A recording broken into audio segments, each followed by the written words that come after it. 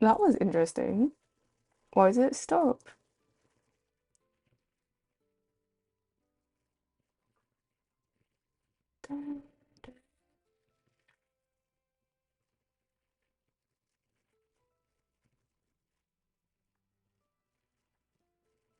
Right. Okay. Welcome back. I don't know what happened there for stream to suddenly end. Maybe I clicked something by accident. But yes, we'll be doing folie deraison because apparently Honkai Impact does not want to cooperate with my internet. And also because I ran out of stamina and I didn't know. Or well, I didn't realize. But yes, let me start all over again then. Welcome to stream. My name is Lilia. I play too many games, and today we are going to be playing Reverse 1999. If and only if everything can go smoothly and my internet will work for me. Because apparently some things aren't showing up right now. But yes, this is for those unfamiliar with Reverse 1999. It is a game involving different time periods. And right now, well, today I'll be doing the newest chapter, Folie de Raison, in which we are in Latin America. In what time? Oh goodness. What year are we in? Oh, 1991. Okay. I've done a few of the chapters parts already, just because I wanted to farm materials. But let's I'll just summarize. So at the start, yes, our story does begin on the evening of March 22nd, 1991, with we have Recoleta, who is a writer. We have Seneto, who is from an organization called St. Pavlos Foundation, and we have Vertin, who is the timekeeper, who is also the main character. So these two are out looking for a person called Erd, um, or Dr. Dora's, because she was kidnapped or maybe willingly taken, we don't know, um, by the antagonist group called Manus Vindicte. So they're looking for her and they bump into Recoleta. And then Recoleta goes, actually, let me take you somewhere else. What is this? Oh, I've done this. Oh, this is set in a place called Ushuaia, and Recoleta speaks Spanish. I do not speak Spanish, so I can't say how accurate anything is, but okay. So historically, the town of Ushuaia originally was home to just 400 people until one. Okay, even the brain feels unapologetic and bleak. Realize the audio might be a bit quiet, so I do need to turn that up. Yeah. This exile soon became essential for the town. They cut the lumber, built the generators, and survived the harsh winters alongside the townspeople. Some stayed after their release, and with time the town prospered.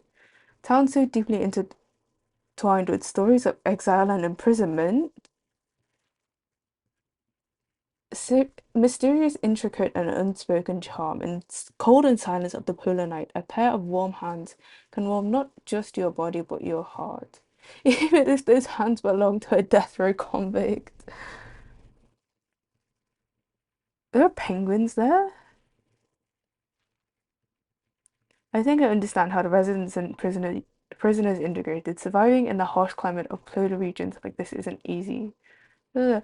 So Netta, you really ought to try your hand at poetry. I'm going to turn the volume up. Oh,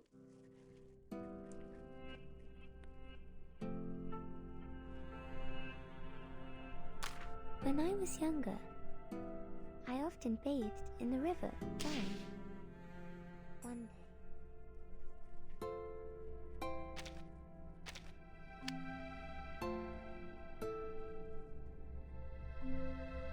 I think I think that'll be okay. Can I replay that? No, I can't. Anyway, so after being introduced to the prison, being introduced to Recoleta. Vertin, Soneto, and Recoleta then go to Kamala Prison, which is a prison, as you probably could tell. And it's quite mysterious, and it used to be a mental asylum for arcanists who can, I guess, do magic. And there are two, and they are a separate, I don't want to say separate race, but they are very much, there is a very distinct divide between humans and arcanists in many parts of the world, in Reverse 1999. And it's, this place was originally for arcanists only, and now I think it still is for, I think it just acts as a prison now, I don't remember. But yes, this creature is the jailer of Kamala Prison. And apparently Recoleta has tried to sneak in before. And as you can tell, it has these materials, which I was trying to farm. Then we continue in, and it turns out... Oh. Okay, the little figures aren't there, but Erd is there, or has been there, and she bumps into a literature club who welcome her, even though she's blind and things. I was a bit concerned about streaming Reverse 1999 because of how much has happened and how much has changed and how much the story has progressed since I streamed it. But, well, since I last streamed it, which was, I think, when the game released over a year and a half ago. But yes, I haven't done this, and I think it'll be quite interesting. So let's continue onwards.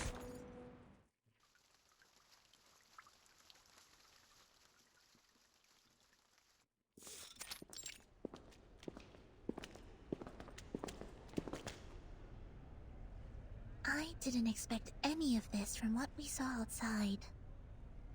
Also, fun fact, the voice actor of Sonetto is the same as Frovlovo, from Fraxidus in Wuthering Waves. And I don't know how much you'll be able to tell from what I do of this story, but when I heard Frovlova's voice, I instantly clogged that she was very similar to Sonetto. So that was really exciting.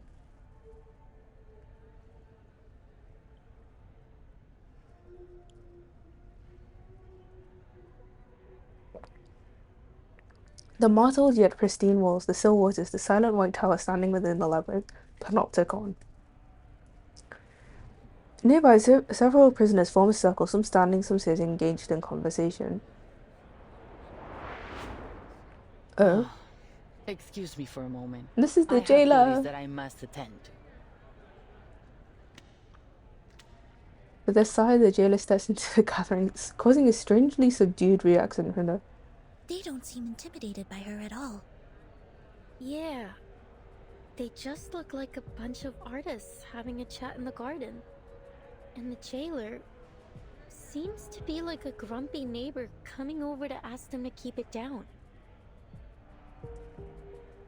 The grumpy neighbor continues her chastising. Everyone, you know the rules. There are to be no after-hours gatherings here without the physician's approval. You sound softer and softer each time you come to warn us. Why not just join us? Isn't it better than circling around the Panopticon all day? And look around you. We're in the Hall of New Encounters. What better place to host a salon? Why is the Hall of New Encounters glitching? You're missing out in Comala if you don't even get a taste of our literature. Exactly. Even those oil-dripping musicians drop by from time to time.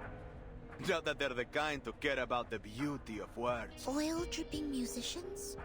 Timekeeper, could they mean... Manners vindicte. Quiet now, please. The Adiles Salon is about to start. Hall of Recollection. Was it? Whole of new encounters. Okay, whole of new encounters and idealist both glitching. Oh These people no. seem friendly enough.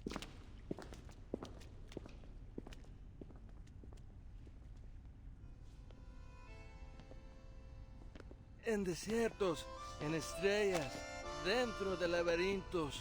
En aguas, en espejos, dentro de reflejos. Soñamos sobre la almohada de paja de la muerte. Aquí estamos, rendiendo homenaje a los fantasmas. Para rendirlo todo otra vez. Para rendirlo todo otra vez.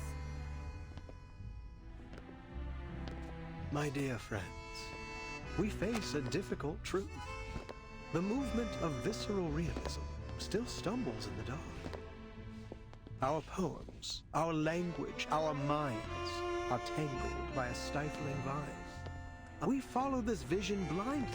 Poems are perhaps too fragile an outgrowth to develop one's life. Visceral. What is But here, visceral realism? we may light them like candles at our funerals. Visceral realism. Okay. Visceral realism is the name Roberto Bolaño gave to one of the fictional rival poetry movements in Mexico City in his novel The Savage Detectives, published in Spain in 1998, English translation.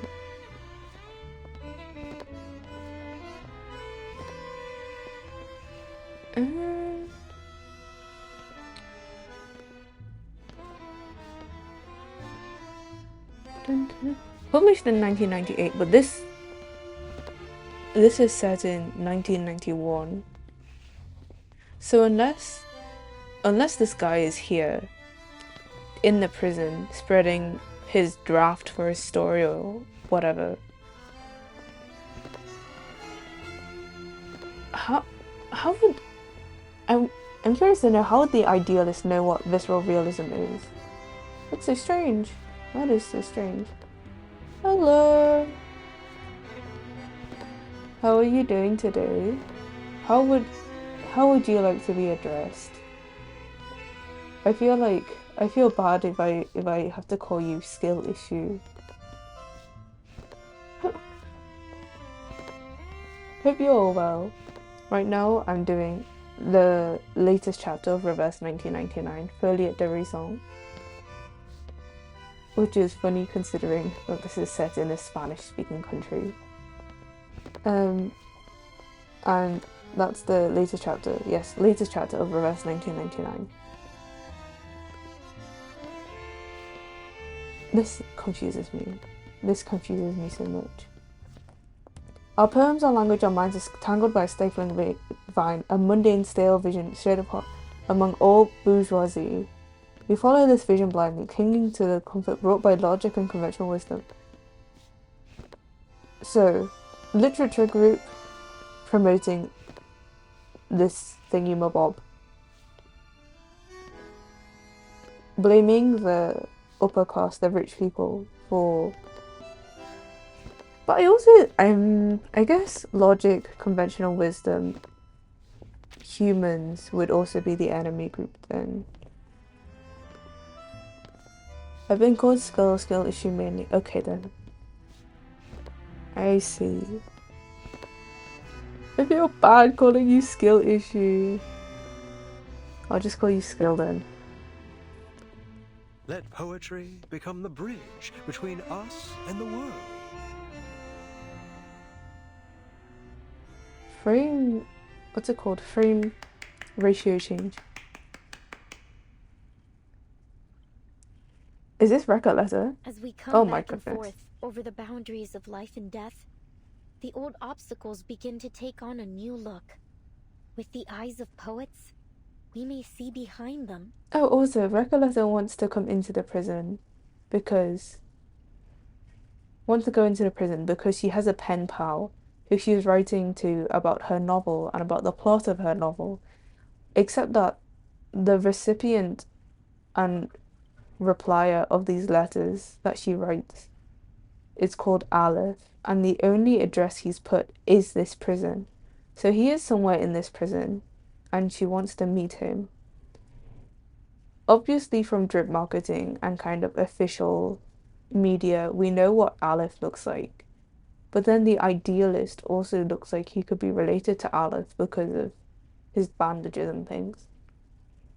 I wonder what the relationship is then. You're a visceral realist. I can't be mistaken. You must be.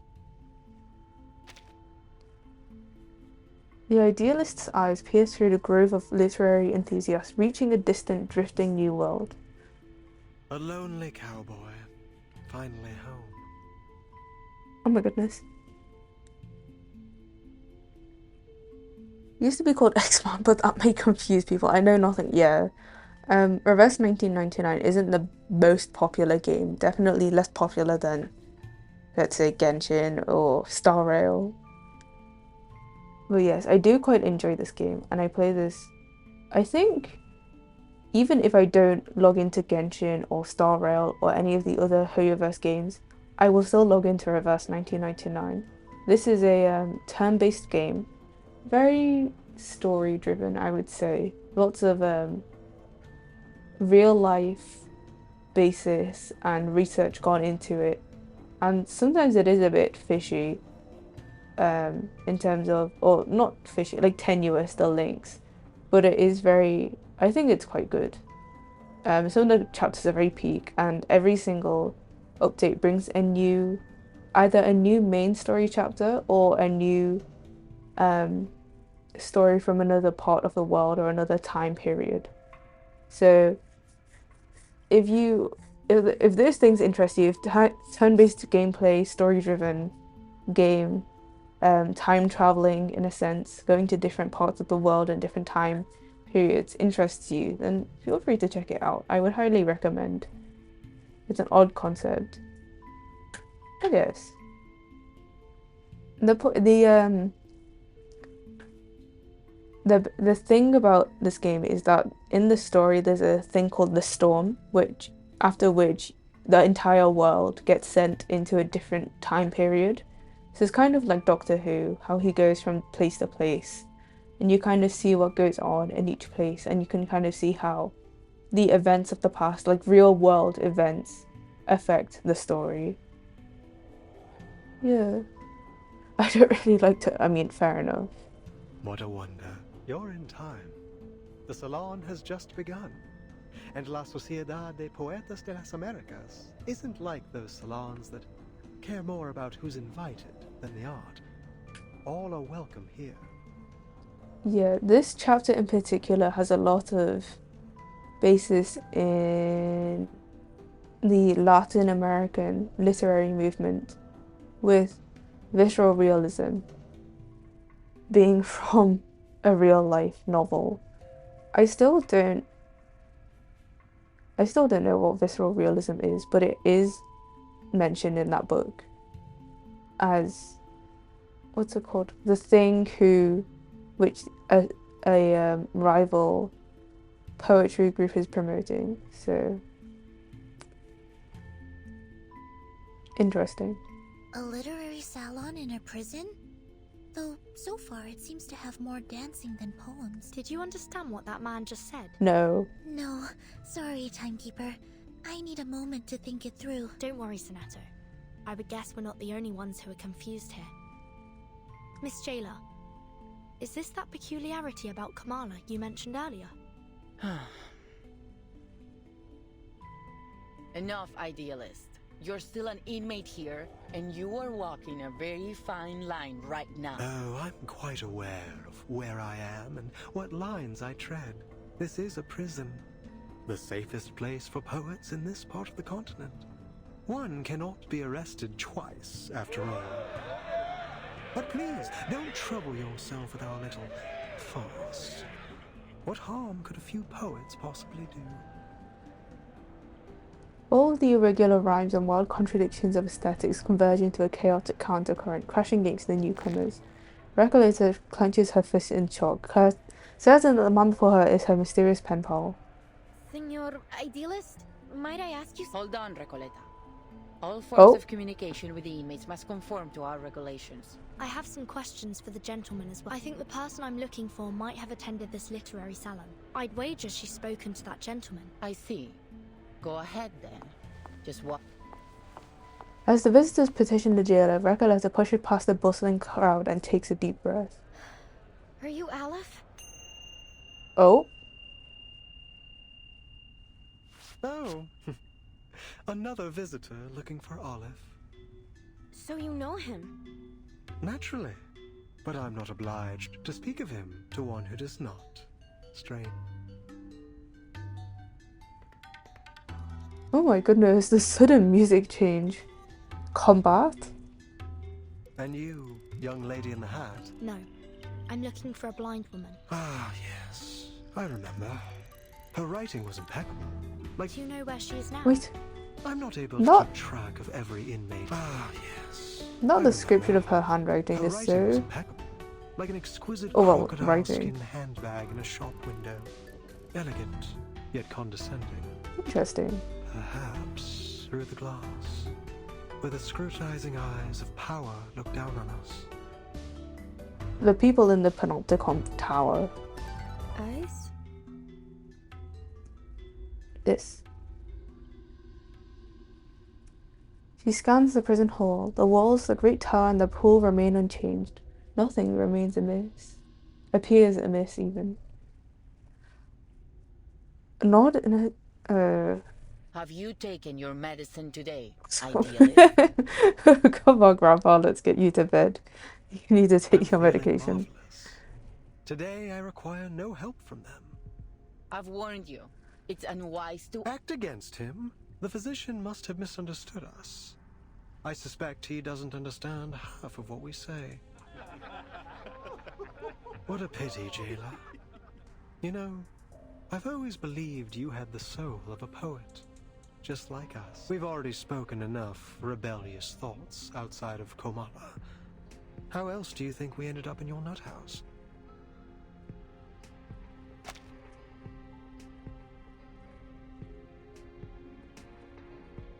I need to write these down, otherwise I'll forget them all. So many words glitching in this story so far. That's not happened before. Words glitching. What is it? Hall of New Encounters.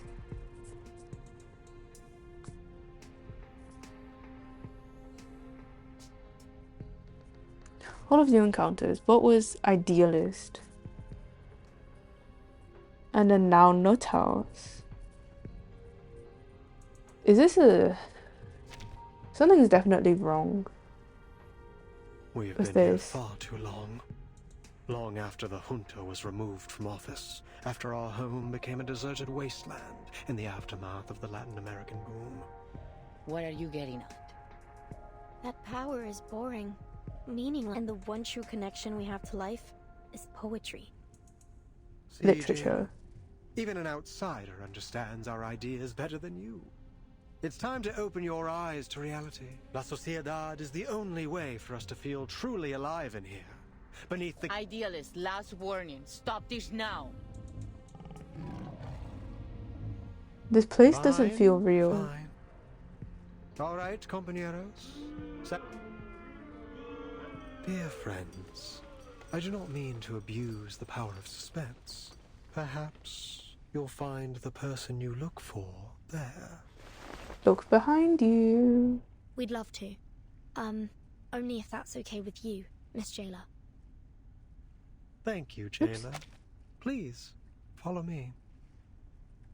Take none of their rambling seriously.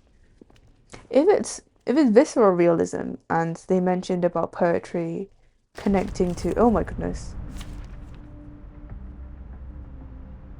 your literature connecting to life and kind of being the only tenuous link, as Recoleta said, it feels like this places will turn out to be an illusion of sorts, or at least a hallucination.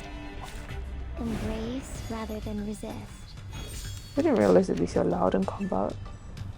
Choose the right direction, your path will reveal itself. Wait, this isn't the way to the gallery. It isn't the usual way. It's a shortcut. We call it the reptilian complex and primal hunger route. Much faster than the limbic system and postmodern anxiety route, let me tell you. Relax, Jayla. No. But, Timekeeper, I think we've just gone in a circle. I mean, it is a circular prison.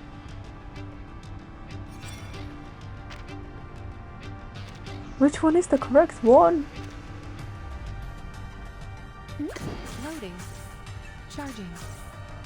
Please, allow me. Barrage. Stay back, I say! All damage is set to Target 1. confirmed. This isn't my actual damage.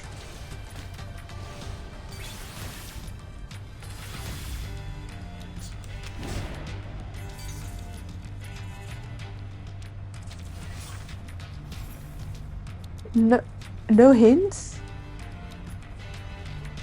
Oh my goodness. Loading.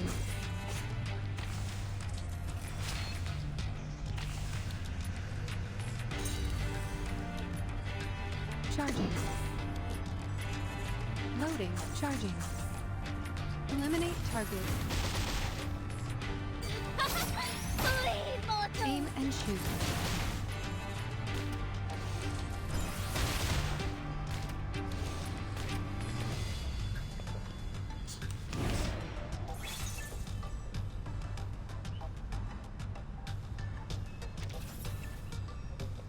What was the point in telling me not to choose the wrong path if you have to defeat them all anyway? Right. Look, Target confirmed. journey to the cosmos.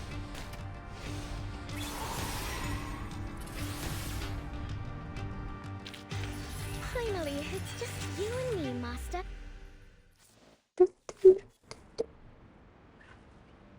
Okay. Let's take a step back. Pull you out of that whirlwind of passion and dreams. The South also exists. So, this is... If What you is wanna going make the on? best call, you need to zero in on what really... A sudden explosion that shook Latin American literary circles about 30 years ago. Lucky for us, we don't have to worry about shell shock in the literary world. It's not about knowing. As we speak, ships are lined up on the Spanish coast.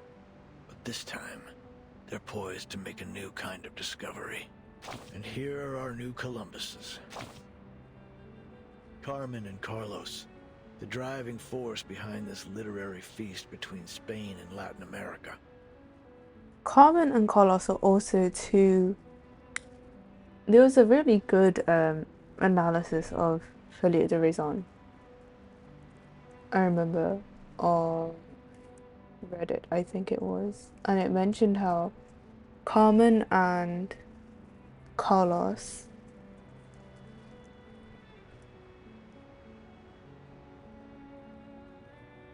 are two very important figures, or at least well-known figures in with an eye that for period of opportunity time. and a mind for business, sought out the continent's literary gems and secured generous publishing deals for them. Carlos. Oh. Then, but we mustn't forget the writers themselves. Fuentes, a towering figure of the Spanish-speaking world. And of course, Mario and Gabo, key players in this literary they corresponded regularly. Ah, friendship. Writing a doctoral thesis. It was, but no matter how explosive the boom was, with the second imprisonment and self-criticism of a Cuban poet, in came an inexplicable right hook, and bang, silence. Yeah, at the beginning of in the first part of this chapter, Recoleta and her friends were actually traveling, well, they were working in a cafe, but they were previously traveling around for the sake of writing. And a lot of what Recoleta does is for the sake of writing, which gives her major protagonist energy. It really does just make her seem like a fictional character, And I know she is a fictional character because she's not real and she is in this game, but it's just the way she's been shown so far, it just makes her seem, I don't know, very two-dimensional. The military junta had gripped the poets' throats. The bond between two generations was broken. They looked for a new theme, a new idea, a new voice, and they became the new guerrillas. The Weaving of Shadow Volume 2. I've not seen this before. Oh, okay.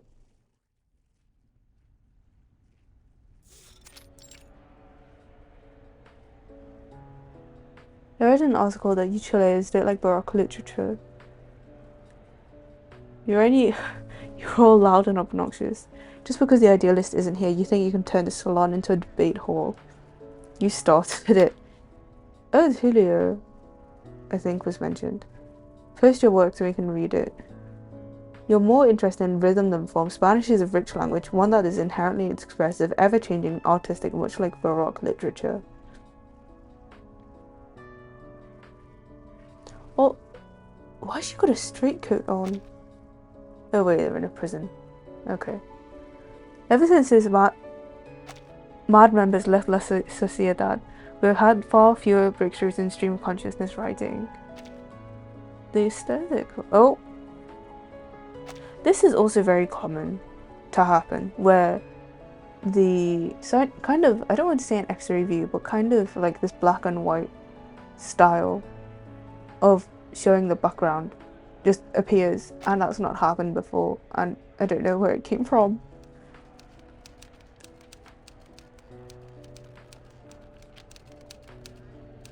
I say, realizing that actually Dora is, wait. Oops. Let me move 37. This is 37. She's from Reverse 1999, by the way.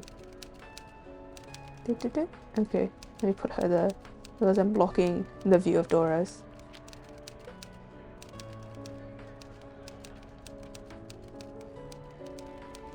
But yes, Doris is blind. She's also called Erd, and she apparently is able to travel through the storm, which I didn't explain, but you can't survive the storm.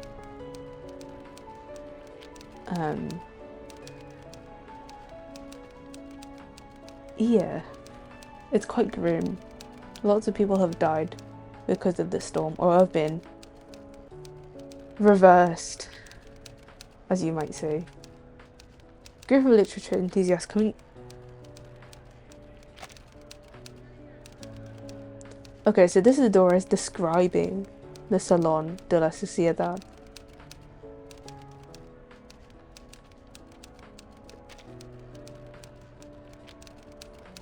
This is very much like the Fortress of Meropide then, where even though it's a prison, people are still willing to have these sort of freedoms and take it as if they're free rather than being locked away, which I guess in the fortress makes more sense because it is just a underground society. But ooh, who's this? An unfamiliar voice. Mr. Idealist entrusted me with hosting the literature salon.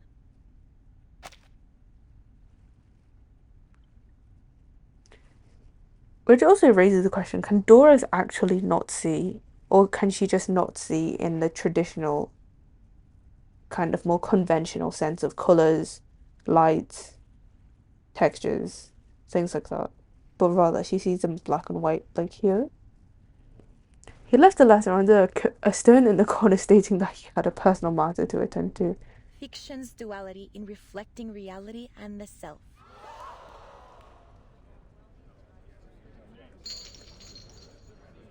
Like-minded fellows, aspiring writers. Since the turn of the century, the names that once shook the literary world have gradually faded into obscurity. Literature's been shoved aside in the world of art. People attend theatres, cinemas, and even art galleries to enjoy paintings and sculptures, but few can finish a book. What is left for us to do? Let stories be our weapon. They should be the sword that cuts through the blood bloody truth, the beacon that lights our way forward. The audience falls into silence. Even though they are dressed in straitjackets, it is kind of trippy. Could write Latin American War and Peace.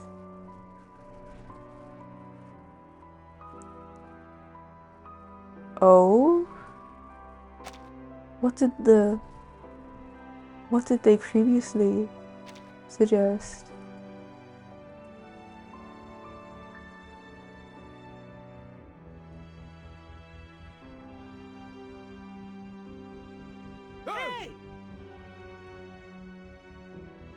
A great writer should be like an obsessive gravedigger. Oh my goodness. Digging up the rotting flesh of social realism from the grave of our times. Only this vast crucible is worthy to be the host of our literature.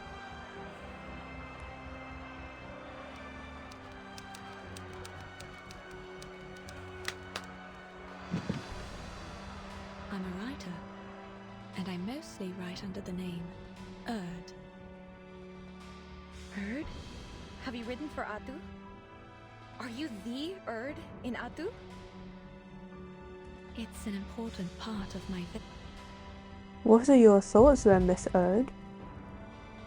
I didn't realize they'd know her. These restless times, much like Ushuaia.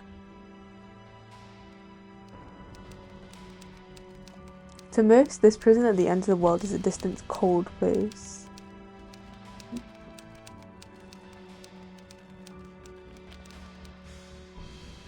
Words are honest, she says. They have no capacity to lie.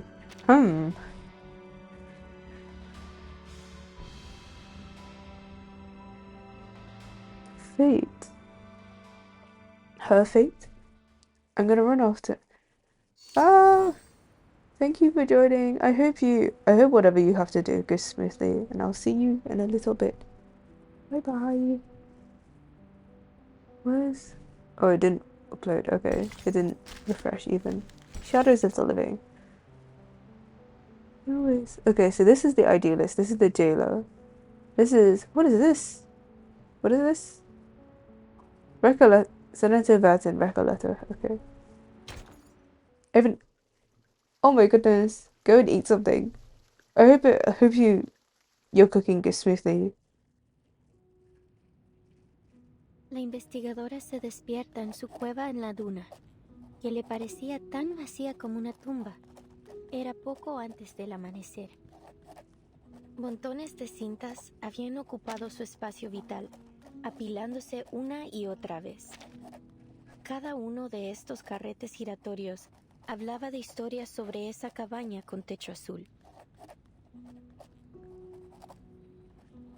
The last time one of these things came up, it was a story that Recoleta had written, and she'd sent it off to Aleph for criticism, or at least feedback.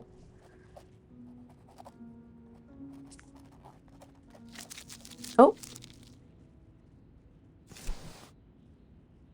Oyó la voz del asesinado conductor de burros detrás de ella. Oigo a todos ellos, las risas y las voces de generaciones pasadas, como hojas secas atrapadas en las grietas de viejas paredes, crujiendo solo cuando el viento sopla otra vez. No pondría un pie en esa casa si fuera tú. El mendigo al lado de la puerta también habló. Duermo en el porche cada noche. Cada mañana una luz tenue brilla a través de la ventana, pero nadie sale nunca por esa puerta y nadie ha entrado nunca. No one Luego has la voz ever del empleado del banco. Es la historia del alter ego. Esa casa debe haber estado llena de deudas que nadie reclamaría. La anciana enferma, luchando en su cama, susurró. La casa recuerda esos días, cuando la gente desaparecía en la oscuridad de la noche y los niños eran robados por las tormentas. La investigadora de paracausalidad había oído suficiente y volvió a dormirse. The Die of Solo quedaba el Babylon. traqueteo What is del the diablo Die de of Babylon? resonando en su cueva vacía. The Die of Babylon.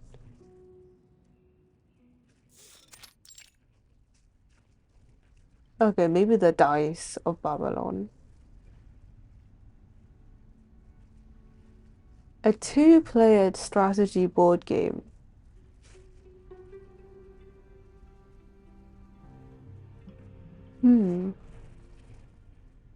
Oh my.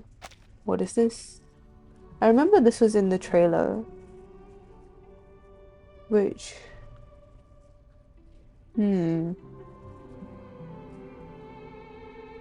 Is that sculpture?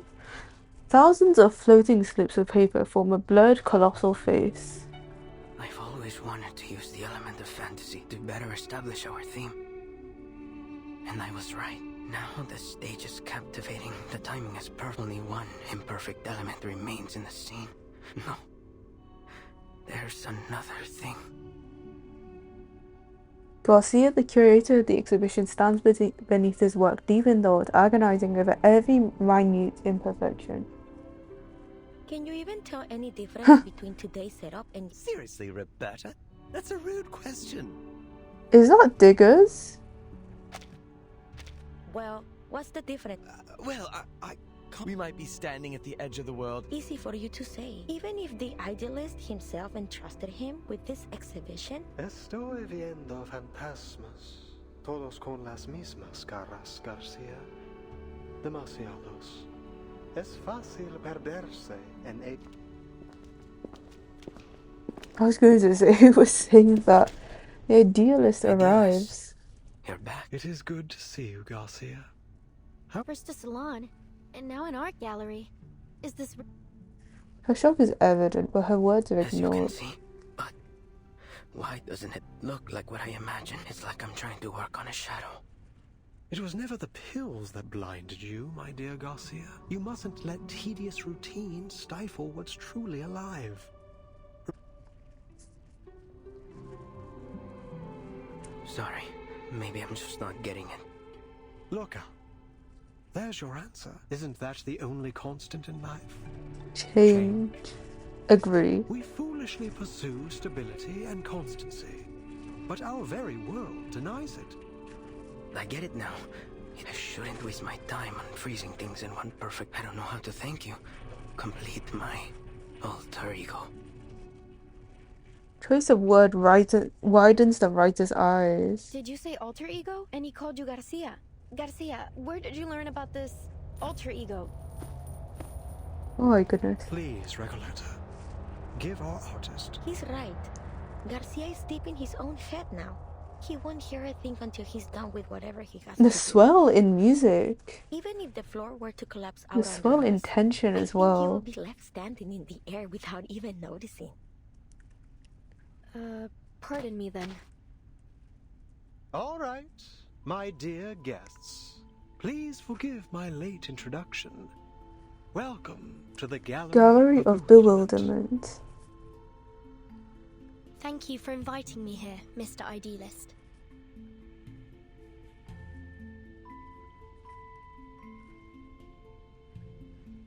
Nice. I imagine we're putting together a magazine. A collection of... Casa de las Americas? Exactly. Named after its great predecessor. Garcia's exhibition, Alter Ego, is centered around the birth of this and here, you can see the signatures from all the poets involved. Reading it is like looking into the soul of our society.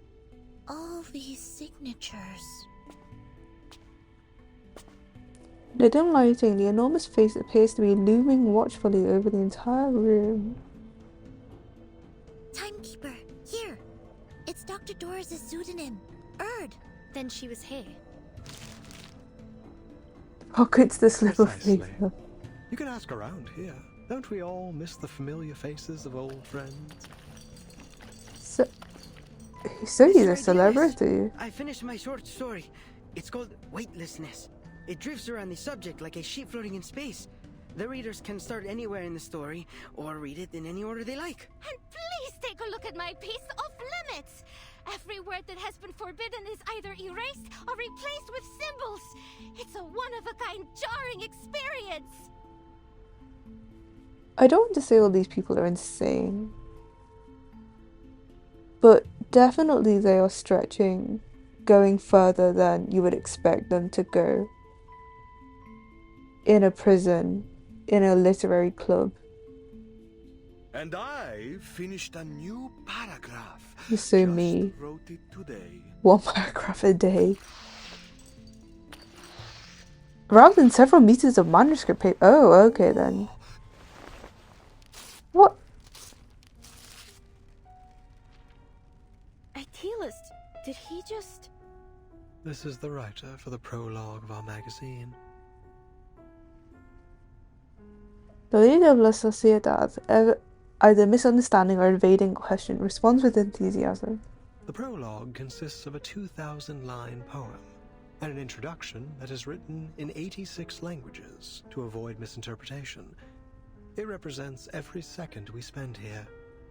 2,000-line poem and in 86 languages. Naturally, the arrival of new members disrupts its structure. What?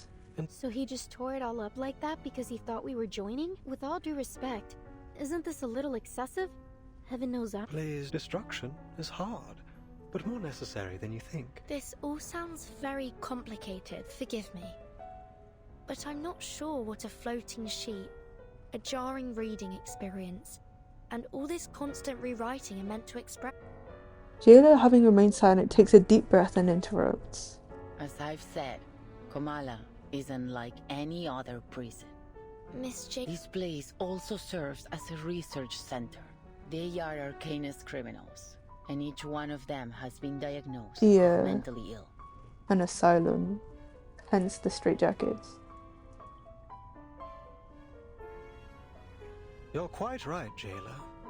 But let's not forget that mental illness is merely a deviation from the norm. And who decides the norm? You, the physician, or the ones outside these walls? Okay, this is so true. This is actually so real. Because in some situations, if you are mentally ill, it is more fitting for your situation, or it's better to... Okay, let me rephrase. Sometimes the behaviors and habits brought about by things classed as mental illness would be more suited and are more suitable to the patient's current situation than if they were not mentally ill. Sometimes, say for example, ADHD might be considered an illness or something bad or something that definitely might deviate from the norm, seeing the percentage of people diagnosed with it or the extent to which it affects people's lives compared to people who don't have ADHD. And you might think, well, it doesn't help because you can't concentrate on things. But if you're in a situation where you are required to have to, where it's more beneficial for you to flit from place to place and not be too concentrated on one thing for a long period of time, or whatever, then can you really be considered ill by that standard? There's also the issue of, if it truly is bad and it is an illness, then why does it make sense? Some things obviously are irrational and don't make sense. So if you have an irrational thought of, I don't know, it's very hard to talk about mental health and not feel a need to be careful just because of the sensitive nature of mental health. But say for example, if you had an irrational thought of you had to wash your hands every time you sat down, or you had to, say for example, if you had OCD, you had to check X many times this thing, or you had to do certain things a certain number of times, sometimes it would make sense. And sometimes, you know, in video games and things, those things, I'm not likening OCD to a video game, but say for example, some repetitive behaviors can have beneficial effects, and some other behaviors which might not be seen as normal might also be okay. It's also very much weird for you to say this is the norm, but then what is the norm? Because there are so many different cultures and there are so many different norms and values around the world. How do you say this is a norm and then feel confident that it is in fact the norm? Because as much as you might say, someone else might turn around and go, actually you're abnormal, you are not the norm, I am. I know what the norm is. So something that might be okay in the UK, for example, might not be okay in the States. Something that's okay in the States might not be okay in the UK. So it's kind of, you know, to what extent can you really say something is normal? Who, like the idealist says, it's a deviation from the norm. But what is the norm? There are so many different ways of defining what the norm is. You can go by statistics, you can go by whether it affects your life negatively, but again, negative is subjective, positive is subjective. There's no real standard for these things. Like the DSM, the Diagnostic Statistic Manual, is being updated all the time. Or, well, not all the time, but every like few years there's a new copy, new version is due over these few years, I think. But it's really just how strict can you be when it comes to norms, and how do you decide what a norm is? So yes, this is a topic that I am very interested in, and it's a big thing of debate for me. We've been exiled here by the standards of our time, deprived of our roles in the outside world. So please, as we agreed before, I ask you not to interfere with the affairs of La Sociedad. Yeah, and also seeing as all of them are criminals and they've all been deemed mentally ill, can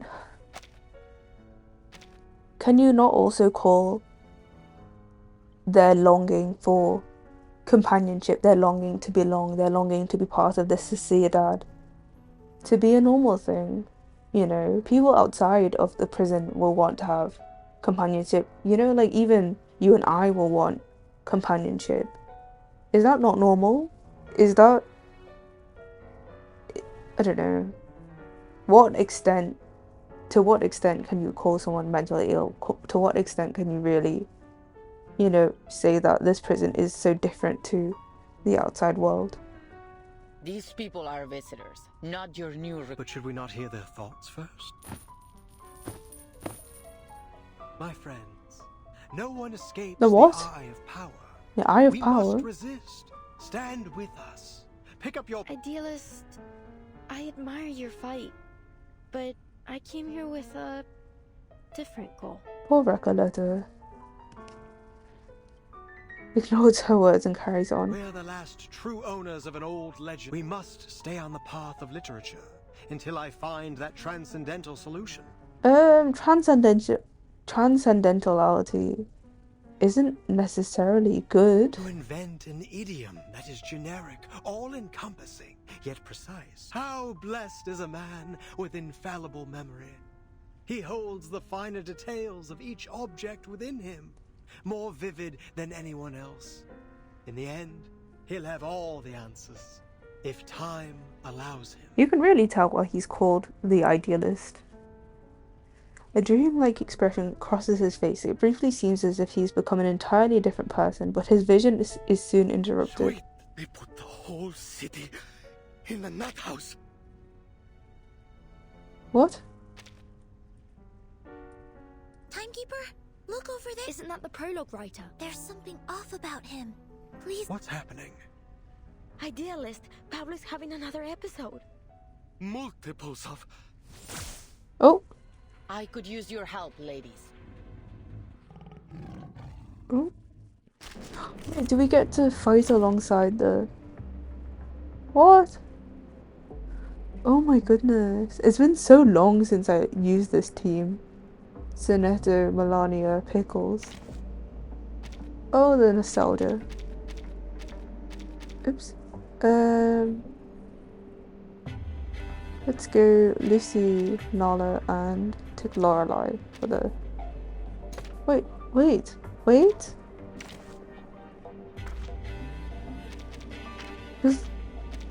Oh my goodness, Lorelei doesn't have anything.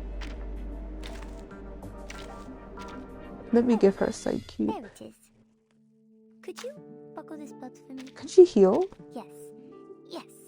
The tighter the better. They said I must wear these belts. It's important because... What was it they said?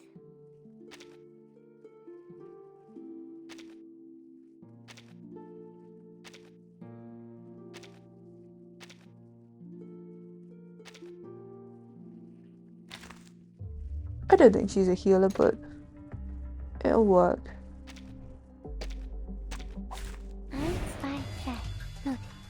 La acumulación de laberintos. Oh, wait. Suéltalo todo una vez más.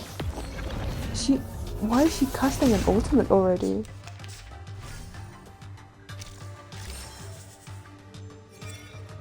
Let's see. Spontaneous writing.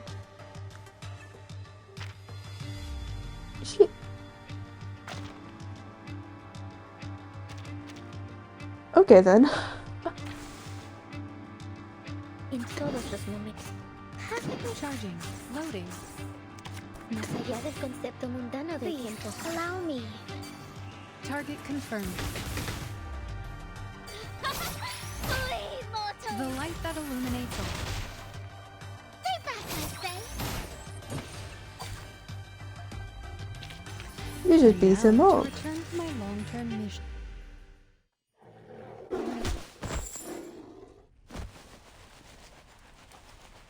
Oh no. Poor soul. I'll bring him. Well done, ladies. Aren't you full of surprises? What was all that? It seems he had a mental breakdown and lost control of. Usually, only specific lines can channel arcane energy. You can't just force the power into words or craft a poem to serve your purpose. Maybe I should keep Sonetto in the party just for not only for old time's sake, but also because she's in the thing. What's her voice line? What's Sonetto's voice line again? Sonetto voice line. I haven't used her in so long. Goodness. Oops.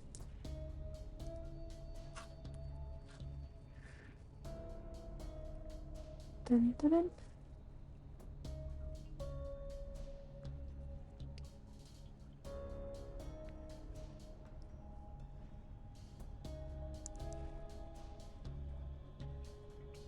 Very nice. Serrano Intenso et Infinito.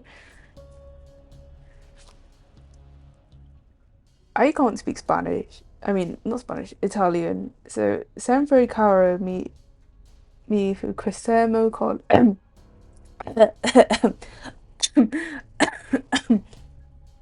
Pablo must have a rare gift for identifying empowered lines. When he recited them all aloud, they overwhelmed. That's right. He's a genius who writes the ties of emotion, just like Arthur Rimbaud. Maybe I shouldn't say these arcane lines in case I choke on absolutely nothing again. We always keep a close eye. But sometimes things slip through. You must understand how difficult it is for a poet to never taste the words on his own lips. Which actually begs the question, if certain lines are allowed and the idealist seeks to find such a language that can convey things so concisely, so precisely, so perfectly, I wonder if that'll have the same effect on him. Will he feel so satisfied when he finally gets that goal? So or will he never get there this just by nature of his character? Do I understand you right? Did you just admit that you've been hiding an inmate with a dangerous condition from us? According to the safety regulations for the Panopticon of Kamala, he must be sent to the physician for immediate treatment. Oops. No, he's doing fine. We know how to help him. This was just an accident. We got distracted by the new members. We won't be handing him over to the physician. No true writer would allow their mind, the most sacred palace of their thoughts, to be opened up to that cold-hearted, ignorant butcher. Even one who believes their inspiration flows from a source beyond the mere substance of a brain would refuse it. What is wrong with this doctor that no one wants to go to him? Oh? Please don't have to fight the jailer. Please don't fight.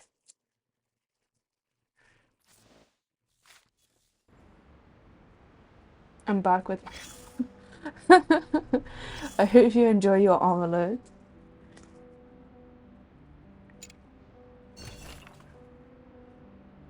The Weeping of Shadows Volume 3. Okay. Fate. Yes. It looms over us, yet each of us may hold the power to steer its course. Even though all of the prisoners are obviously in kind of straitjackets and prison style wear and chains, they've still kind of got drip. It's got meat and cheese with it. Honestly, that sounds really good. If it's got cheese, cheese already makes omelets good, I think. So that sounds, I think, sounds quite good.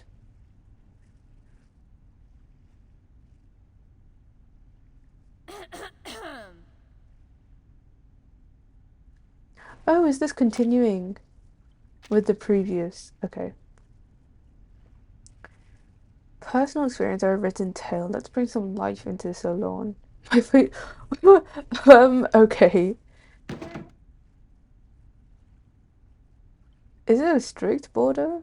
Or oh? Who's this? All eyes fall on his face, shadowed by his heavy brow and sharp cheekbones. Oh. The bank clock. One day, sitting behind that glass window, staring at the endless stacks of checks, papers, and flyers, it hit me. I was serving a life sentence.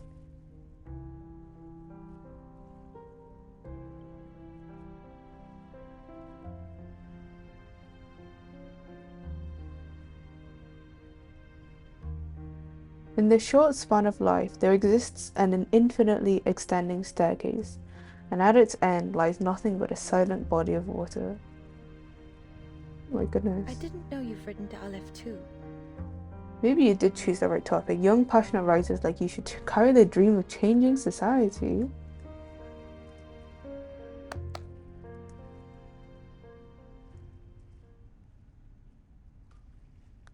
I've heard at least 7 or 8 versions, not to mention all of your... Oh my goodness.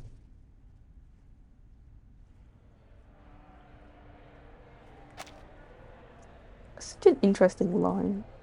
In the short span of life, there exists an infinitely extending staircase, and at its end lies nothing but a silent body of water.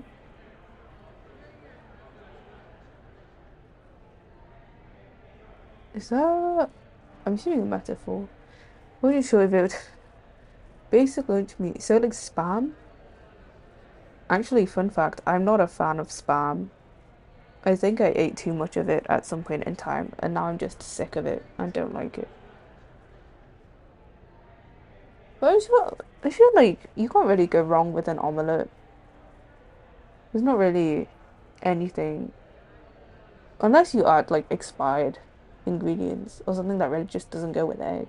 Not spam. Oh, a fellow spam not enjoyer. Disliker.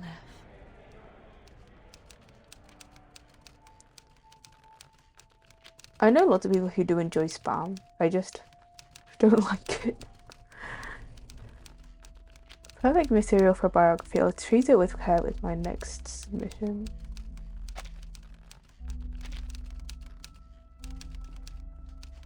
As to whether the inhabitants are truly prisoners, that's a good point actually. Don't like the thought of canned meat. Well, I guess there's also like the issue of just canned things in general. It's up to something. It's like my friend told me that apparently she had a can of Coca-Cola, and her friend told her that a rat had been dissolved. Someone found a rat dissolved in their can, or they found traces.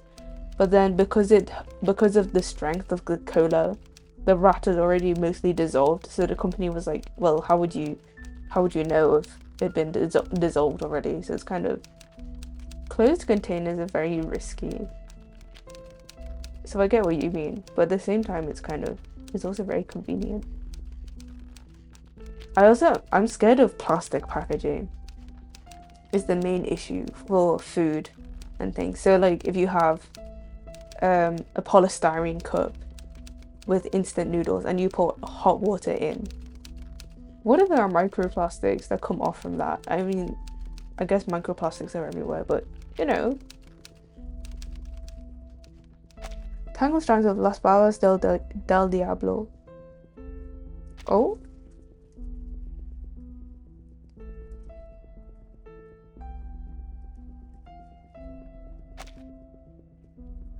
The bridge between reality and unreality, the poetry of the typical and the atypical. This is exactly how I envisioned La Sociedad de Poetas de las Americas when I founded it. Fiction and non-fiction, maybe. The unwavering pursuit of aesthetic truth. I'm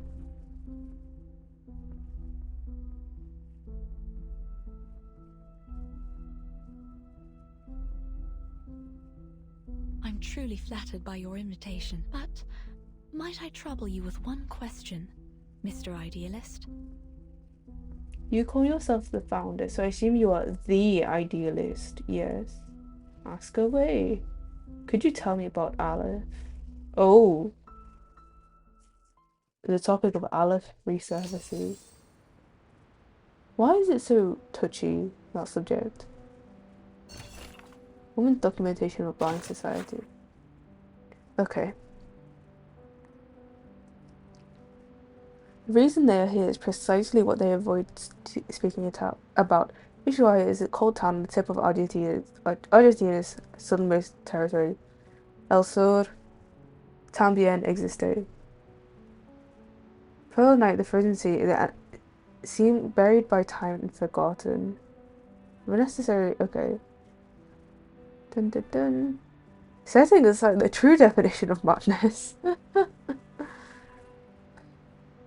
What I see in this prison are former poets, writers, and social activists.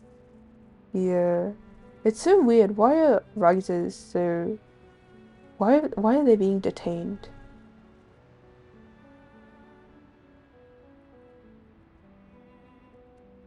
But I mean, it's nearly impossible to determine whether their madness was defined by society because they resisted order, or if it was induced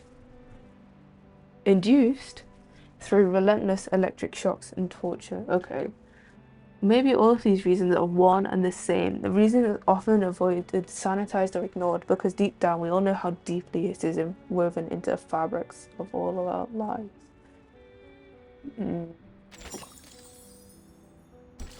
Passion and delirium. I thought this was a long tunnel, corridor, whatever.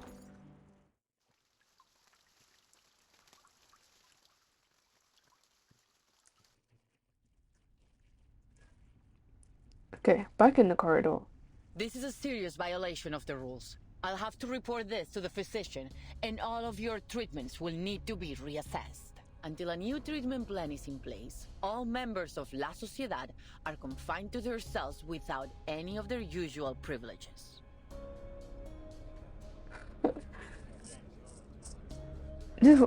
I'm assuming then a large proportion of the people in there, if they're all mentally ill and all writers and poets and people who are pursuing creative pursuits, are in their Sociedad then. This is not what we agreed to. Well. You gave us your word! Affairs within La Sociedad were not to be disturbed! Please, he doesn't deserve this. No one... Please, Senora. I swear it won't happen again. I'll take the medicine on time as instructed. I promise I won't hurt anyone. I'm sorry, Mr. Pablo, but rules are rules. Before you take this poor man from his friends, may I ask you something? Do you know where these inmates go after they see the physician? Oh my goodness, the plot thickens. My duty is to keep order here. Perhaps they've recovered from the physician's treatment and were returned to society. What on earth? What does the physician do to these poor people? Within these walls, the only truth we know is this. No one returns from the clinic of the physician of Kamala. Are you certain this treatment they received is really a cure? Pablo is harmless. He's just a writer who has a talent for finding words and poems. Please, let him stay. We'll look at... But this doesn't conform to our regulations. Still as arrogant as ever, Idealist. Oh, Octavia. One day, you'll get us all killed. As you arrive, the jailer exhales with relief. Oh, it's you. I'm glad to see you here. Who is that? That's Octavia, one of our model inmates. She's been a great help in the past. If you're interested in prison literature... So, she's a writer too? Who would have thought? This place has got writers coming out of the woodwork. I thought it would be easy to find my writer friend in a prison. But what are the odds that I'd break into a place absolutely lousy with them? She used to be in their gatherings, until she got tired of their nonsense and started her own faction. The mouth. What are you doing here, Octavia? Haven't you heard? And has this brilliant visceral realism helped you finish any of these poems? What a waste of time. I'm not interested in your movement or arguing with you. I just walked by and happened to witness another episode of your brutal arrogance. And I'm not about to just stand aside and watch you repeat your mistakes. I'm taking Pablo to the physician. Care to lend a hand, Miss Jailer? We agreed to mind our own business. Are you breaking our agreement? No one will be allowed to erase a word from our poems. There's no word erasure, they're just taking him to get treatment.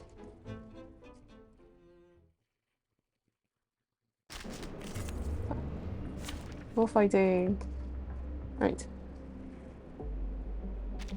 Who are we fighting this time? The idealist. Why are we fighting both of them? Which of these darlings shall we attend to first? Haven't you let your ego cause enough trouble, idealist? Better that than siding with the devil like you. Enough. This pointless arguing ends now. Agreed. Charging. Loading. Keep calm. The light that illuminates all. Flee, mortal! Barrage.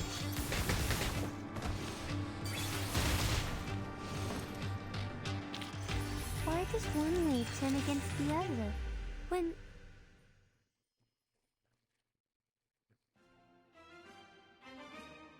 Stand down, both of you.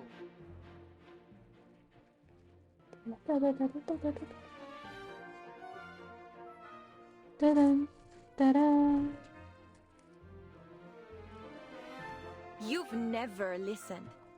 I pity your followers. To be led by such a reckless megalomaniac. Do you even think about the consequences of your actions? Let me turn the music up. It's so...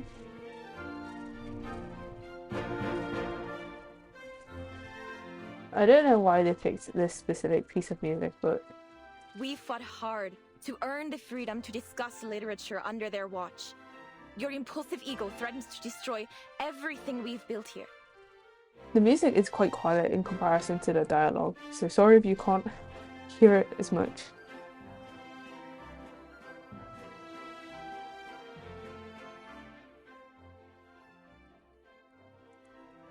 Spare me the lecture, Octavia. We don't need permission to do as we please. You're just another puppet of power. Kneeling to... They've trained you. When I look at you, all I see is a sheep. Docile and obedient. Just the way the tower wants. What kind of work could someone like you create? Have you looked in a mirror, idealist? You've become a pathetic windmill-tilting fool. A monster tearing down everything around you. A beast of prey, you mean? A fearful sheep caught in a vine, confusing the blade that would set it free with the jaws of a lion. Such a master of metaphor. But I beg you, learn to distinguish right from wrong, fantasy from reality. Only then can you truly lead our people toward what's right. Distinguish right from wrong. Don't... You...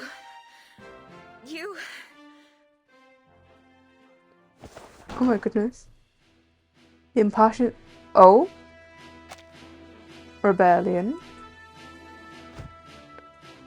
He raises his arms and launches into a speech. Friends, listen to me. Amigos. There is no truer home to literature than a prison. Oh! Oh my goodness.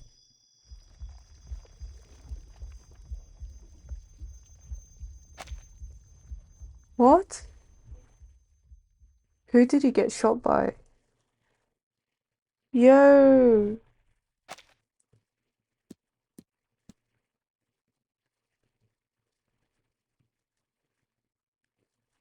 Who? No. What? Who did this?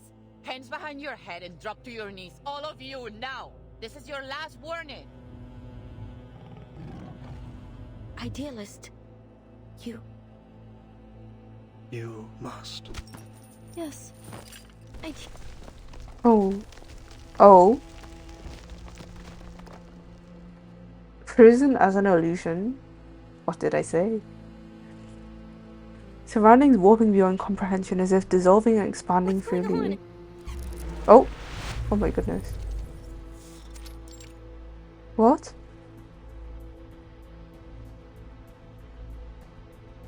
Was he shot? Where did the bleed come from? Miss Jailer and you ladies over there. Come, give me a hand. We need to get into the physician. Her words ignite the first spark. Did you do this, Octavia? You couldn't face the burning truth of his words, so you pierced his very heart instead. Or was it you, Jailer? Did you intend to crush the voice of poetry beneath your wheel of power? Are they all covered in blood? It has to be one of you devils in the— Can't you see? I had nothing to do with this. I've been trying to keep order here, to protect everyone. Don't listen to her! The Idealist made it very clear! She's trying to get us punished for her own gain! Or a murderer, Octavia! What? She didn't do anything. This is mad.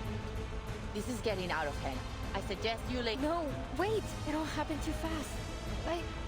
I didn't even get a chance to ask about Aleph. Oh. I agree with the jailer. The line between life and death blurs, but what? What? Timekeeper, Miss Recoleta, let's get out of here. You're saying the entire hall morphed into something they couldn't recognize, and then they got transported into the garden, and then everyone was transported there. Or the place changed. What? Under the garden's influence, the frenzied prisoners begin to resemble an unreadable, chaotic the garden's influence. His vitals are gone. At last, some peace and quiet. Well, for a liar and a thief like him, there's hardly a better end than this. Ooh, it's a die. Pulls out a die. It is an artifact marked by patterns veiled and spick. An object seemingly not meant to exist in this world. A 20-sided dice known only through an omniscient perspective. Just as I thought.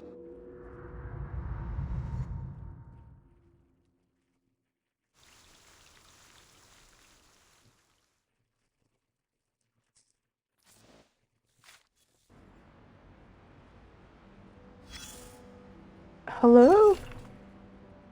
Face is like a mirror, its strongest reflection shaped by time.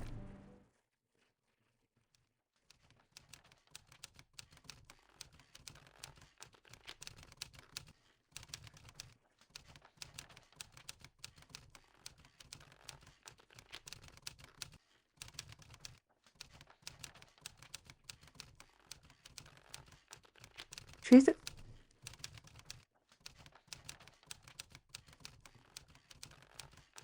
It suddenly started raining outside. Maybe the storm is coming. Weaving reality and fiction into an invisible web and staring everyone present in a maze of words. Never before had I been so intimate with literature or thought about it so deeply.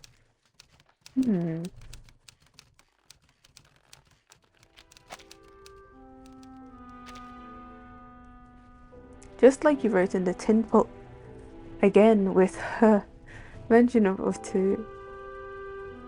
Lies in its richness. From that richness comes misfortune, gnawed by insatiable greed.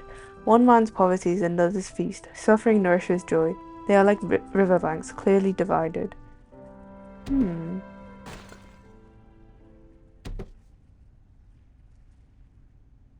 I cannot catch the ghost of time. I can only let it slip away from the tip of my pen. Oh my goodness.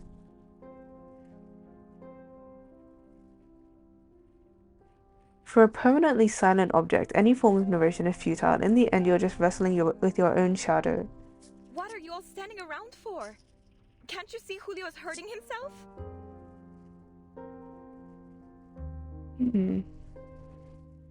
It's Mr. Julio. He's hurt. Bleeding.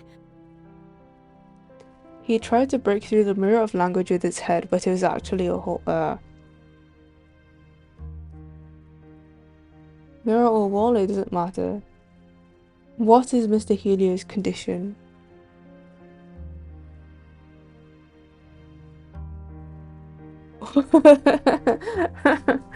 What type of existential shit is going on? I'm confused. I think that's the nature of this story, hence why I wanted to stream it. There's so much random stuff going on and it's so weird. I think it will make sense at another point in the story because I do know what happens, which is why I'm so interested in what happens, and I know that it's based in real life, but basically from what we've seen in this story so far, you have this prison where all the people are mentally ill and they can all do magic or arcanum as it's called, and right now there's Octavia's group of writers who are more, I guess I don't want to say more logical, but more conventional and sticking to things that actually deserve debate as, I don't know, whatever. And then you have the other one, the Sociedad de las Poetas de las Americas, which is led by the idealist, who is very much open to more unconventional interpretations of things. And he's kind of seen as this really great leader, but then he's been shot. We don't know by who, but it seems like the prison is not a solid building, but it's made up of an illusion of sorts. So because everyone is mentally ill, or mentally ill in quotation marks, we don't actually know what's going on. So let's see. so I hope it's explained at some point. Still confused, but less so now. Yeah, it is very, with everything going on, it's really hard to keep a track of events. Sounds like he's having an epileptic seizure.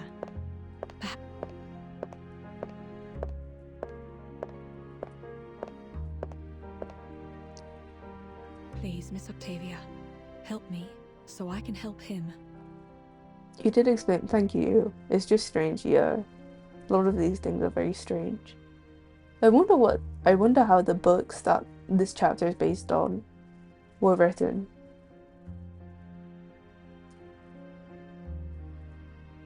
Because remember, this is also based in real life and kind of the real life Latin American writing movement. Pardon me.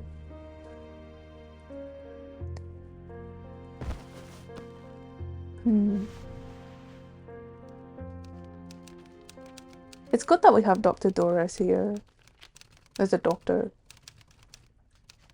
You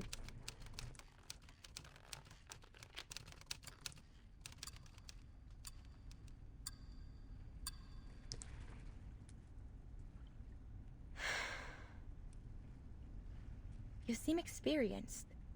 Was it a major part of your responsibilities in Sao Paulo? Saving others is my profession. Writing is my hobby. In my home, I am first and foremost a doctor. Person beyond social I mean, I guess that would make sense. Not only in the literal sense of profession, but because of her nature as a person who can go through the storm. You, a doctor who actually lived in the favelas, pointed the barrel at yourself before wielding your words as a weapon.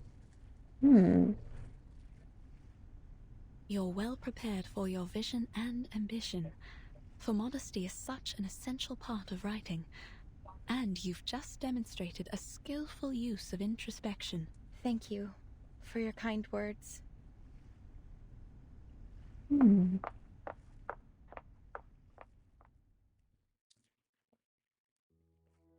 Oh.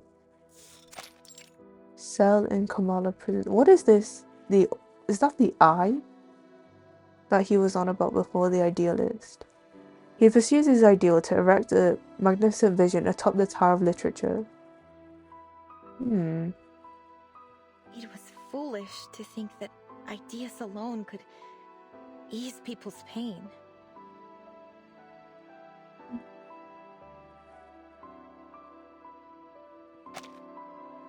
Only doctors can truly save, only professionals can save someone, but they do. But he's not just a doctor, he's the overseer of this prison. But why are they so scared of the physician? Why? Puzzles on top of puzzles. Also, why is everything covered in water? Why is this entire prison, like, soggy? I can't do this anymore. No, Octavia. There are other options.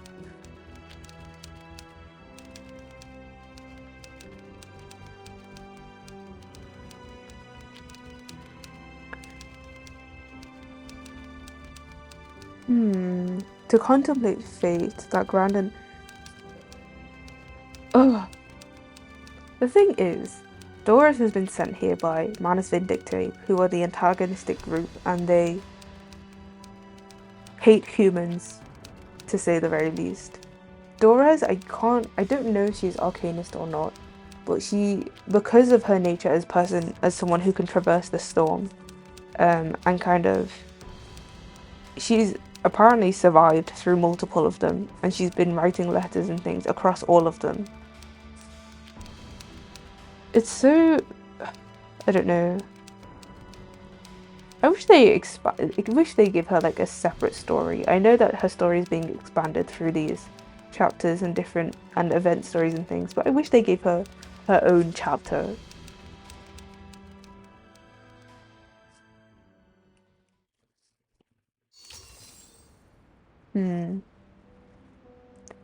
Passion and delirium, indeed.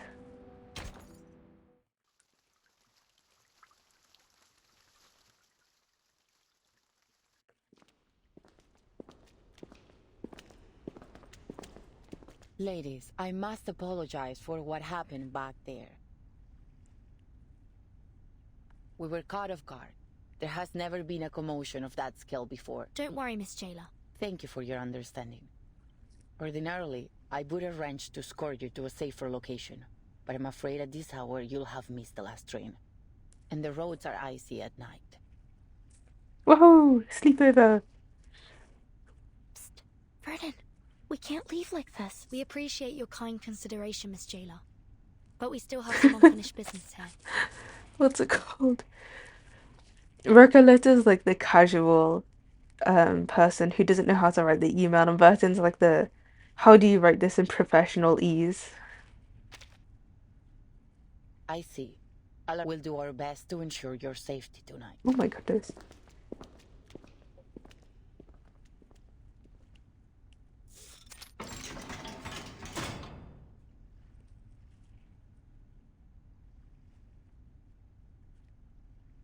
They actually found us a spare room. Bleak, quiet, and somber. It's a cell like all the others. Prisoners. Don't worry. This isn't the first time we've ended up on the wrong side of the bars. The silly music is warranted. At least this time we're just here for the night. Not a full... Last time, one of the times they were in prison, or well, Sonetto was in prison. Actually, no, both of them, all of them were in prison. Sonetto, so basically, when they arrived at an island, they didn't know what the island was, so they got locked up. And then later on, in a meeting that was meant to be in silence, Sonetto spoke. Sonetto cast a spell, and in order to cast the spell, she had to speak. So Sonetto got locked into prison again, which is very funny. Though this cell is quite different from the ones we've been in. Not just the cell. The whole prison is unlike anything I've seen. And the society they've been running here isn't some mere pastime. They're having... But we're still in an Arcanist prison. A place where conflicts and violence can erupt at any moment. She's so Italian. Miss Jailer warned us from the start. These prisoners are mentally unstable and potentially dangerous. Miss Recoleta, with all due respect, we can't afford to see this place through rose-colored glasses.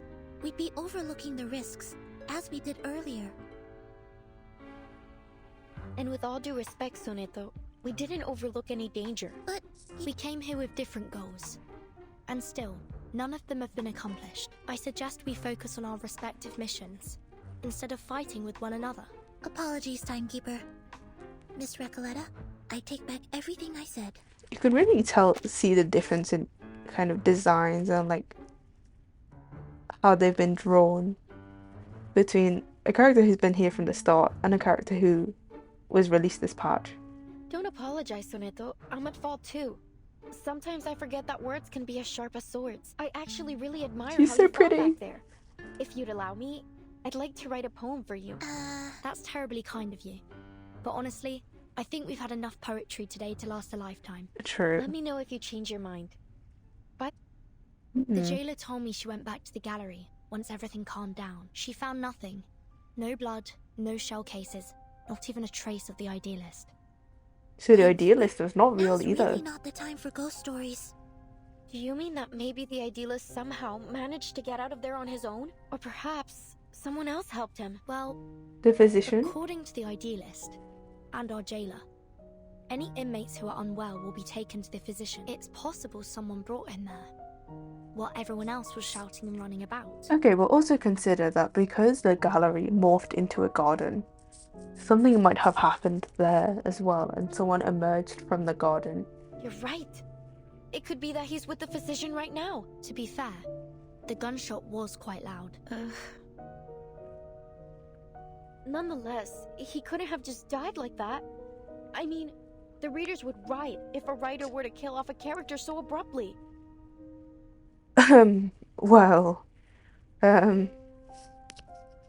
Hugo from Zenless and Zero. Who else has died suddenly? Who else has died suddenly?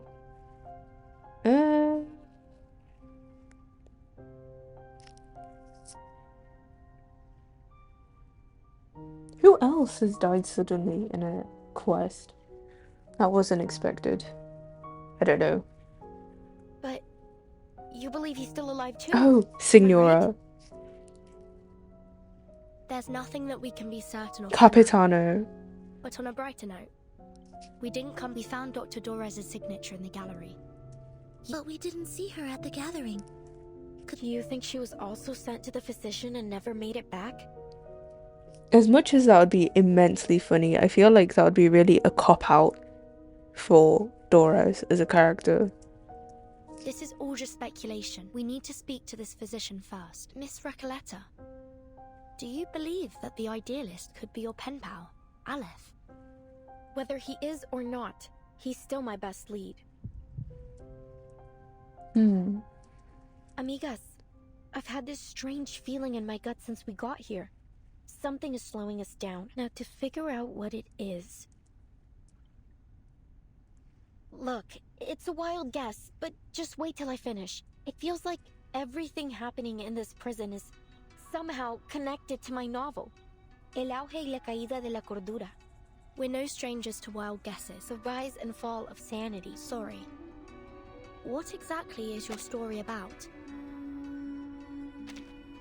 The rise and fall of sanity. I mean, a good title, but also there are pills on the floor.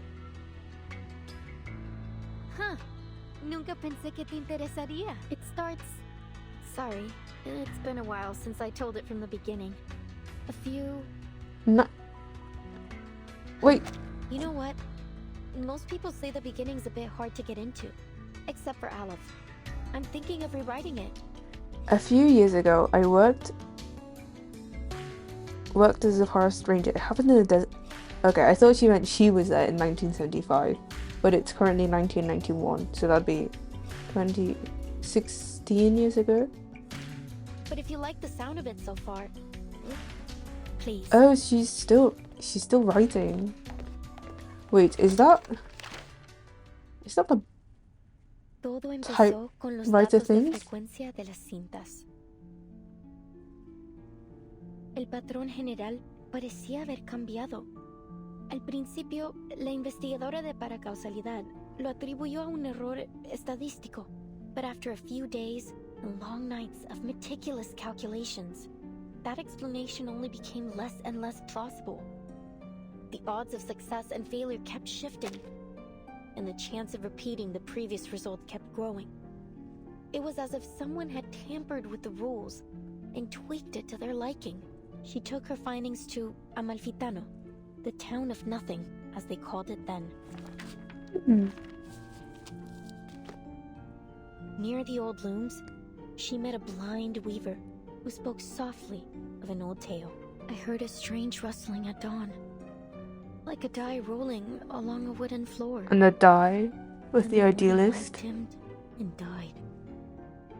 That was the last time I saw the sun. My own hands were the threads I worked with. The second time I heard the die roll, What? I was told the oxen in the fields sank to their knees and never stood again. A By the die of third roll, fate. the fields were crawling with frogs. Plows ran over them, and some still writhed, squeezing themselves deeper into the cracks in the earth. An old tale. As in something that happened to her, or? The fourth time the die rolled, 10 dormice plunged into the sea in a strange sleepwalk, and 10 bears feasted for the last time before winter arrived. Did they get the lantern? The final roll of the die was cast in a cage during a duel. Before a crowd of eager eyes, the winner left with 10 pounds of gold, and the loser left with 10 flies, which fell on him to feast. The quiet spreads through their cell like a rolling Is tide. that all?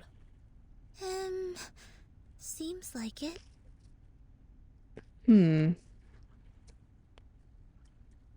Well, there's more. Any thoughts? I wonder if the protagonist ever finds this Die of Babylon in the end. What? What is the die of Babylon?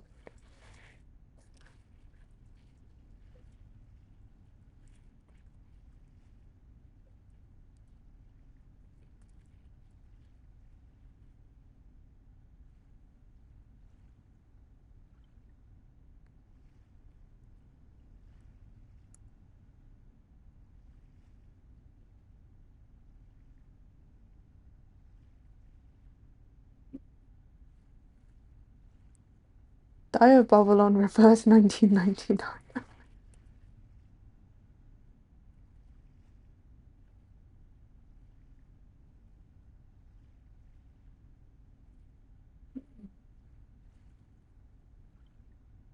Apparently the answer is later on. Oh, Verton, it isn't a real die, it's just a metaphor. But there's also the die that the idealist had. So if the idealist is rolling it, then obviously maybe not obviously. I was going to say obviously he would be immune to effects. But he was also shot, which means he can't roll it anymore. So I'm assuming the physician might have found his body to roll the dice. Also, sorry if my PNG isn't lighting up at the sound of my voice. I had to turn up the microphone volume cutoff because my laptop fan is going insane. Which is, and it's quite loud, so I had to turn the cutoff up a bit. And sometimes my voice apparently isn't much louder than the fan. Yeah.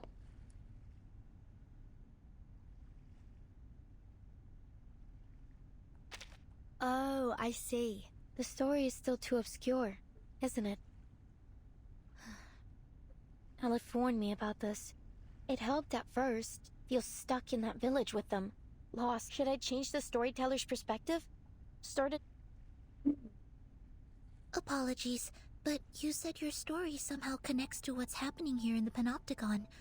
What's a strange feeling? Like, do you mean that you have a sense of deja vu? It's nothing to worry Deja about. vu. Our psychiatrist friend Kakania told me those moments are often the result of a dysfunctional connection between two parts of the brain. Like a little glitch in our heads. Oh my goodness. So when you have... So there's mention of deja vu, deja revu, which means already dreamed. So it's like deja vu, but you've dreamed it instead. And then we have this continuous mention of glitches with dysfunctional connections, and we have mentally ill people in the prison. So we have deja vu, we have glitches, and dysfunctional connections. And then we also have, before we had words which glitched. So we had Hall of New Encounters, we had The Idealist, we had Nut House, we had Gallery of Bewilderment. With Nut House being referring to the Panopticon, which is the prison. It really does feel like this entire prison is just a glitch or something that's made up, or which is a simulation of sorts. No, it's nothing like deja vu. Politely Deja vu agitated. is a single moment, a specific situation. But here it's everything. La Sociedad, the rules, the idealist, even the incidents in the gallery. Each one unfolds in a similar pattern, like the grooves on a record, telling a story I feel I've listened to before. Amalfitano and Comala. They're two sides of that same record. I had that feeling when I met you as well, Miss Verton. At first I thought it was only an interesting coincidence. You're much like the first character in my story. A traveler with a suitcase. But then I realized, the doctor, your Dores, she's like the blind weaver who lost her sight to the dye despite having always been faithful to it. And the jailer, she's the bank clerk who assisted the corporation in taking over the town in order to escape her past. And the idealist, he's the murdered donkey driver. And the dye of Babylon... No, mis queridos amigos ficticios. ¿Qué rayos les está pasando? Wait. Are you saying that everyone we've met here matches a character from your story? Like some kind of archetype? If that dye that the physician, I'm presuming, picked up before is similar to the dye of Babylon, in which every time it's rolled something big happens, then it's controlling fate in some sort of way, which I guess relates to why Doris is here. But then what will happen if the guy in charge of the prison decides to manipulate things? Unless the guy in charge of the prison is Aleph. That sounds unbelievable. You see the world through a different lens that none of us share. Not just the characters, Aleph. He's the only one who truly understood my story. Maybe Aleph is in fact still here. Are you suggesting that someone is controlling the Panopticon in order to make it follow the same plot as your story? Which would also make sense why things are glitching, because if there's an even though... Set the rules, started the poetry group, planned the attack on the idealist, and tried to prevent us from finding Dr. Dores. Even though, you know, the fate has been manipulated things, and these characters, Vertin, Sonetto, Recoleta, have already been written in, maybe Recoleta is the source of the glitch, the unseen, the unforeseen variable.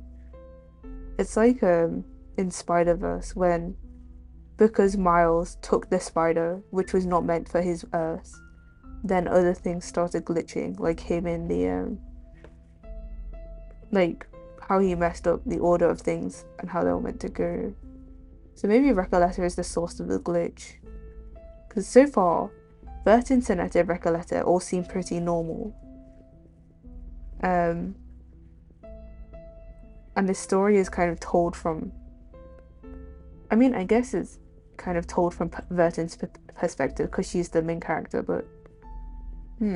If that's true, Miss Recoleta, it's very likely that the one acting against us is in fact Aleph himself. Yeah, maybe he has this dice. But No. Why? Why would he do this? I don't see any reason why he'd be connected. No, none of this adds up. If it's a simulation and you're getting things to act out, you would want to see how things turn out. So maybe he's doing this to help Recoleta, even though... Remember, Dr. Doris was brought to Ushuaia by the Xeno rebels. Even though she has become a spanner in the works. And we know they're connected to Manus Vindicta. If this Aleph really is hiding Doris from us... Oh no. Oh, my... Soneto. I didn't know you had such a flair for stories. Oh no, Recoleta. Maybe you should join us and become a visceral realist too. Recoleta, this is real life. I think you're only imagining things. Perhaps we all need to start writing our own stories. I mean, true. Come out now. Whoever's out there, speak up. How can we help you?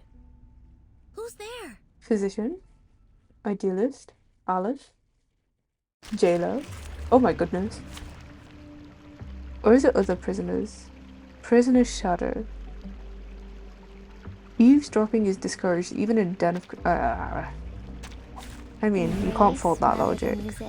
This looks like Octavia.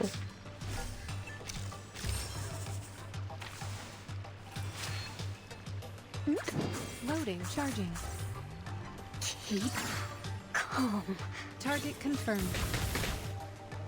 Feel my dark embrace. Eliminate target. Finally, it's just you and me, Master.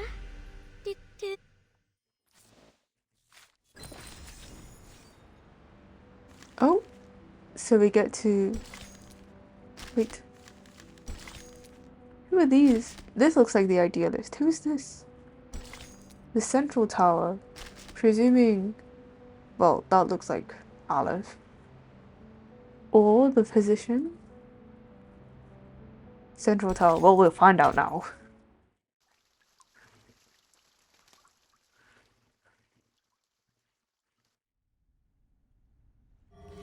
Oh. Easy, easy. It's me, Garcia. We met at the gallery earlier. I really like his hair. Just like how it's drawn. Please, I come in peace. It's you, Octavia! The murderer herself! She didn't do anything. Please. The jailer has already confirmed that she wasn't the one to fire it. Miss Octavia, what brings you here at this hour? I come here out of goodwill. I understand you just arrived today. We're outcasts, rejected by society and literature. And our privileges are limited within these walls. If we cooperate and stay out of trouble, they'd leave us be. We could discuss literature freely and openly in Comala. Such a thing may seem trivial to you, but this is of immense importance to us. I mean, I guess if they've been rejected from the literature sphere and they've been hunted for literature, then to be able to discuss it would indeed be a massive thing. At least a safe haven. There's no happier thing in this world than discussing literature. No one should ever... You're right, Recoleta. But we're prisoners here, except the idealist didn't see it our way. He refused to compromise, believing that the long poem and his so-called ism could break us free from the cage of the ever-watchful eye. That's what it was called. I forgot what it was called. The ever-watchful eye. Perhaps he was right. You might have achieved more if you'd listened to him. After all, visceral realism keeps us connected to who we are. You have to believe in the truth of visceral realism, because... And what has the visceral realism movement accomplished out there?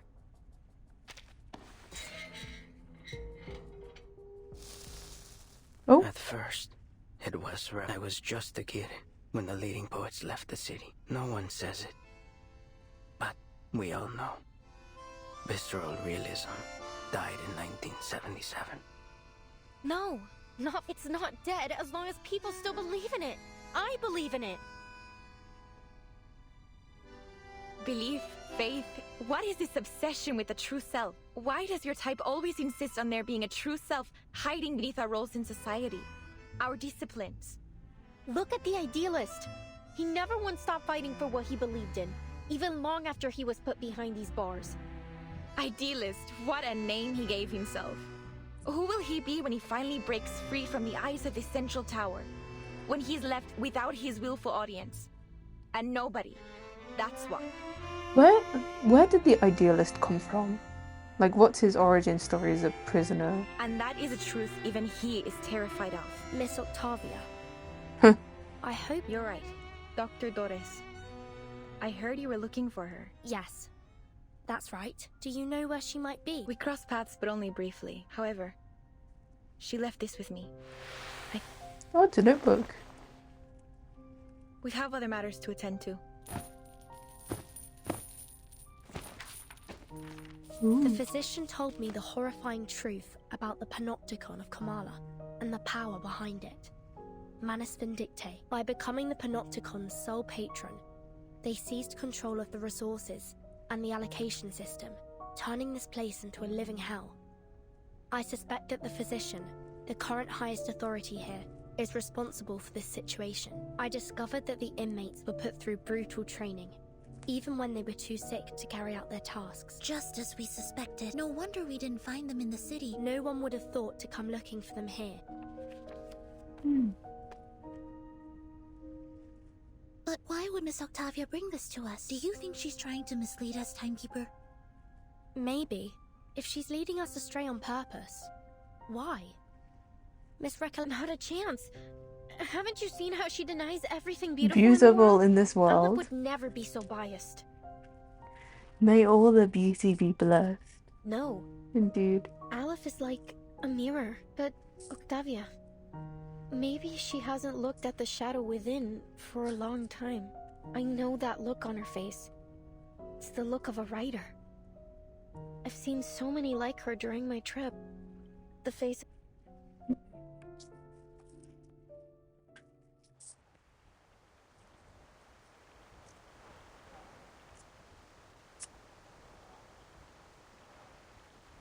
Under the night sky, Kamala Prison stands like a forgotten gravestone covered by fine cold snow.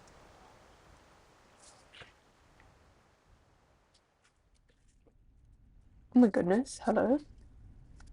Or is that just a night passing? In a room repurposed from a prison cell, three girls in search of someone share an absurd, bizarre tale. Meanwhile, at the entrance of the... Oh. Dr. Merlin, I'm here to report on today's events. Dr. Merlin? Come in. He has a hat on. Okay, so definitely that physician is... What's it called? That's the physician, that's the head of the prison.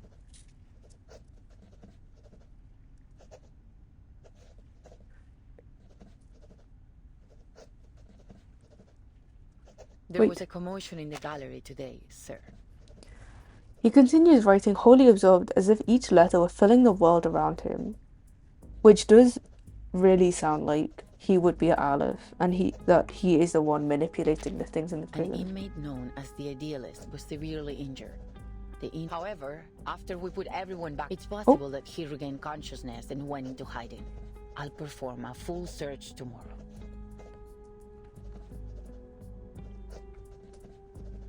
No need. Sir? He knew the consequences of breaking the rules, did he not? Sir, with all due respect, I think today's incident proved just how dangerous it is to let the inmates keep their weapons.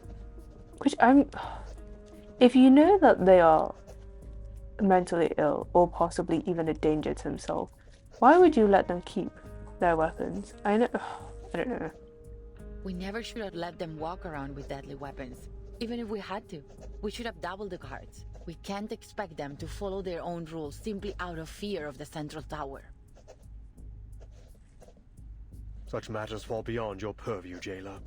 You only need to do what's required of your title. Is there anything else? There is another thing. 2 guests from the Foundation came through today. They said they were looking for someone named Doris. They've shown a willingness to cooperate, though they were involved with the incident in Corridor Zero.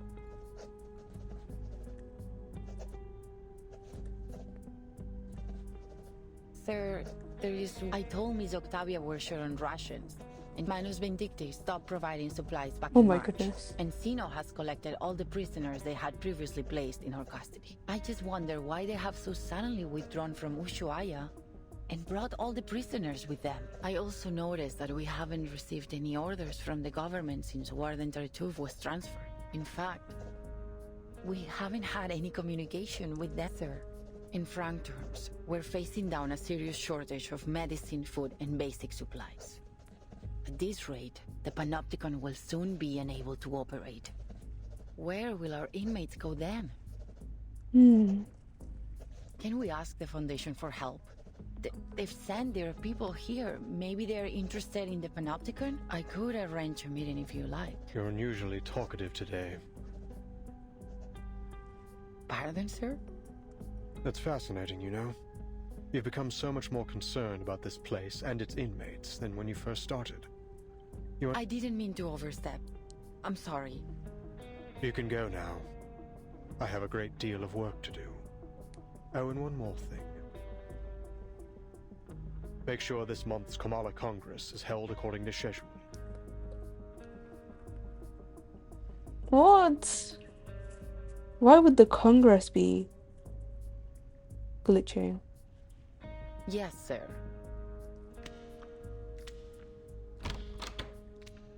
How many times have I warned you about this? The idealist has to go. He's nothing but trouble for us. You're too soft on him, Aleph.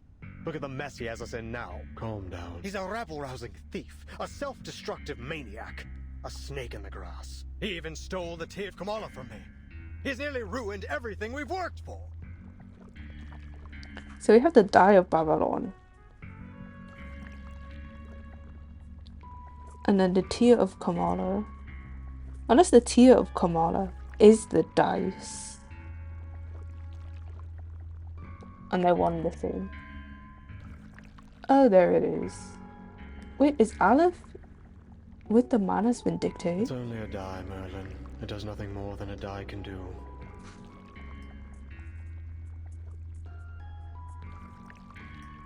Yep. 1 second. He's a rabble-rousing thief, a self-destructive maniac. Wait. How many times have I warned you about this? The idealist has to go. He's nothing but trouble for us. Calm down. He even stole the tea of Kamala from me. He's nearly ruined everything we've worked for. They sound exactly the same. You were there today. He'll ruin my work, Oops. Ellie. He's a slave to his passion. His head is filled with impulsive thoughts. I don't trust him. We can't trust him. He managed to change the Panopticon with this die, even only for a second. Definitely I've done everything manipulates you've asked. Now it's time to do your part. events. Time's ticking down.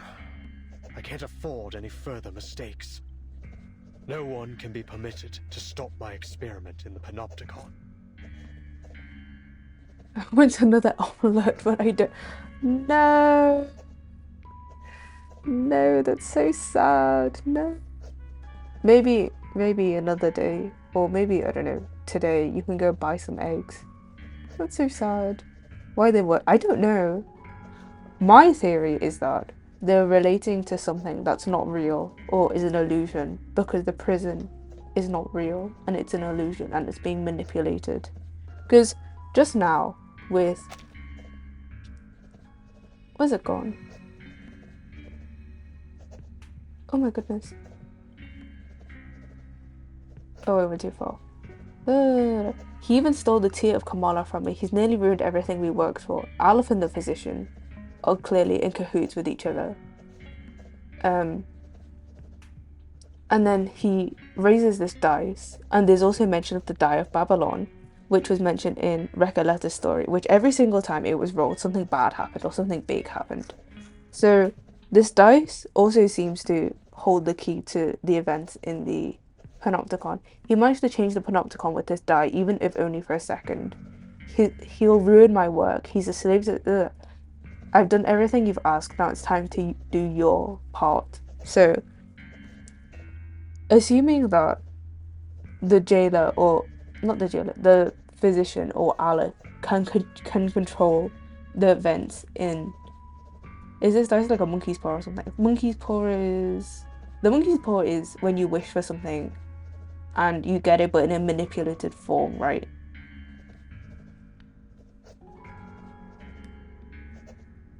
I think. I think not quite. I think it's more of a...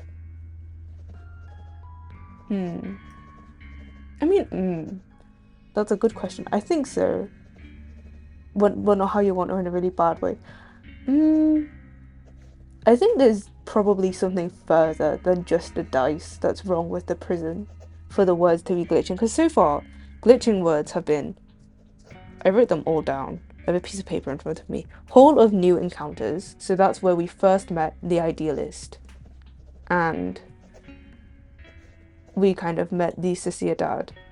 And then idealist itself, the word, was glitching. And now the idealist is dead. And there's no blood, there's no gun case, there's no anything. Keep in mind, this is the first time, yeah, I've...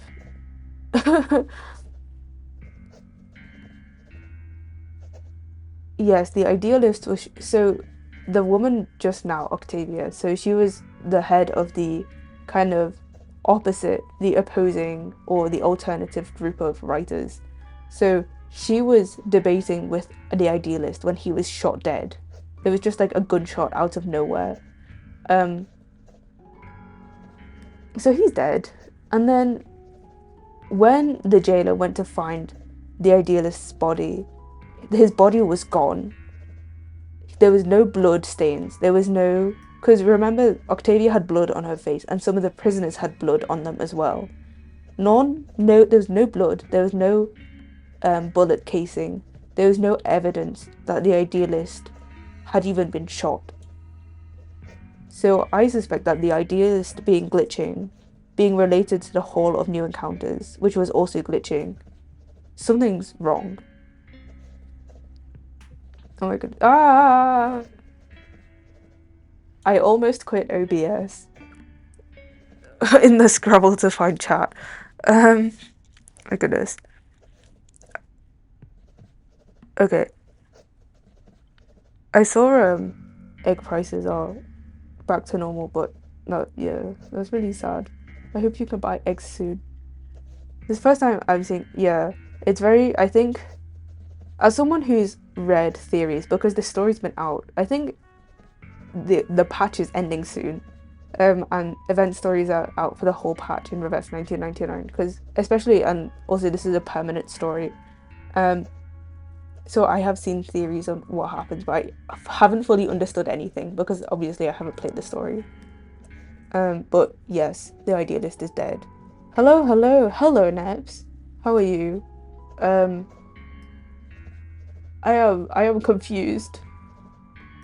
I don't know what's going on, but otherwise I'm okay. Just, yeah. I tried to play Honkai Impact 3rd before, and then my internet wouldn't cooperate, and then I realised I didn't have enough materials to actually do the story. So I accidentally stopped stream, and then I switched to Reverse 1999, which I'm playing right now. We're doing the latest story chapter, which is called Folie deraison, and I'm trying to figure out what's going on. So yes, Detective Lilia. I shall disappear yet again to try and find it. Farewell again. I hope you find something, and I hope it's tasty. I'll see you soon. Oh no, indeed. Oh no. I think also because it's been hot today, so my laptop has also not been quite okay. The fan has been quite loud over the past however long I've been streaming. So I had to, every single time the fan switches on or switches off, I have to change the volume cutoff for my PNG to light up and start wiggling around. It's way too hot indeed. What do you mean in the UK it's 30 degrees Celsius? What? Yeah, so I went outside yesterday to have lunch with a friend, and I went out. It was It was so hot. I walked, I thought it was okay. I took a jacket out in case it was like, there was a breeze or something. I went out and it was just hot. And then I had to get the bus, and on the bus it was hot. And then I was walking and it was hot. And when I went outside, it was so nice and cold. Then I went outside again and it was hot. It was so bad. And I came home. I went home into my cool home. And I was just covered in sweat. No, this is not allowed. Global warming. Bad. Yeah, I can hear your fan, it's way too loud. Dang, I guess I'll just have to suffer. I'll just have to suffer in the heat with no fan on. Because I also have a fan, like an aircon. But there's not any sound, so I keep turning around and thinking it's not on. At least I'm not working in this heat. Yeah, I'm just grateful I'm not. Yeah. Alright, no, this was bought on sale.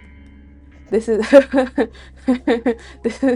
it's not like aircon like installed into the building. This is like a floor, like a upright fan, not like a wall aircon. I don't have money for wall aircon.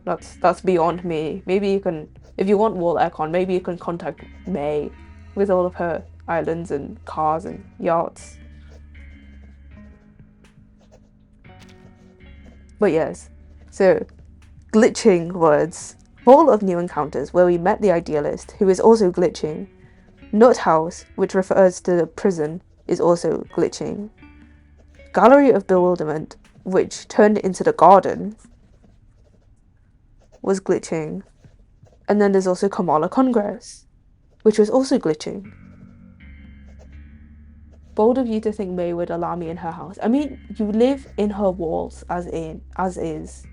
She can't really do anything about that. I'll prove it to them that we have found the path to the ultimate answer. Yeah, if you didn't know, Neps is apparently also in my walls. And he just lives in the walls of people who he doesn't like, apparently. Looks sideways at Neps's title on Discord. It's cheaper. It is cheaper. Maybe I should live in May's walls. We found the path to do.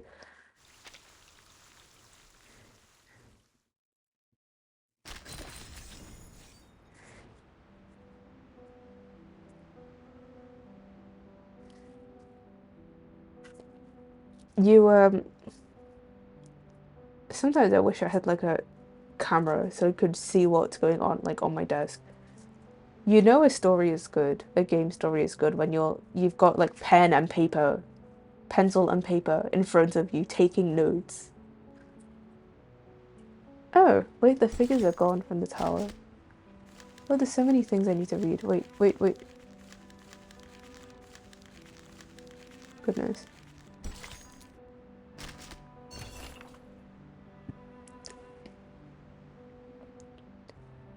She named me that on her Discord. I don't even know your Discord. Mine is the same as my username on here. If you're on May's Discord channel, you'll know. But also, I have my own Discord server, actually. Subtle, what's it called? Plug.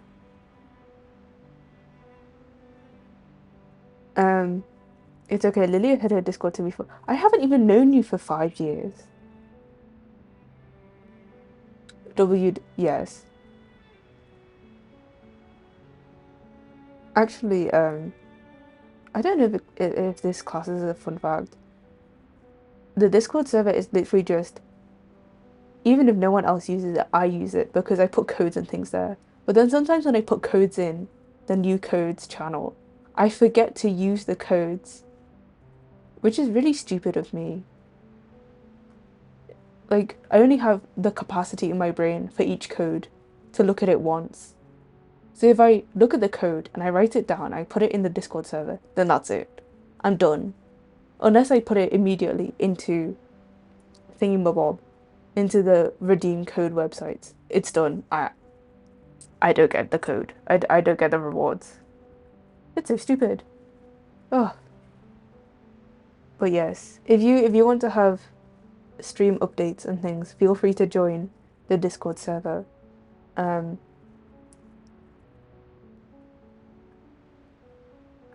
Yeah, there's not really much to say. It does what it says on the tin. Anyway, let's go back to this absolutely insane story, which I have no idea what's going on. Typewriter record P12. They cover their eyes. They descend into Mana's Vindicte. It's okay. Fully watch the live stream. Be like, good codes, and then forget to put them in. I watch the live stream and then I forget what's going on, or I forget that I watched the live stream, so I have to watch it again. Let's see if good luck. I hope you don't burn yourself while you're cooking. Stay safe. When you speak of Manners Vindicte, their tone is always light, always laced with jokes. Blah, blah, blah. It was an oppression surpassing even their past sufferings. Yet subconsciously they ignored the similarity, perhaps out of denial, or to perhaps this prison had already taught them to.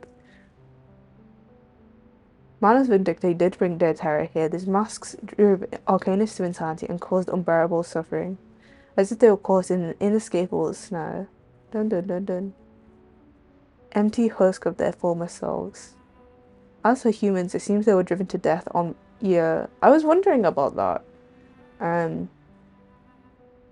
What would happen to people who took the Manners Vindicte masks and they were humans, like in the like on the Free Breeze mission. Oh my goodness. Alright, I'll be lurking. Need to lose some games. Need to lose some games with friends. Good luck with the games. Don't try not to lose. You should end on a win, as they say. Take care, stay hydrated, don't get a heat stroke, wear sunscreen. Thank you, Neps. I hope you have fun in these games and you win at least one. Stay hydrated as well. Stay safe. You should take care of yourself. And I'll see you next time.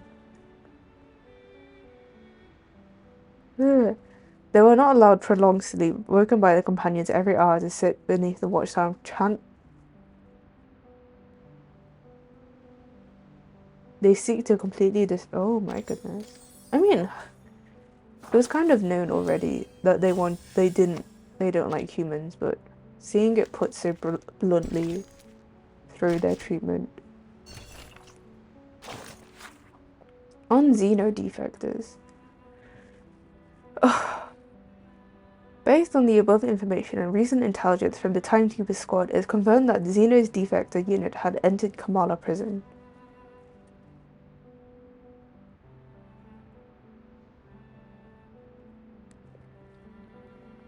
The Foundation seal. Fun fact, they did actually sell this as official merch. So, what's he called?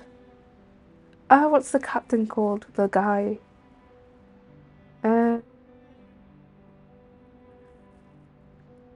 Moldia and Lopera's dad. What is he called? Oh my goodness, what is he called?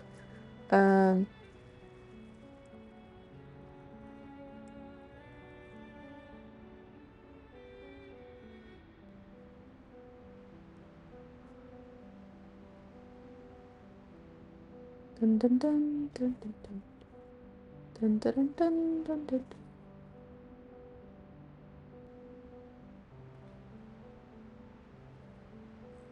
Oh, Igor, right.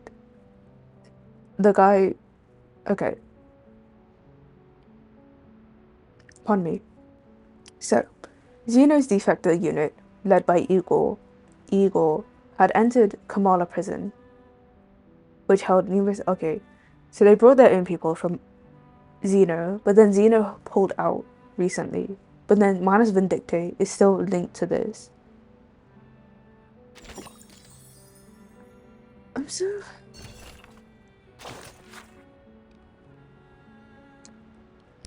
Ow.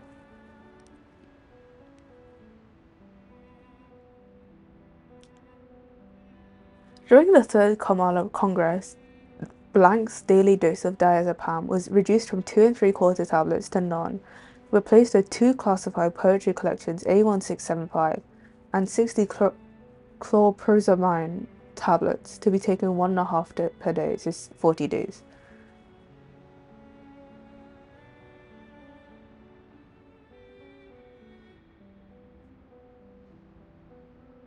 What's this? Diazepam is anxiety medication, isn't it? 2 days, 11 hours, 8 minutes, and 4 seconds later, an 8mm crack appeared on the bar of his cell, which is on the 2nd floor, near the 3rd staircase, and is the 8th cell from the left. He scraped off a 4x3mm fragment from the 32nd tile. I thought that said 32nd as in seconds of time, not 32nd as in 32. Mention of the other me increased from 3 times in 48 hours to 25 times in 48 hours. Okay, so we have the idealist, we have Aleph, and we have the physician, who all sound exactly the same, by the way. So if they're the same person, then that would make sense. But they're all separate as well, so that's weird. But anything can happen in this prison apparently, because you know, the idealist vanished. So the other me. So who is writing this? Prison reform notes. Maybe the physician? From 3 times in 48 hours to 25 times in 48 hours. 4 days, 3 hours, 7 minutes, and 8 seconds later, he transitioned from merely collecting manuscript mirror fragments. Within the next 24 hours, he collected 11 mirrors, 103 shards. Something's supply of fluoxetine and valproate was completely discontinued, replaced with 4 classified, something literary selections, and 4 rolls of 400cm bandages. 32 bangs against bars and walls per hour. The bandages were all used up within 4 days, 14 hours, 20 minutes, and 9 seconds, with 89.3cm lost in the water due to excessive ripping. 15 pages of poetry over 10 days, 6 hours, 8 minutes. I'm assuming these are referring to, so this 1, 2, 3, 1, 2 is referring to Aleph. Well, not Aleph, the idealist and the physician, because they're all covered in bandages. Or at least just the idealist.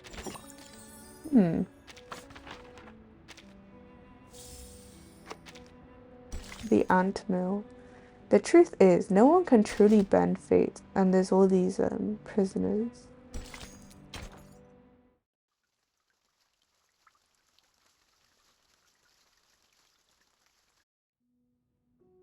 Oh, it's another story fragment section. La cabaña con el techo azul estaba silenciosa como siempre. En un sueño fugaz, la investigadora de paracausalidad descubrió la verdad detrás del dado de Babilonia. Oh, the truth? Cuidadosamente los patrones ocultos, como un astuto astrólogo rastrea los movimientos de las estrellas. Okay. Lo que pueda parecer errores o accidentes no niega las verdades del destino. Por el contrario, afirman su existencia. Solo pregúntale al gran Heráclito. En un universo no observado, el dado de Babilonia gira perpetuamente, dictando el destino de todos en un tiempo que es tanto infinitamente largo como infinitamente corto. So, like in the prison with the tear of Kamala. Cerró los ojos. Respetaba la aleatoriedad de los números y el destino. Respetaba el juicio del dado. De lo contrario, se habría perdido sumisamente en los huecos del tiempo y bajaría para siempre como un fantasma en el olvido.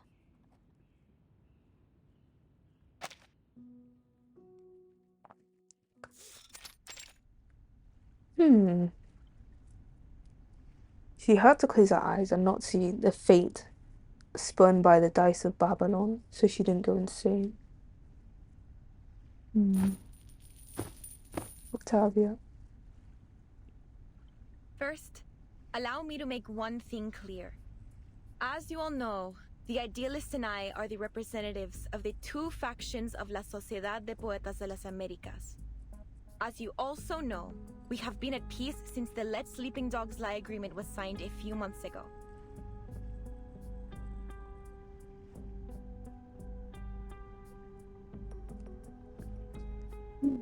Despite our differing views, we have coexisted. Don't put so much pressure on. After all, he was the one who threw the Lamau.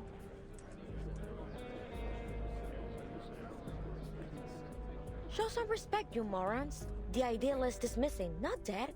I'm sure he'll show up in one piece before we know it. Better face the hard truth now, Roberta. Though, I have to say, it won't be easy for you to find a no leader as mad as him. Come on. Please, everyone, quiet down. According to the agreement, today's Congress should have been chaired by the Idealists. Pardon my lateness. Go ahead. I'm ready to moderate. She sounds like Zani. I'm assuming this is the jailer. Unfamiliar footsteps break the regular pattern of events. The jailer leads her visitors to the entrance of the prison hall. Bertha and Sonata. I looked over the incarceration and there was no mention of anyone. Then it seems only the physician knows the whereabouts of Dr. Dorez. Miss Jailer, we need to meet with the physician. It's important. Listen, you really shouldn't take the inmates' ramblings too seriously. But if it's as critical as you say, I'll make another request later. That said, I'm afraid the meeting won't happen for at least a few days. Understood. For now, please join us for today's Congress. Espectacular! Do you hold literary salons like this every day? This place is practically a writer's paradise.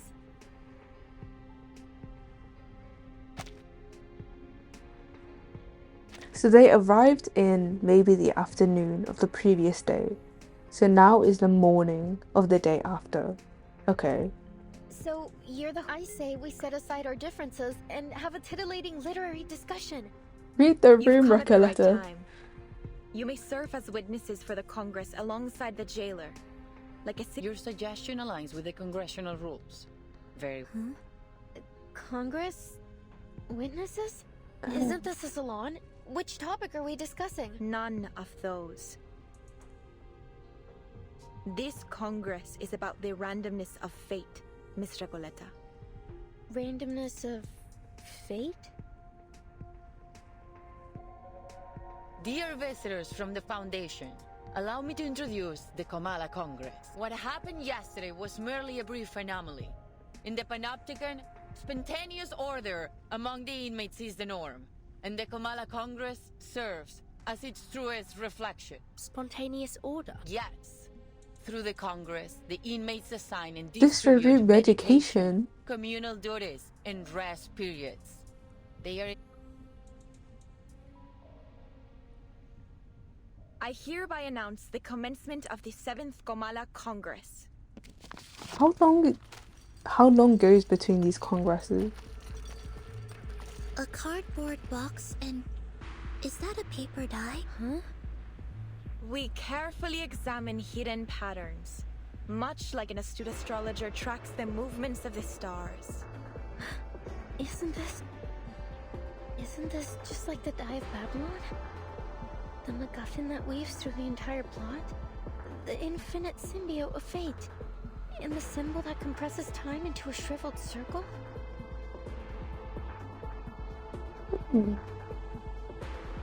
What may seem like errors or accidents doesn't negate the verities of destiny. On the contrary, they affirm its very very... existence. What? Just ask the great Heraclito.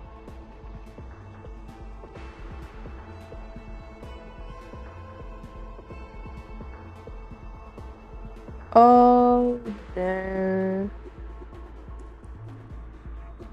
Oh my goodness. In an unobserved, dictating the fate of all in Look, I've closed my eyes. I respect the randomness of numbers and destiny. I respect the die's judgment. Oh my goodness. Otherwise, we will acquiesce and lose ourselves in the gaps of time and wander forever as ghosts in oblivion. Oh, Oh, but the irony that I probably have more idea what's going on than Miss Recoleta. I'm afraid so. Then, could it be? I shall perform the first roll. Its result will determine the subsequent roll order for this Congress. the 20-sided die has a recurring motif in this story.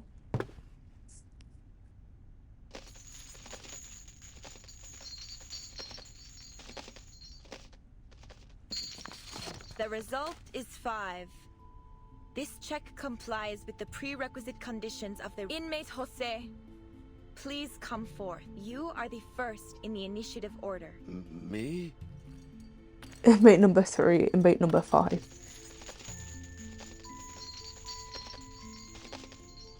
The die of absurd fate. 17! It's 17! Ah, what a wonderful number! 17! Like an oasis in an endless desert. We have 37 here. The result is 17, and the score combination 6 plus 4 plus 4 plus 3. What? According to the ruling of the die, he shall receive 60 risperidone tablets, 40 clozapine tablets, and 40 diazepam tablets. Additionally, he will assume the role of cultural manager of the Comala Congress. So, before in the paper, we know that there were 60 tablets taken 1.5 per day for 40 days. Well, the conclusion would be that they would be taken for 40 days. So I'm assuming that the Congress also happens for 40 days, or about that length of time. Or interval. What's it called? Interval between congresses is 40 days-ish.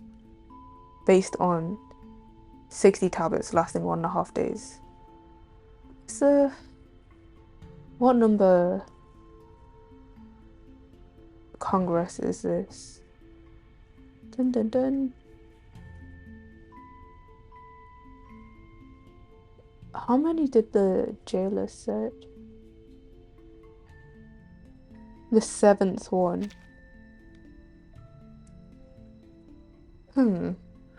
Before he takes office, inmate Jose must clean the first restroom for the next 7 days. Wonderful! I'll glad I have been waiting for this opportunity. Next is inmate Eduardo. Please. But I can't remember the ruling of the die. I can't remember anything. Damn it. Oh, so many of the prisoners have Sorry, bandages Senora on. Octavia, but I don't think I can do this. I didn't get any medication in the last Congress. It's all right, inmate Eduardo.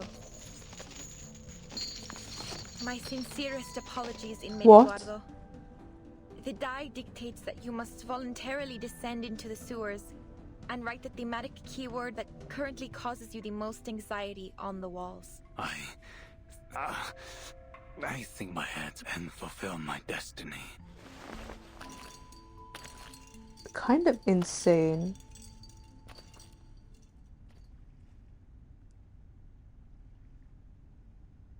How just the dice, the singular color will singular number Decision with the roll of a die?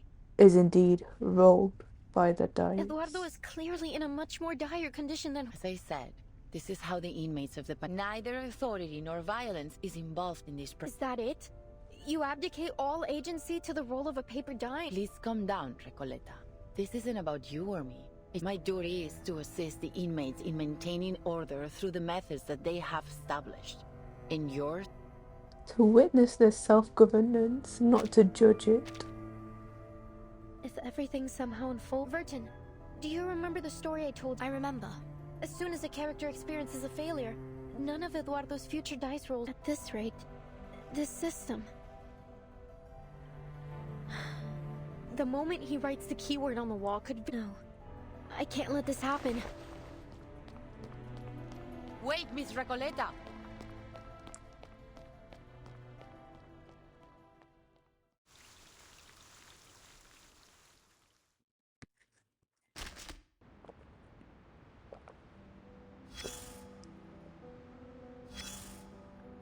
Let's see the one in the tower first. The transformation of quantity into quality is the greatest realization of the method of exhaustion.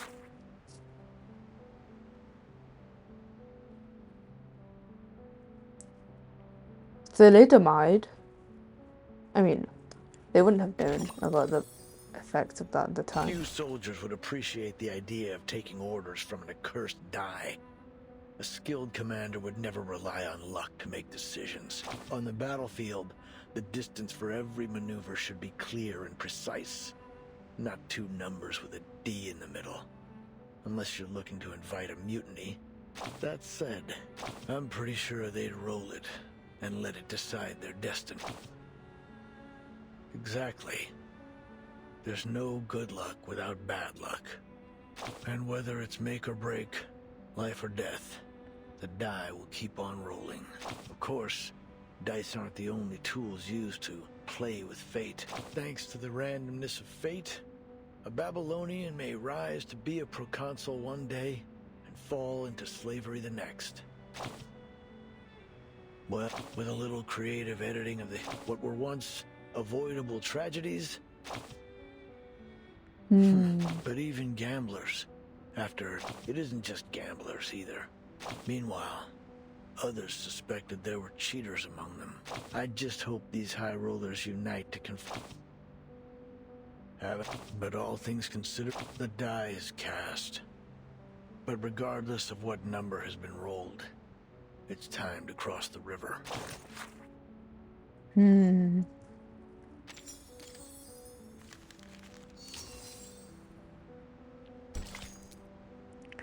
The goddess delights in toying with the piety of her believers.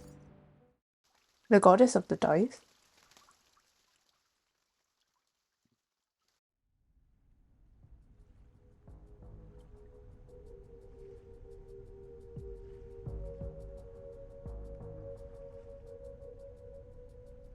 Miss Recoleta, as a witness to the Congress, you... Listen, you...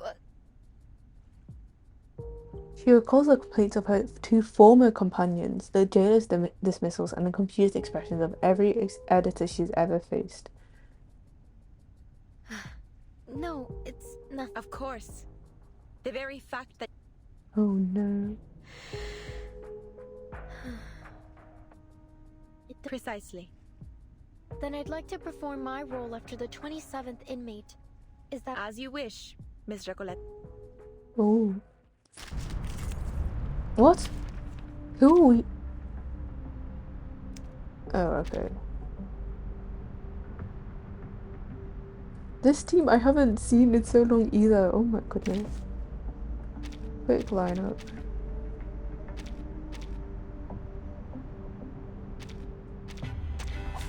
Which of these darlings shall we attend to first? They should have taken Lorelei. Dice 4. Roll a dice every round. Different numbers cause different effects. Perfectly understood. Loading. Charging. Please, allow me. The light that illuminates all. Feel my dark embrace. Barrage. Flee, mortals! En todos los momentos. Cosmología, filosofía, clases. Nuestro aliado es la verdad. Do I have to do this?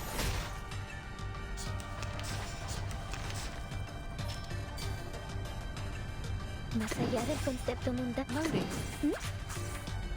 Nuestro aliado es la verdad. Eliminate target.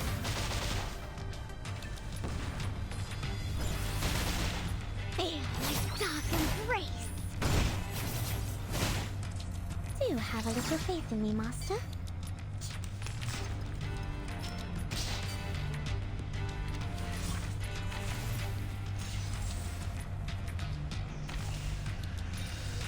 No. In todos los charging. I keep forgetting that Nuestro adversario es el tiempo. my thingy-mabob isn't the one that I wanted to have. Aim and shoot. Okay. What's the result, Recoleta? Finally, it's just you and me, Ma.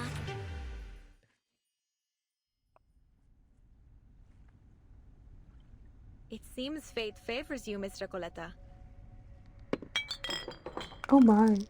Here are your supplies. Please be sure to follow the distribution rules of the— Just as I suspected. These supplies belong to me now. Here, Eduardo. But I have these precious tablets and capsules. But I don't need them. You do. Thank you, kind señorita. Eduardo, what? There's no need to rush. There's plenty of it. Por Dios, señorita, please. No, I'm the one who needs the protection of these amulets. I might finally be able to get a peaceful night's sleep. Oh no. Enough! Enough!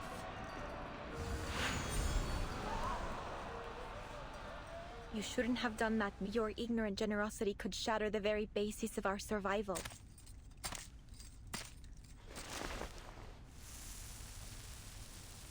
We have never had such chaos at the Congress. If you disrupt the status quo, the entire system of the Panopticon will collapse. It is only by respecting the arbitrariness of fate and adhering to the rules of the Die of Babylon that we have kept this place functioning all this time.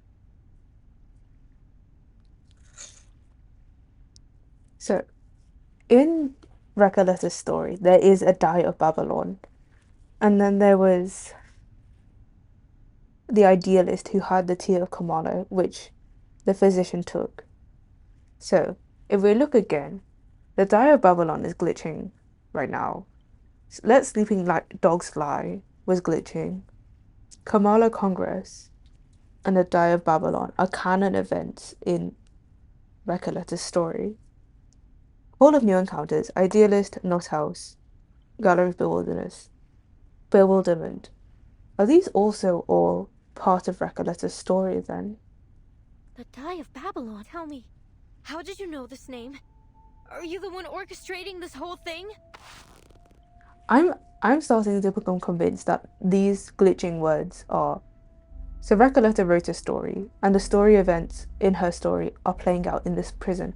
I'm convinced that these glitching words are to do with her story, and that actually this is all a simulation. But yeah, it is confusing. Podría let go of me, Miss Recoleta. The roll of the die is absolutely random. Please, come. Sorry, but I must know. Only my pen. I heard about it from the physician. He described it as a symbol of collective consciousness. The Comala Congress was coined, iterated, and perfected by the physician based on this concept. The physician again. I see. Jailer, we have to meet with the physician in person. Now. As I've told you many times, I couldn't possibly trouble him over a novel and a pen pal. Couldn't you make an exception? What if they're not just fantasies? Miss Recoleta said the Panopticon could collapse because of the Die of Babylon. Are you seriously telling me you believe that nonsense? It wasn't nonsense, nor are they fantasies. It was just a coincidence. What if we present you with stronger evidence? If everything in the Panopticon proceeds according to Miss Recoleta's novel as she says, including the roll results of the absolutely random die. That's right. The Die of Babylon isn't random at all. It's nothing but a supercilious fraud veiled under the guise of fate, and an actor of the inescapable loop of history. And not one of you is Miss Recoleta. This way. You can prove to me you finally remembered its name. Octavia, please continue the Congress and let the next inmate perform their role. I appreciate the reminder. Next inmate, please. Hello, inmate Garcia. Of course. La sexta cara. Un pilar roto. El flujo de la fortuna y la... So the results of the next roll will be a 6. As fate reveals, just as Miss Recoleta predicted, that could still be a clue. The chance is 1 in 20. That's like 5%. If you do it again, that's 0.25%. La cuarta cara. Uno, la décima séptima cara. La sexta cara. Otro pilar roto con grietas. Is that enough? It's not possible, is it? Just leave it to spin. Who are you? I'm sorry if this comes as a Now it's proven. Have you been sent here by some god? Or have you brought this knowledge to save us? Or to shatter our beliefs? Our world?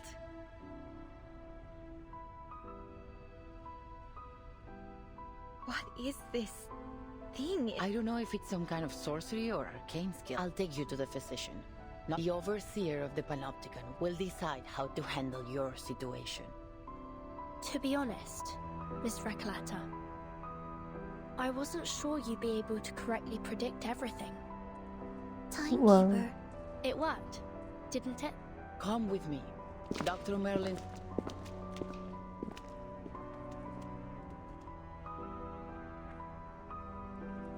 En la sexta versión de mi novela, todos en el pueblo mueren a causa del dado de Babilonia. Y carcelero, eres el empleado del banco. Entonces, al final, también sufrirás un colapso como el empleado del banco. If all of this is tied to... I will get to the bottom of this. She's solving her own novel flaws.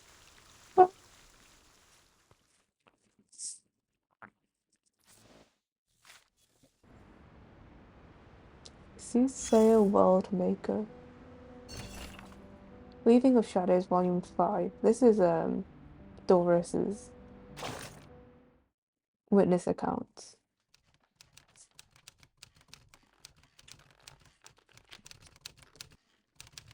I attended several more literary salons and wrote things I'd never dared write before. Miss Octavia, however, never made an appearance. I didn't see her for quite some time. This was until I followed some prisoners to a large hall and heard her voice among a group of unfamiliar inmates.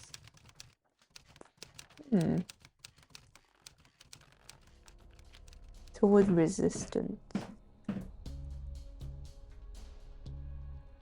By the randomness of fate, huh? A duel before a crowd of eager eyes. The winner awarded £10 of gold, and the loser left with 10 flies to... Oh no.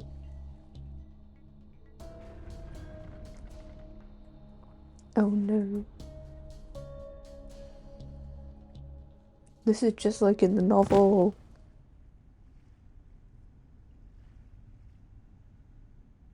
The absurd, fictional, metaphysical duel ends within a fraction of a second.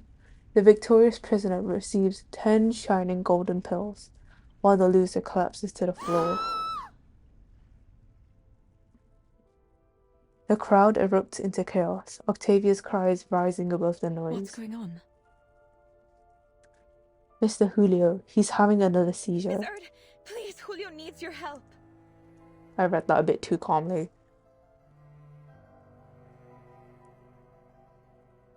Octavia, you know this is all part of the randomness of fate. The randomness of fate? She doesn't argue back as she usually would. Instead, she stands frozen in place, as if stunned. What's the matter, Miss Octavia? This is an emergency. I require your assistance. Answer me, Octavia. Why are you trying to change Julio's fate? Because no one I don't want... Please, Miss Octavia. What's wrong? Oh no. She's... Mr. Julio is gone.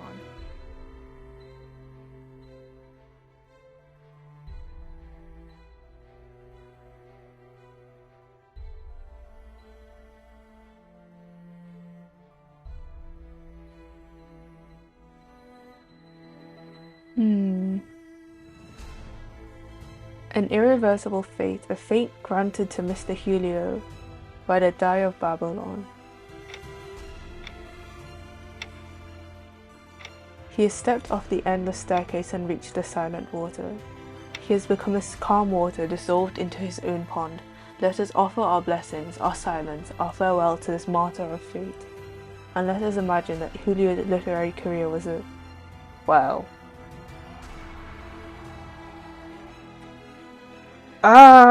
right, so we have the idealist who came along with this brand new idea to have a duel. This duel was foretold in Recoletta's novel. And now we also have this dice, this 20-sided dice, paper dice, which determined the fate of the people. Because Recoleta is the writer in her own novel, she is the glitch. She is the thing that is wrong, that is breaking the simulation of her novel. So we know clearly that someone is manipulating the prison to be as her novel is, and we know that Aleph was her pen pal, but then we have the physician who has the dice, who is manipulating things, and we know that the idealist had the dice, and that's how he was able to manipulate the events in the prison. The question is, how is Aleph related to these two? A life is taken, and that's all you have to say?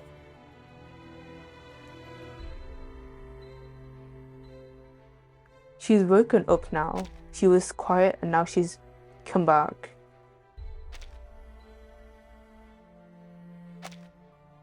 If we hadn't kept rejecting the physician's treatment, maybe... That's the other thing though. Why is he called the physician if he doesn't do anything? The dissolution of the ego is inevitable and irreversible, therefore we must not resist the ending dealt to us by the fate of doubt. We should not reject the fate dealt to us by the die of Babylon. I must rewrite this tragic tale.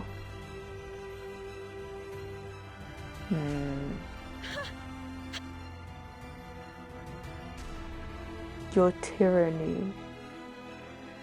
I've had enough of your condescending stone-hearted ego and your pompous sophistry. He'll only bring misfortune upon us with his constant rambling about that visceral realism. I hope I never see you again. Miss Erd, we have to get you out of here. Another second round. This maniac, comma might be misplaced, might just doom us all. So Octavia already saw through it, and she knows that Erd, being new, she's not into this. The true overseer of this prison can save us from this situation. I believe that's true as well, but not in the way that she believes. So Erd, having discovered the truth of this prison, was also sort of a glitch in the simulation. Please join our society. Forgive me, Miss Octavia. Why? Yes. You'd say this prison is circular. There's a watchtower in the center. I've had such a lovely time here.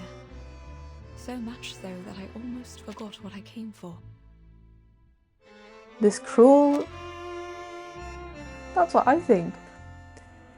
Put an end to this cruel farce masquerading as fate. Rebelling against the watchtower's gaze. That inescapable gaze. And the permanent theme of you've decided to save the people here with your own hands. Though she was well used to death, the pain of Julia's passing still lingered in her heart, causing her to say these words that don't quite feel like herself. I see. Good luck to you. Farewell, Miss Octavia.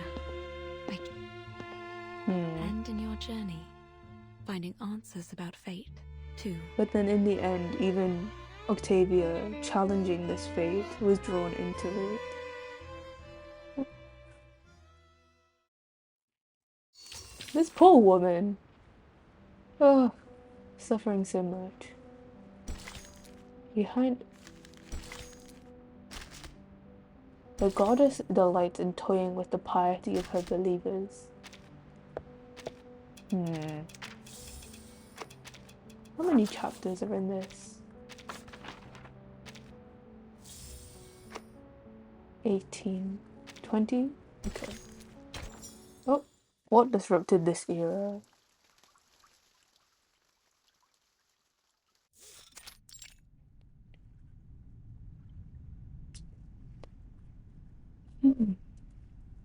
Wait here a moment. I'll report the situation and your request to Dr. Merlin. However, since he's always busy, I can... Now's our chance, Sinetto. Our chance? It's unlikely that the jailer will let us search the central tower. I see, Timekeeper. Thoroughly unauthorized search. I haven't yet grasped the connection by process of elimination. It's almost... Sometimes I envy your decisiveness, Vertin. Are you alright? You don't... Hmm. The all-seeing sentinel of the Panopticon, veiled within the central tower. If it truly is Aleph, I don't know how to face such a terrifying and increasingly plausible reality.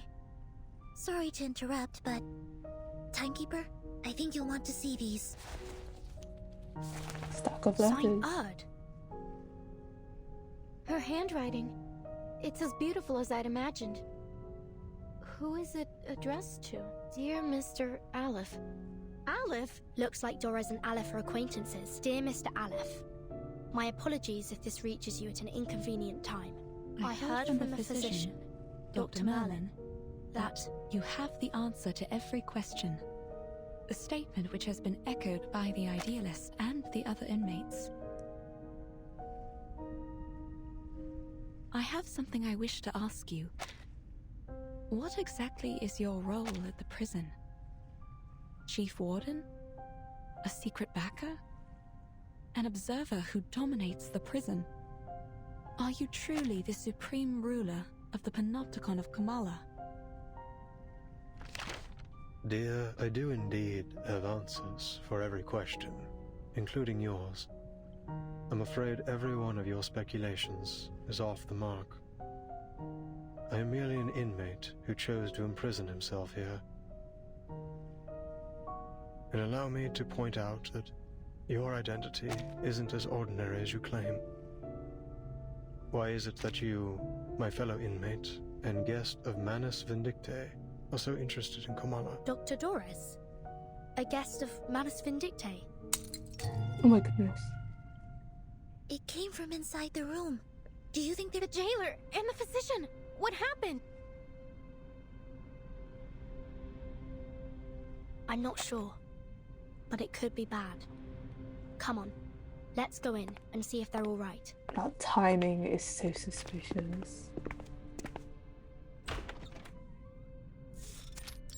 So it's definitely confirmed then that Doris is with Manus Vindictae. Cold operating table lies in the center, surrounded by scattered bottles and medical It seems instruments. we've stumbled upon the physician's office, As if this prison wasn't bizarre enough already. The lamps look like they have wings. Didn't I tell you to wait outside? What do you think? We were just worried about your safety, jailer. Enough. Get out of... Quiet. Oh? Who's this? The physician? The reptilian complex governs all our fundamental functions. That's what was mentioned before about the limbic system. Our heartbeat, breathing, fight or flight responses, and our territory and hierarchy awareness. Our primitive ancestors, like reptiles and birds, followed such instincts to survive. Through millions of years of evolution, we developed the limbic system. This processes emotions and forms memories. It allows us to feel fear, sadness, anger, joy. Our behaviors are given meaning. I'm not gonna lie, now I am really confused by the glitching words. Unless this is also an organization, as mentioned in Reckless's novel, because they were mentioned before by the idealist, and they were reworded into something else, which I forgot. Now it's the neo-language, perception, logical reasoning, abstract thought. This is what forms the complexity of human nature. We read, create, perceive. We try to understand both the world and ourselves. We are forever setting goals, one after another. The idealist. And all this, these multitudes, happens within the confines of the skull, in the tight folds of the crowded cerebral cortex. Is he performing surgery? Such a delicate and Oh my elaborate goodness. organ. Were it unable to forget, can this space, no larger than the palm of my hand, truly accommodate dozens of people at once? I don't think this doctor got a medical degree.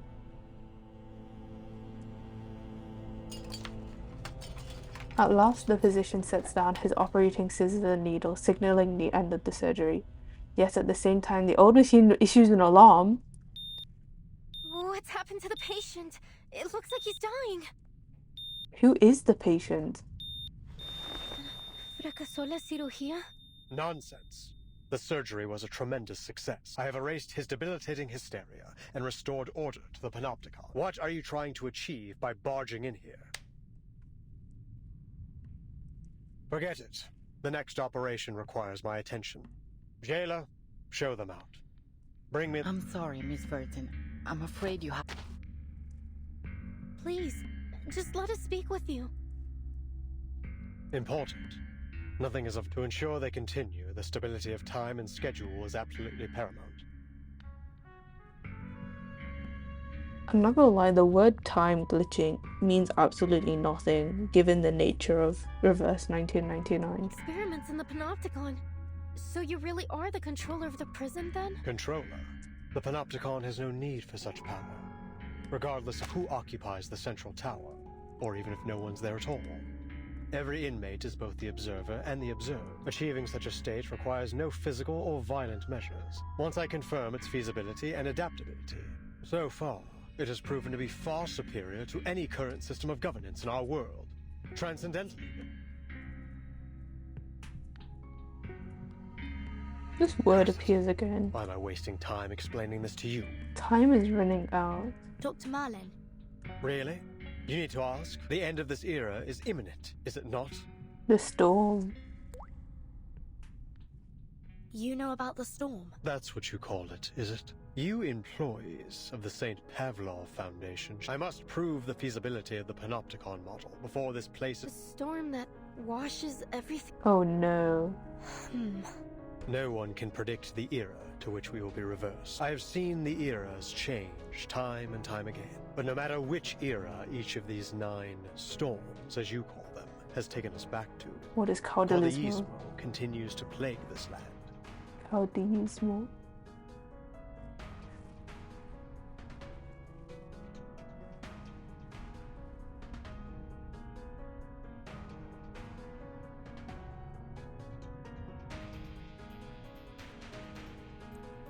This gives me... I looked it up and it's in Spanish. That gives me no help. Caudillismo, a system of political social domination based on the leadership of a strongman that arose after the Wars of Independence from Spain in 19th century Latin America. Okay.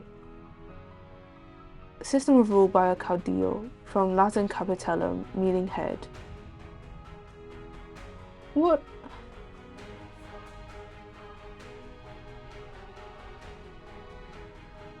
So the system of rule by a political boss? Dun, dun, dun, dun, dun. So Dependency theorists, martyred revolutionists. There is no romance in this era. Only the repeated cycles of madness and brutality. An endless, meaningless struggle. Only in this forgotten corner can we momentarily escape the plundering of the marauders and the chaos they unleash. So you're complaining about there being systems in which there's one leader, there's one sort of ruling power, but then you have you're in the Panopticon, in which even if not officially appointed, the tower is the captain, the tower is the head, the tower is this leader, and it continues, as you say, to plague this land being the prison and the people. There is no romance in this era, only the repeated cycles of madness and brutality and endless meaning, the struggle which is perpetuated in this prison. Only in this forgotten corner can we momentarily escape the plundering of marauders and yes, there's no outside threat because the tower is the threat. Does he not see this? Even though there is the dice that makes things equal, there's still oppression. Before this place is looted by those oily-headed lunatics, just as it has countless times before. Land, riches, silver. But there is still hope. As long as I uncover the path to transcendentality, I will find... Ugh. I've already wasted far too much time on you. Leave. Now. 37. Where's... He should meet the Apeiron guys. My goodness. You heard him. All right, Signia. All the letters we wrote to one another. But there's still something I must tell with Aleph. Leave us, jailer. I'll spare this.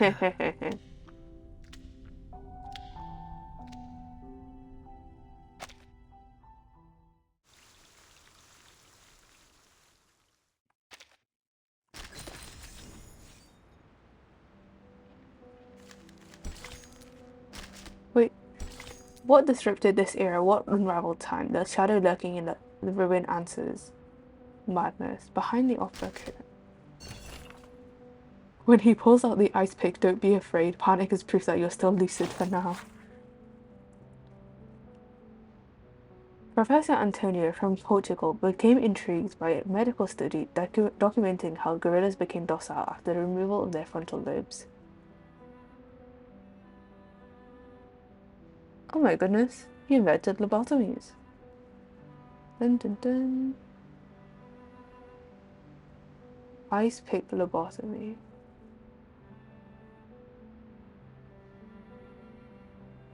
The what?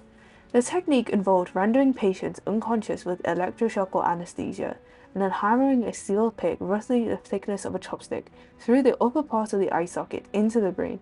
The pick was then manually rotated to destroy the frontal lobe. Dun dun dun dun. And now the complete ban on frontal lobotomies. That's crazy. That is crazy.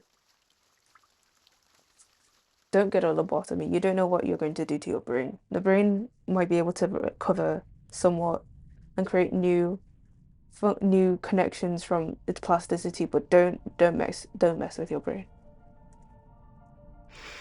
Dr. Merlin, or should I say Aleph, I don't know why you're using my novel to manipulate the panopticon, but you need to know that it won't serve your purpose, whether in fiction or reality. You claim that the inmates are both the observer and the observed, and both wielders and subjects of power. The inmates haven't achieved any perfect order. Even their medication has become a prop to demonstrate the so-called randomness of fate in the theater that is the panopticon. This farce hasn't made the panopticon a better place. No, it has warped it into a twisted theater of cruelty, where the sick are denied treatment and left to quietly perish in the dark corners of its halls. And literature has died alongside them. This prison is a monster, born under the gaze of this all-seeing power. Aleph, is this truly the ultimate answer you've been searching for?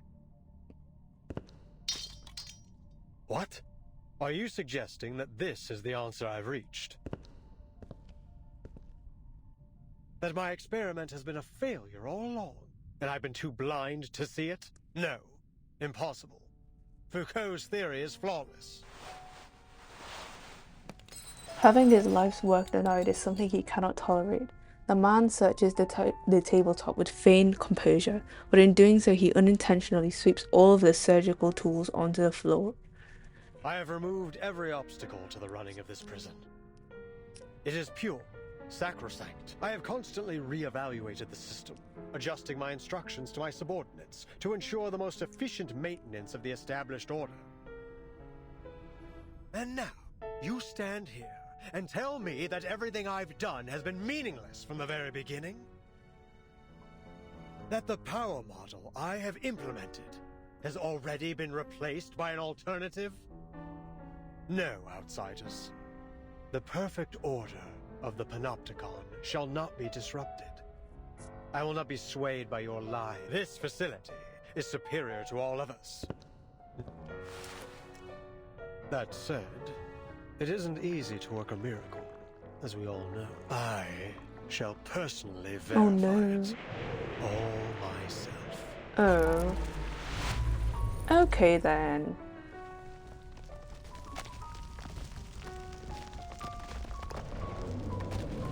The narrow operating room shakes as if responding to him, emitting a distorted screech. I really like it when they like distort the screen, distort the whatever's going on screen. What's happening? Visitors from another era. I thought that was Venti You for a have come second here then.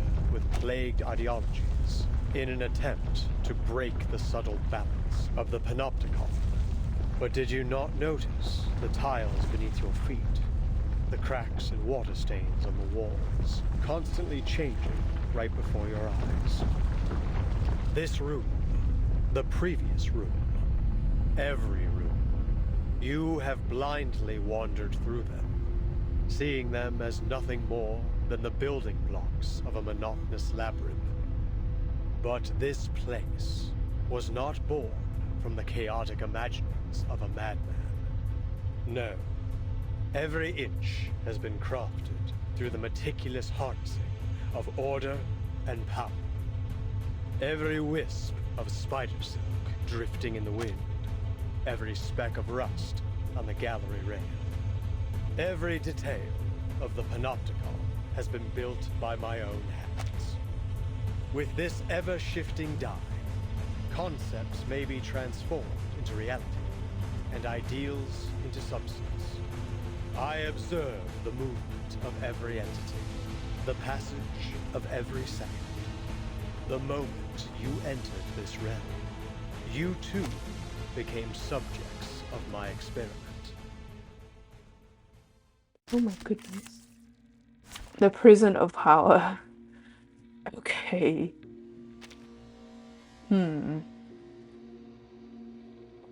This is intellect, right?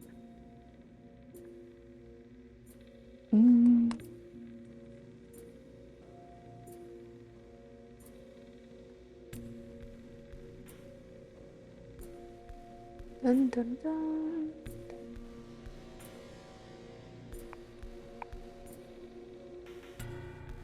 Yes, this is intellect, which fits very well. I don't know if Aleph, as a playable character, is also intellect, but... Embrace rather than resist. Admit it. This is all getting out of hand. Who is this? Who is this? If he's Aleph, then who is this? Impossible! All is under the die's control. Wait, no, he's the physician, though. Is nothing more than a temporary deviation. Him. Charging. Loading. Do you have a little I'm going to faith in do. me, Master? Like Target confirmed. Feel my dark embrace. Faraday's miracle. Oh, okay. It's special, precise, perfect. It is far from perfect. You know that as well as I. Why else would we be conducting this experiment? Why does one wave turn against the other, when both are one with the river? Whoa! New music for the suitcase. This happened when the Idealist was attacked too. To think we've been trapped in a prison fabricated by a die all this time. Did the physician really build all this with such a small, simple object? I mean, it was dripping with black ink, black tar. So it's probably a manus The thing. distortion's getting worse. The situation begins to spiral out of control. Now everything in the room screeches and twists until it becomes a mess of meaningless black and white lines. Please, Dr. Merlin, stop this. No. You're asking for the impossible. Power model of the Panopticon is destined to permeate all of society. Such insignificant interferences could never plunge it into chaos. But it already has, Merlin. You've failed. I have not failed. And as long as I keep the prison running... There's two people inside of him. The physician fiddles with the die, muttering baffling and incoherent words to It himself. isn't your power model running the prison. It's the die. Indeed. It's simply a form of magic, unrelated to the microphysics of power you seek. It provides no aid. It's a false hope. A castle in the sky given to you by the military junta and Manus Vindictae. Manus Vindictae? So you really are working with them? Girl! What exactly do you intend to do? Look at the dice. It's dripping with blood. It's literally... It screams Manus Vindicte. Then I've also failed. The idealist failed. The I've physician ended failed. up a pathetic fool, lost in the chaos of reality. Just like the idealist chasing visceral realism, Paracelsus seeking the fountain of youth, and Zahir obsessing over the one-sided coin. When did it all start falling apart, Aleph? When the doorknob loosened? When the prisoner's wounds started to fester? Or when the daily disinfectant concentration reached 28 milligrams? Or the crack in the second? Or was it when Warden Tartuffe left Ushuaia with news of the Foucault Association's dissolution? This place should have been the ideal ground for psychoanalytic practice. We've been abandoned, haven't we? You designed and have maintained everything in Kamala, right down to the smallest detail. But it is these details that trap you. And as the bars close around you, you are losing your name, Merlin. And you're becoming a physician, a man forever imprisoned within these walls. Aleph, Merlin, and the idealist are all separate entities, people. And yet we've not seen Aleph yet. So where is Aleph? So, the physician's so focused on transcendentality. The idealist also focused on reaching the peak of language with his conciseness, with the ability to convey anything in such few words. And then Aleph, maybe the culmination of all this?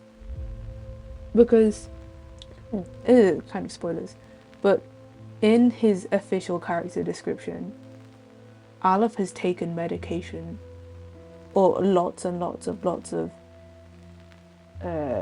I'd say medications, or at least things, to expand his limits, to expand his mind, to be able to remember everything.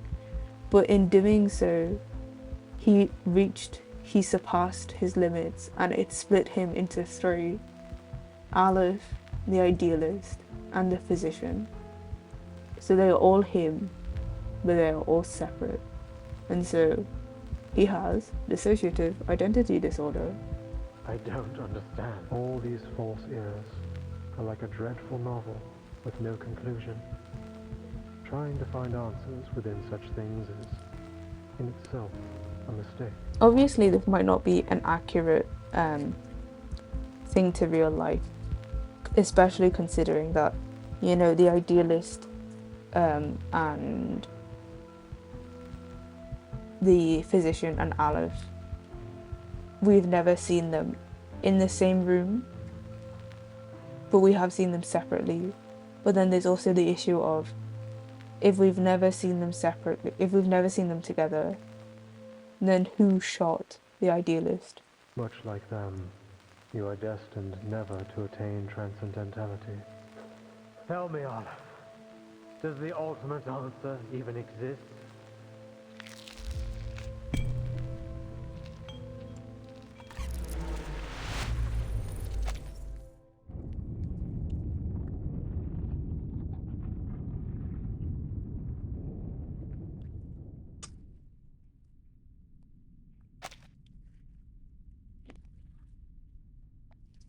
The die becomes too heavy for him to hold any longer. It drops to the floor.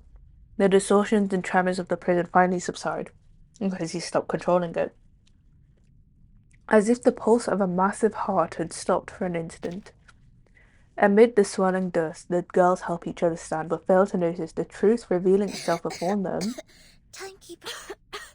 Is Recollector? You're...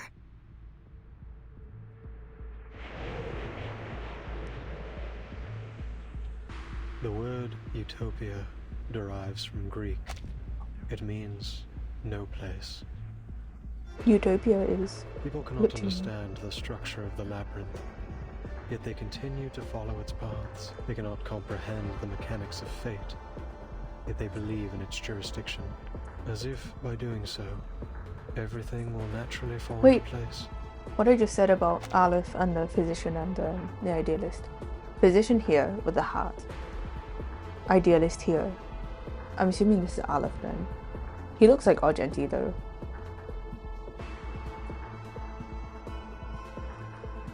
And now, the polar night approaches.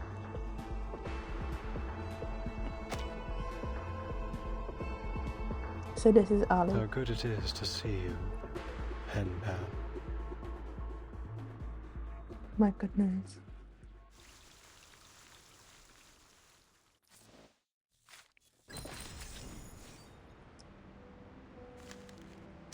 The mask in the mirror. Between two mirrors hangs a single object. One face, two faces, cascading into the infinite.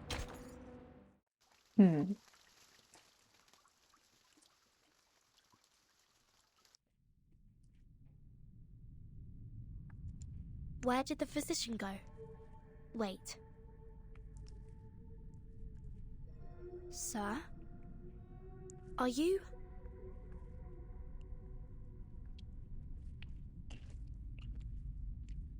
No one notices when the unfamiliar prisoner appears. He seems calm and almost ordinary, like an unchanging mirror that has stood here all along. In this room, in this labyrinth, passed unseen by every... Girl, how many versions of this prison exist? But in the end, she says the name out loud. It sounds heavy, cold, and leaves her at a loss. Aleph, it's you. My pen pal. You are, in fact, in Comala. All those letters, all the ideas we shared, they weren't just my imagination or some prank. Vertin, Soneto, it's all just as I told you. They weren't meaningless. They're all real. Yet, why does she feel no joy? So, sir, are you Aleph, the ruler of this prison? Imagine he turns around and says, "No, I'm just a guy." Are you the one controlling Panopticon with the die? What curious inquiries. Quite different from the last 2,666 questions I've received. Which probably means that he's in a loop. My guests, you may call me Aleph, or by any other name, be it a symbol of God's oneness or a farcical epithet. I am merely one of the many prisoners who voluntarily reside here. A single letter in the alphabet of the Panopticon. A letter, still. I wonder what your relationship is with him. Under the dim lighting, the man looks drained of all... He sounded so tired all Allow this me time. to make a guess. I'm afraid that's not entirely accurate. Merlin is a figment born of my mind, an incomplete reenactment.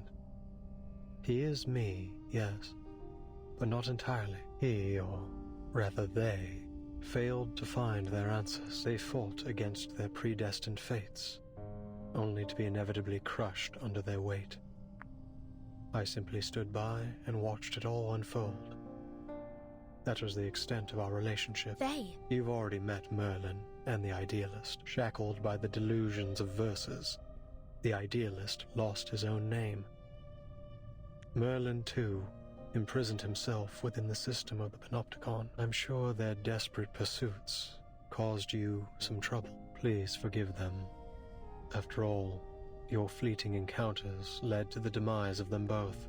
Being the glitch in the system. I think I understand now. Seems the jailer's diagnosis that the whole prison is mad has been shown to be more accurate than anyone could have imagined. The physician mentioned Manus Vindictae. Visitors from the Foundation. We all witnessed those eras perish. In 1977, not long before the fourth storm, I arrived in Ushuaia. Shortly after, some members of the National Foucault Studies Association reached out to me. But it wasn't just them. An arcanist organization called Manus Vindictae also approached me. You acted as an advisor to the Manus? The two parties presented me with a concept and a parable, respectively. A concept and a parable? The Foucault Association sought to explore the feasibility of the panopticon concept here, while Manus Vindictae showed me a parable of the past and future. Day and night, I wandered through endless texts, endless realities, as I searched for answers. And thus, Merlin was born. He was both an experiment and a price I paid. A new concept, a new direction. Merlin spent his entire life exploring Foucault's theories in pursuit of that singular yet infinite answer. What about the Manus, Mr. Aleph? Explain why, because they asked me to. Just as you have, I simply worked to answer their questions. So you're saying that, to you, we are no different from Manus Vindictae, and if we ask, you'll answer us, without holding anything back? Is that not precisely what is happening this very moment? Aleph picks up the fallen die. It flickers with a familiar comforting glow. So they gave him the die so he could solve the answer, but then... This is what the Manus gave Merlin. It was once a gemstone that belonged to a god. At the beginning of the century, explorers plucked it from an ancient gate they discovered in Antarctica. Oh my goodness. Oh my goodness. To the explorers' amazement, so they cut it into a die, a symbol of fate. Then, Aleph, you really are the mastermind behind the Panopticon? The draft of an unpublished novel with words that only she knows, the countless hours spent at her desk, the self-reflections, the meticulous questioning, revisions, and scrutiny of every word. That book holds the life of its writer. You said Merlin used the Panopticon to seek his answer. I don't get it, Aleph. Roberta, Garcia, Octavia, Pablo, the jailer, everyone. Not one of them deserved to be trapped in a deadly loop in which everyone's fate is already predestined. They're just like the ghosts in Amalfitano, inescapably trapped within the ruins. Tell me, what is it you really want? Tell me, Nouvellette. Is this what justice means to you? Hearing this, the lonely prisoner fidgets with the die, looking puzzled. It's not about what I want. It's about what you want. Go. The third line of your first letter. You said you wanted to give the rise and fall of sanity an ending. Okay, but not in this way, surely. Surely there was better ways to go about it than putting it into real life. Oh, a new place. Oh, hello. Okay then. The mournful, the grotesque, the sum of self and self.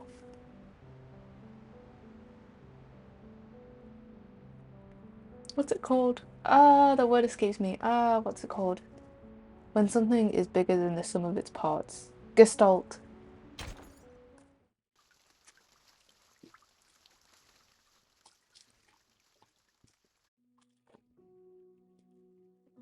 Los registros históricos del Dado de Babilonia aún se pueden encontrar en la biblioteca de la Universidad Santa Teresa. No. Una apertura como esta haría la historia demasiado ambigua.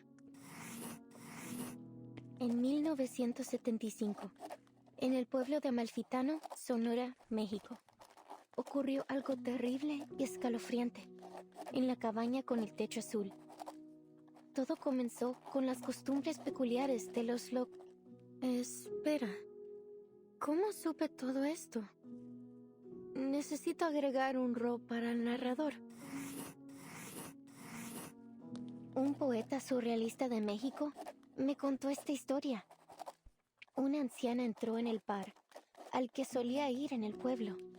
Al mismo tiempo, El empleado del banco también entró al bar, trayendo la noticia de que una corporación multinacional iba a construir una fábrica de jabón de galletas en Amalfitano. Espera, empleado del banco, pero sí, tiene sentido. A hallmark of capitalism. Antes de convertirse en empleado del banco, era un defensor de las antiguas costumbres del pueblo. Era un pescador de dunas. Después de aceptar el destino otorgado por el dado de Babilonia, eligió dejar todo atrás. El triste y aterrador pueblo y los ciclos ocultos dentro de la infinita aleatoriedad. I would have thought pescador would be Qué fisherman, irónico. but okay. Pero también es realista. Ahora solo necesitamos un personaje contrastante. Un creyente en el destino. Una anciana tejedora se sentó en su antiguo taller, girando incansablemente su rueca. Un regalo precioso, otorgado por el dado de Babilonia. La tejedora ciega relató suavemente todo lo que había vivido. ¡Qué idea brillante, Aleph! Una tejedora ciega no podría haber presenciado el asesinato. ¡Fantástico! En este caso, agregaré a un conductor de burros que es asesinado en este capítulo. Con cada una de tus sugerencias, la historia da un paso adelante. Gracias, Aleph. Pero todavía no veo ninguna señal del final. Es como si no importara cuántos personajes nuevos agreguemos. Todavía falta algo en el pueblo desértico. Self-insert. Aleph, ¿qué debo hacer? ¿Cómo le doy un final a esta historia? I feel like the way she says Aleph doesn't fit in with her speaking Spanish. Aleph. Okay. Okay. What should I do? I don't know. I can't translate. Oh. This is crazy foreshadowing for the next chapter, by the way. Tú misma me preguntaste. Me describiste cómo tus palabras se habían transformado en un rompecabezas desmesurado infinito, un lenguaje irreconocible, una colección de información ambigua y una parábola que había perdido todo su significado. La esencia de un final aún te roe, atrapándote para siempre en ese abrasador pueblo desértico. Todo lo que estoy haciendo es intentar encontrarlo para ti. ¿Estás diciendo que has estado manipulando los acontecimientos? Oh Sí, no. cada vez que revisabas la novela, estos ajustes los manejaba principalmente Merlin. ¿Cada vez? 6 versiones de la historia de Amalfi. Eso significa... La rana aplastada en el barro. El fantasma asesinado en todas las revisiones que sugeriste. Todas las muertes. El caos y la locura. The ever-knowing prisoner falls into a long dark silence. He will not answer a question when the one asking already knows the answer. Incluso la eternidad tiene sus límites, Recoleta. In the 6th revision, we added the blind weaver, an extraordinary figure, just like the paracausality researcher who carries a suitcase that you introduced in your 7th letter. The paracausality researcher carrying a... Well, gee, I wonder who that is. Miss Recoleta, is it... What? Of course not. The Don't you understand? Aleph lifts the core of the infinite labyrinth. The tear of Kamala swirls slowly in his hand. I don't. What on earth are you trying to do? Oh. The filament lamps of the operating room dim in time with his motions. The walls ripple like water, then transform into countless mirrors. Oh, a new place.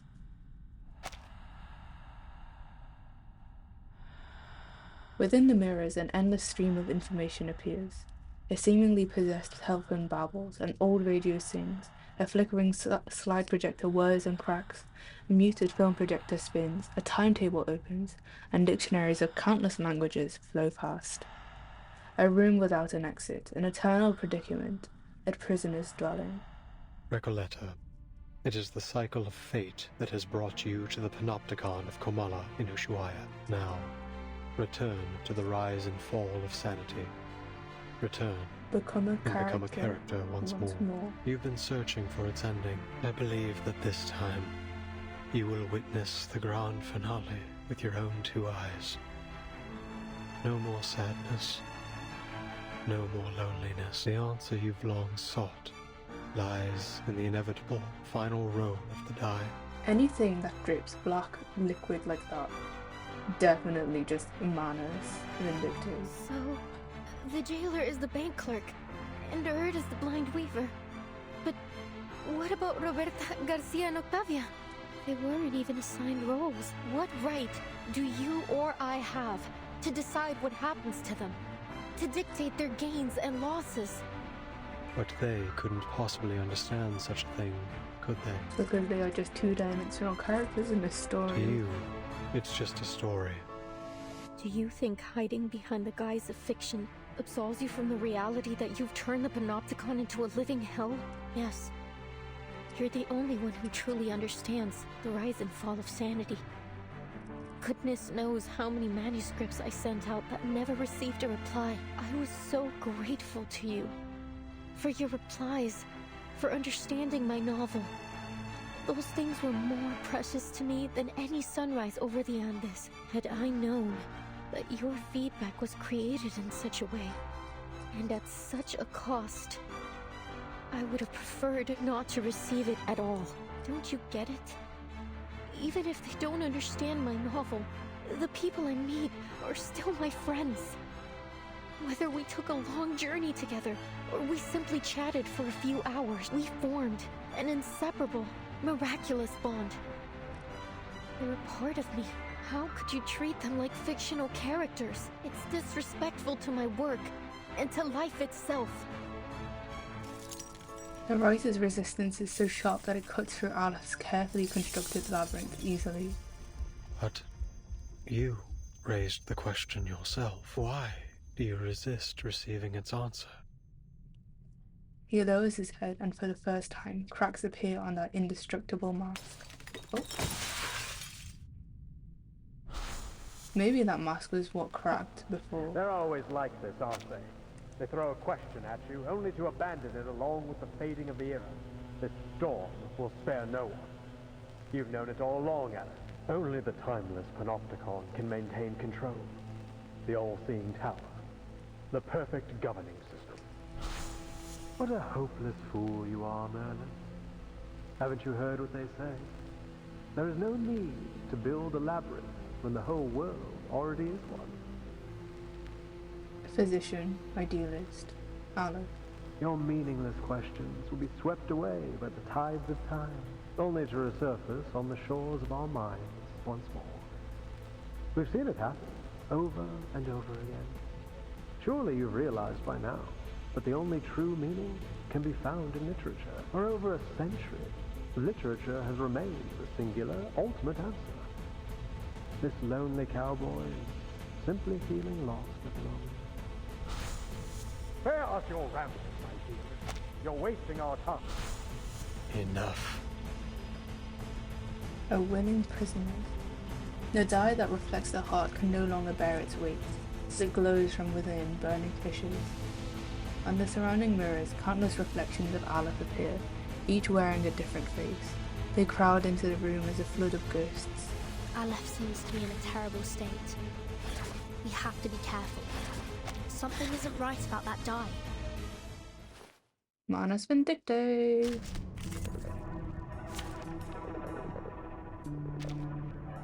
Aleph, ghost of transcendentality. Persona born from the tear of Kamala, manifesting shattered inner turmoil into reality.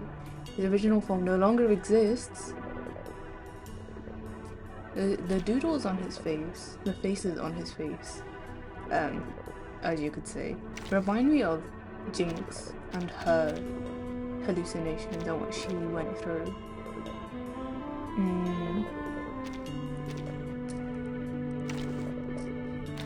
With her hallucinations of the people that she knew. I have all the essentials for writing poetry. You, me, and our opponent. Go ahead.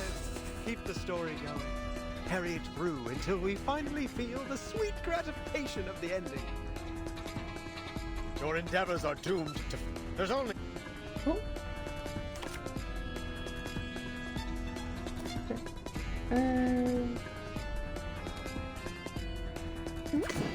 Loading. Charging.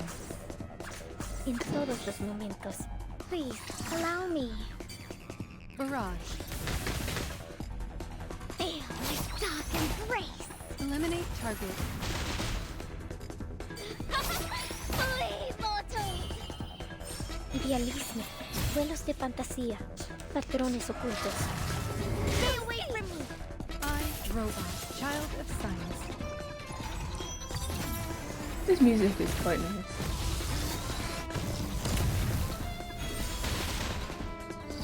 Dreams.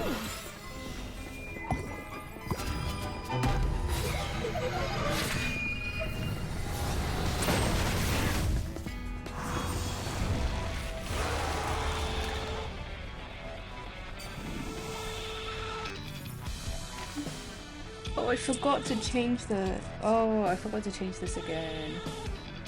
Oh, that's such a pain. Más allá del concepto Whatever. mental, en todos el camino a Tlon. Perfectly understood. This part should do. Nuestro aliado es la verdad. Cosmología, filosofía clásica y la acumulación de la Go, verdad. Recoleta, go. Suéltalo todo una vez más. Maybe I should have changed the team just so I could properly experience Recoleta's gameplay. Okay. En todos los momentos, más allá del concepto mental. Hi, master. Oh, no. Here is first. En todos los momentos, más allá del... It looks good on you. Feel my dark embrace. Okay, then. These explorations, these fractures, they're all failures, aren't they? In this infinite expanse, I feel nothing but infinite sorrow. Finally, it's just you and me, master. Olive. Do, do, do, do, do, do. I wonder how you actually pronounce this, because I know it's a Hebrew letter, and I know it's also the name of the hypostasis in Genshin, but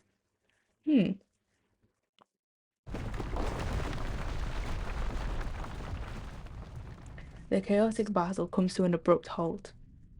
Wait! Mr. Olive? Are you human? Senete steps back, lowering her glass fader. She is shocked to realize that her opponent has no arcane skills at all. From beginning to end, all he had was the die. Please hand over the die peacefully. Mr. Aleph, please stop resisting. It's futile. Futile. Yes, it's all futile. The cage of rules, the ideals of literature, both are futile.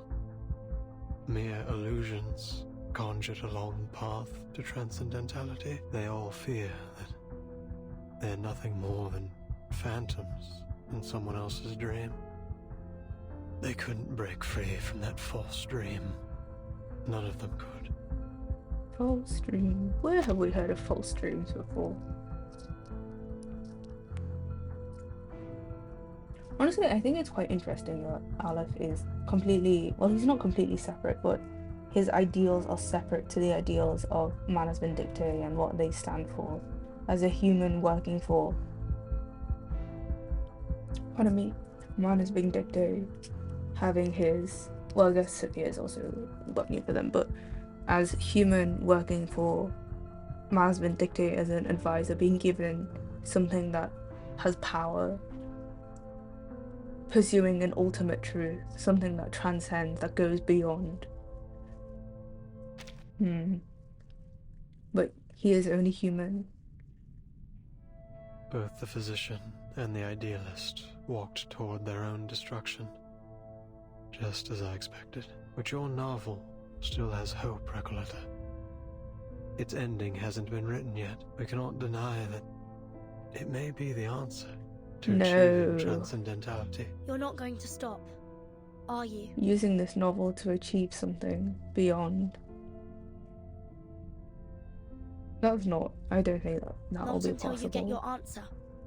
Sonetto, we have no choice but to seize the die from him by force. Sonetto's arcane energy gathers at the tip of her glass fader. At this moment, the silent storyteller takes a step forward. Enough. I said enough. She shakes as she reveals the notebook that has never left her side. Oh? To be continued.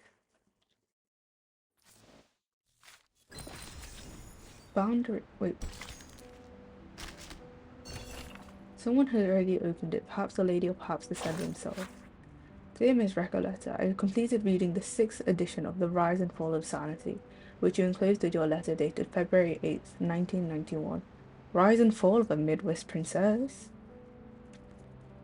Below are some of my personal insights and suggestions for the story's direction. I believe we are nearing the conclusion. I sincerely hope you never lose your passion for writing. Additionally, regarding the character of the blind weaver, the letter remains unfinished, as it appears the correspondent encountered an unforeseen interruption. Maybe at that point, Doris appeared. The boundary of fiction, she does not hesitate. To do what? To do what? Oh no, oh no. I have a bad feeling about this. Expo Guadalajara.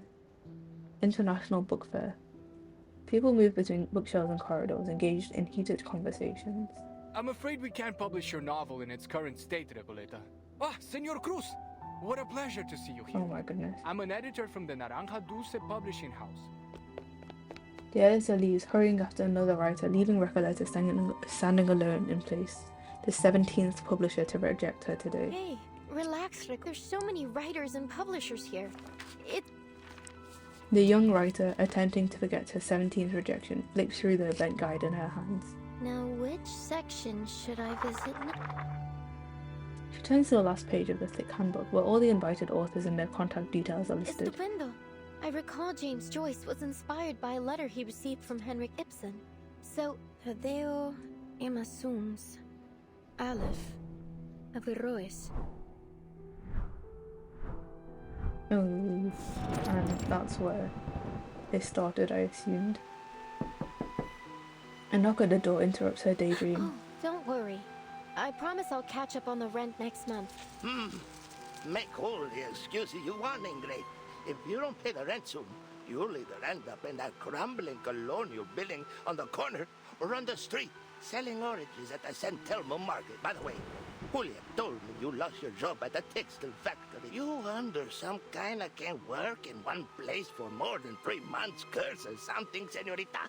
Oh, you don't even want to know about the terrible things that happened in that factory. Bah, you're just like those college kids, full of hot air. Didn't you tell me to watch out for your letters a while back, when you just returned from abroad? Well, here it is, a letter for you. The girl freezes for a moment, then snatches the letter and slams the door shut, almost buzzing with excitement as she unfolds it. Dios mío! Someone actually wrote back to me! This isn't... She slits open the long traveling Dear Miss letter. Recoleta. It's from... let's see... Aleph. Oh. Poor girl. If only she knew what would come next. Hey, I've been watching you. You're not local, are you? Oh, hola.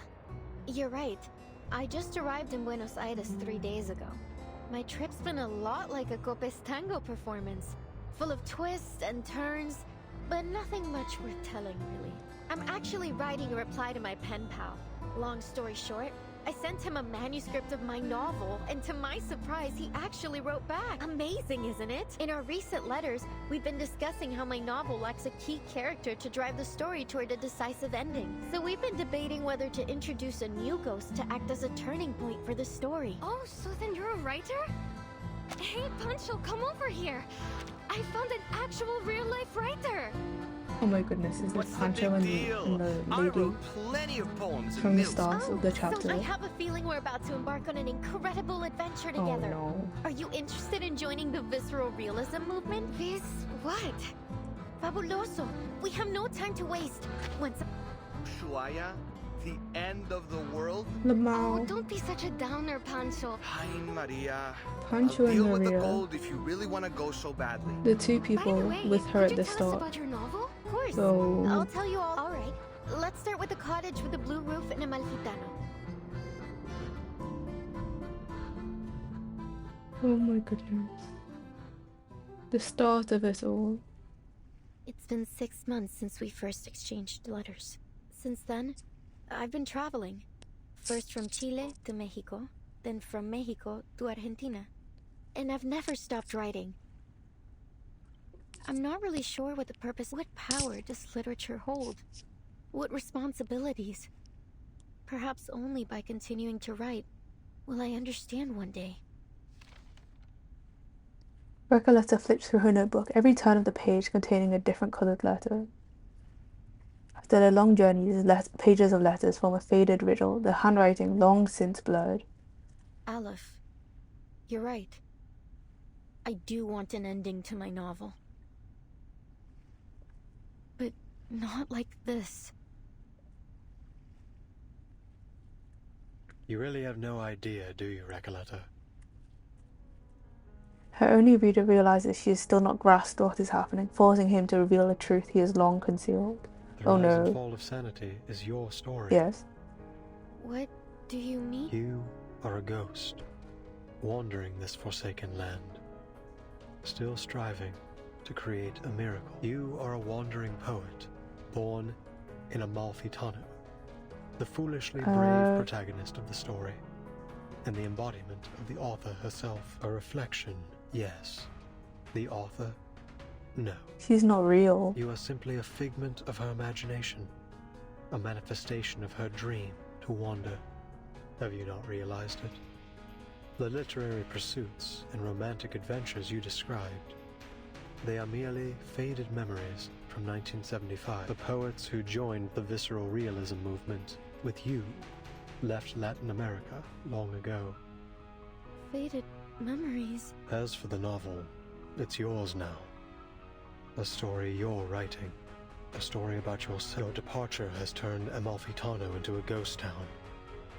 The characters have lost their connection to you. They're gradually fading away. If the novel is destroyed, you too will cease to exist. Wait. This is... Miss Recoleta.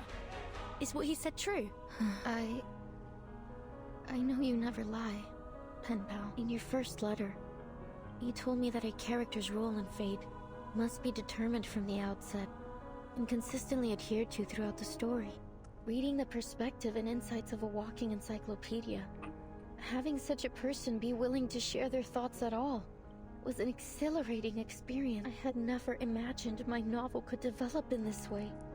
Words could hardly describe how I felt in that moment. No one but you has ever understood the story of that town, let alone offered any revisions. Following your advice, I added the bank clerk, the dune pescator, the blind weaver, and the murdered donkey driver. Amalfitano was no longer an empty town with a single blue-roof cottage. The new ghostly residents had begun to fill the skies over it. The story was finally reaching completion. I could feel that the ending was within reach. I became increasingly eager to meet my pen pal.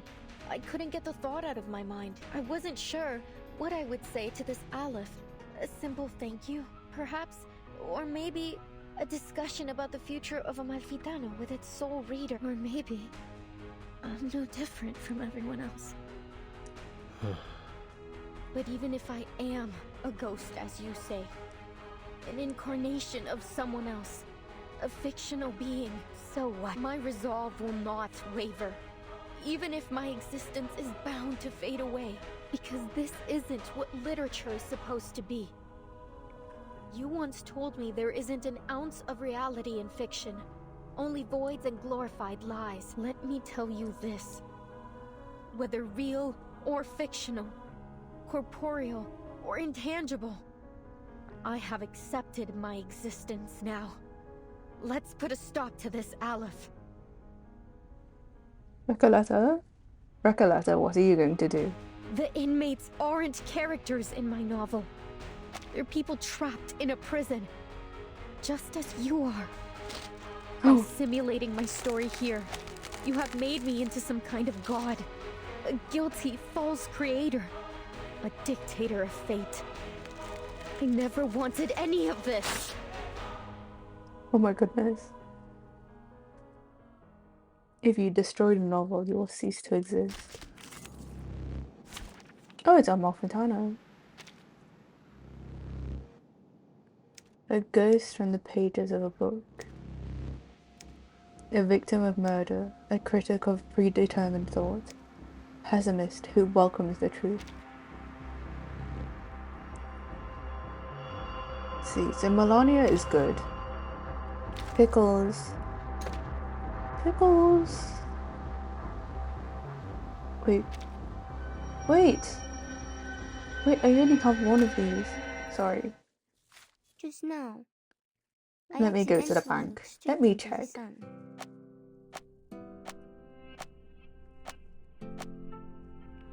Can I buy another one?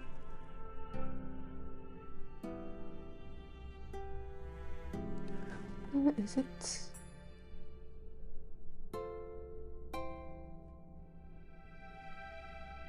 I don't think I can buy another one of those psych tubes. In reverse 1999, if you didn't know, you can buy all the weapons. You can buy. Can I help you? Sorry, your visit was not So in you my actually plan, never so need to I'm feeling a bit nervous. pull for weapons. You just buy them. I'm so. If Melania has this, what is Pickles supposed to have? What? The puppy is delighted by your visit. He is about...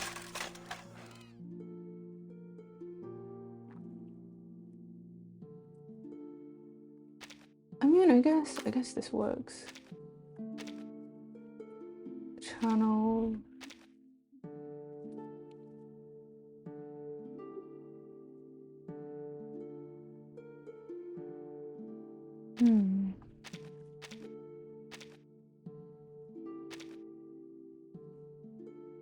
Diamond is after Conan. Oops. That morning. Oh, no, mind. Still in the same place.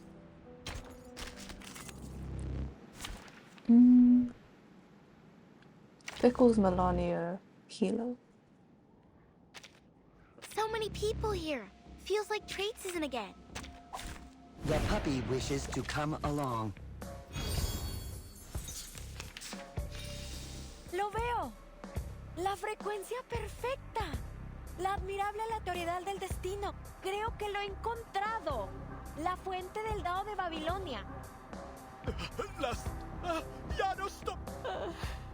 Desde el día en que perdí la vista, nunca imaginé que la rueda giratoria volviera a girar. That blind woman is so foreshadowing. Oh my goodness.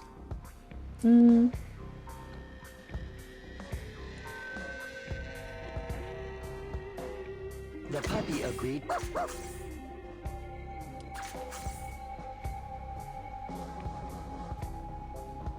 Más allá, the show's on, hounds.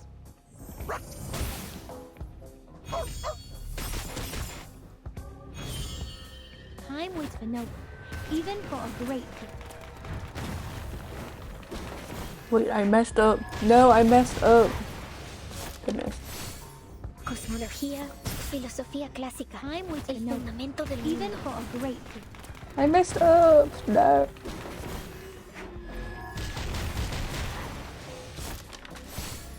Oh, it doesn't matter. It's fine. It's fine. It's fine. It's fine. It's fine.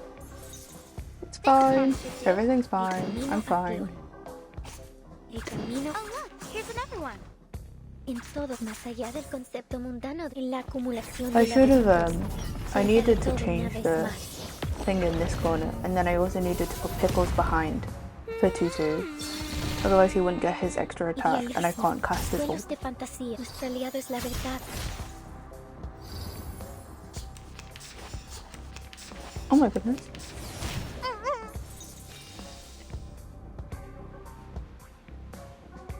The puppy agreed with your decision. El camino en todos los momentos. Planes.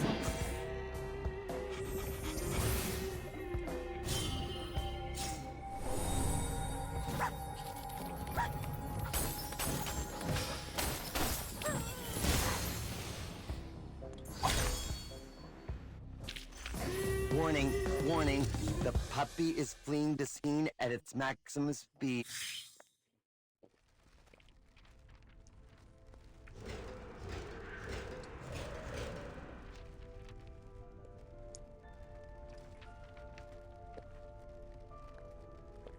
Shattered words and ghostly illusions roar forth, breaking free from the story structure and the gaps between its lines, filled with regret and obsession. Torn letters and book pages flutter in the air, like snow in a crystal globe on a winter night. Everything is quiet. Huh? Miss Recoleta has vanished. Did she really cease to exist like Olive said? Recoleta.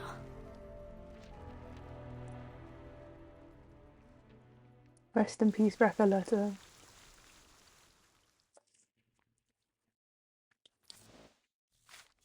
I wonder if writers in real life feel the same whenever they put their characters through things. Do they also feel remorse for this? Oh, why is she lying down?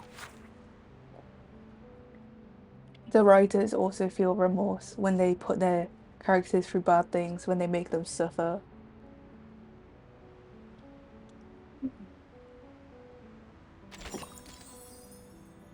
Ghosts of the past. Beneath the earth, those who are never granted marble nor memorials call out her name. Oh my goodness.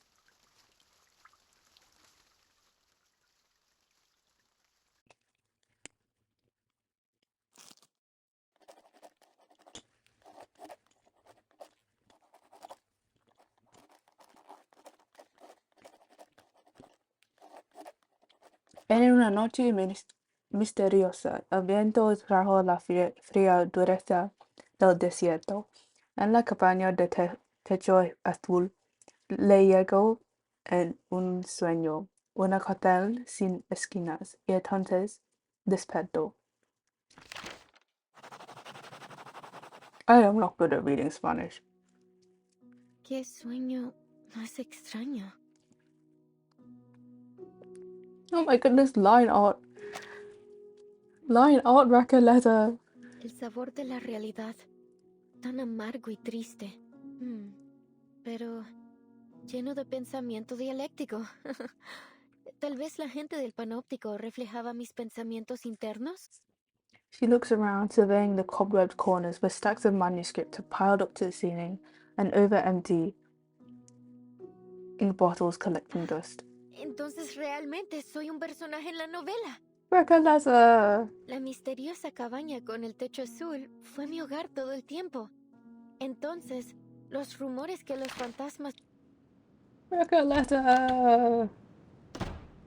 The young writer steps out of her home and into the streets of the familiar yet foreign desert town. Countless nameless characters and ghosts arrive upon hearing the news, filling the roads and skies. Bienvenida de nuevo a Amalfitano, querida escritora. Gracias, querido ícono del capitalismo. Pero, ¿no desgarré esta novela en pedazos? A woman wearing a peculiar hat steps forward. Verás, Amalfitano es una dimensión más allá de la vida y la muerte. Este pueblo es un reflejo de tus pensamientos internos. Es incorpóreo. No puedes desgarrar algo incorpóreo en pedazos. La literatura es infinita y atemporal, como un río que fluye a través de la vida y la muerte. No me extraña que seas mi personaje favorito. Nunca dejas de iluminarme. Desafortunadamente, la literatura es una vocación peligrosa e inútil. Nadie entiende realmente, ni siquiera recuerda tu trabajo. ¿Recuerdas el dicho? Los únicos verdaderamente muertos son aquellos que han sido olvidados. Recoleta, desaparecerás para siempre si dejas a Amalfitano otra vez. Será como... Siempre he admirado tu pensamiento crítico, señor. Encaja perfectamente con tu rol. Rough hands grasp the writer's palm, feeling at the lines etched into her skill. The blind weaver. Bien, Recoleta, lo que sea que haya pasado. Ahora has regresado. Eso es lo que importa. El dado de Babilonia rodará de nuevo. Y cada uno de nosotros obtendrá... The crowd erupts in cheers. Así es. Resuelve el asesinato en el bar y pon I mi thought, alma en paz. I thought that was Vincent van Gogh in his self-portrait for a second there. Solve the murder at the bar and put my soul at rest. Pueblo de la locura infligida por el antiguo espíritu. Arregla la aleatoriedad del dado de Babilonia y aplana la frecuencia catastrófica. Sí. Recoleta. The young writer takes a step forward. Everyone, the living and the ghosts, watches expectantly. Entonces, el final que he estado buscando es el que el otro yo no pudo darme. El yo que se lanzó de cabeza a la lucha contra un poder invencible. El yo que finalmente dejó esta tierra.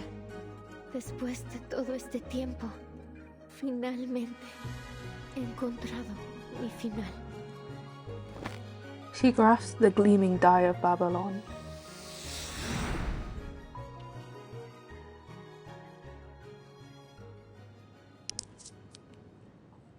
Solo un lanzamiento más. Y todo habrá terminado. Mi historia. Mi pueblo. Todo finalmente llegará a su fin.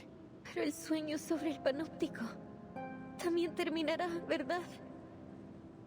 Oh, She stops. cariño, es solo un sueño.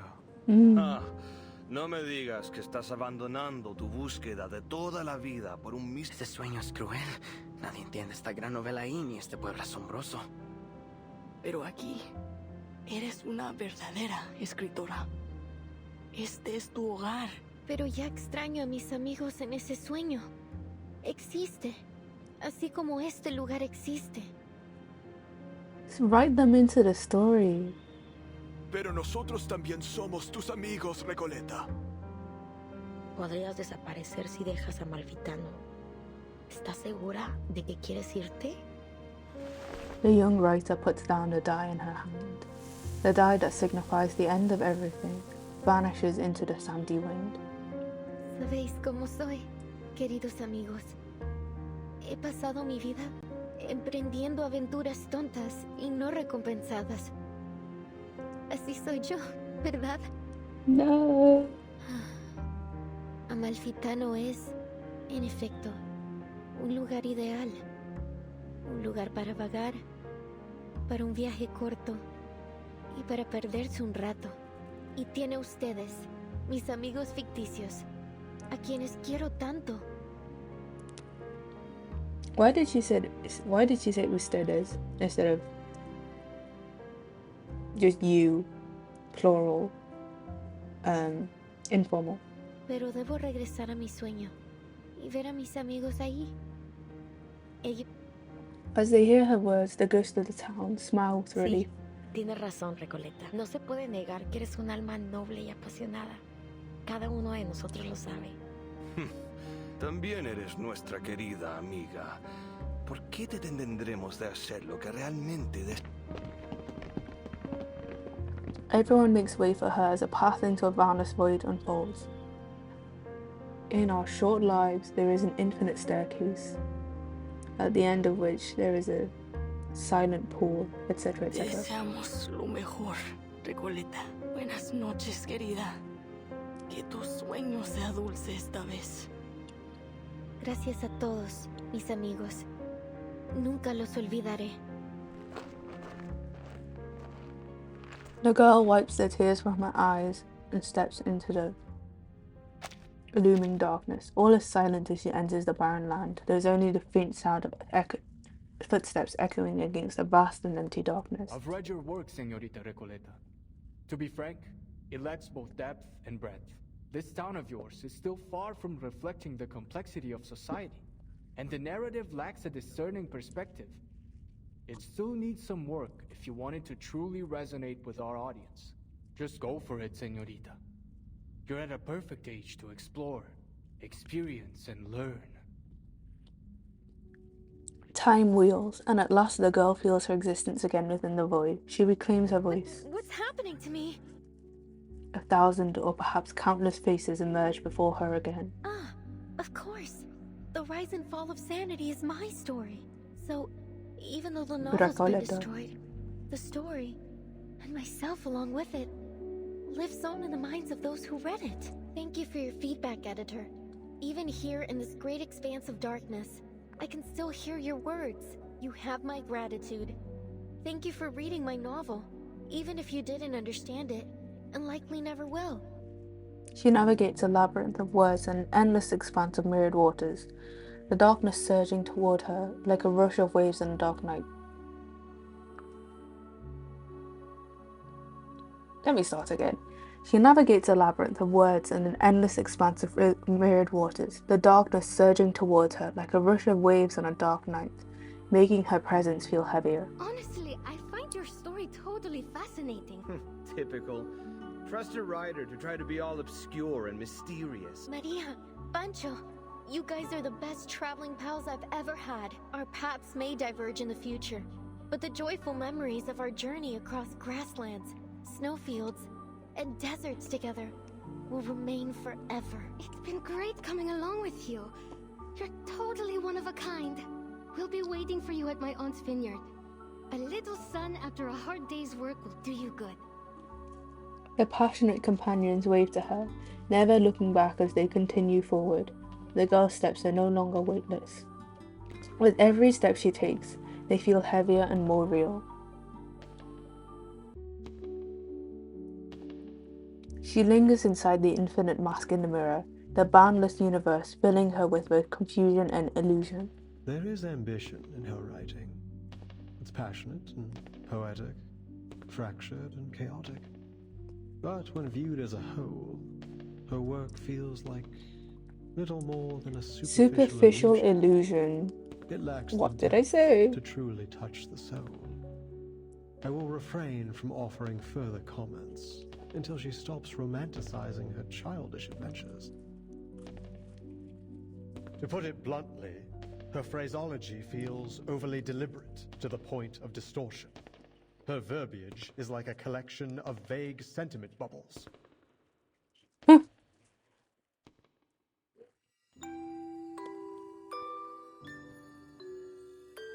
I see, Aleph. Then this is how you really feel about my novel? 1,000 readers will interpret a story 1,000 different ways. Some believe the text itself is dead, and it is the reader who gives it life. The truth cannot be fully conveyed through words alone. That said, I think The Rise and Fall of Sanity is a good story. Within this paradise that harbors the boundless histories and mysteries of humanity, she finds the mirror that shows her reality as it truly is. Of sorts, just like I always imagined. Or is this just another reflection of my inner thoughts? Oh, she's crying. I like it here. It's nice being surrounded by literature. But it's time to go back to reality.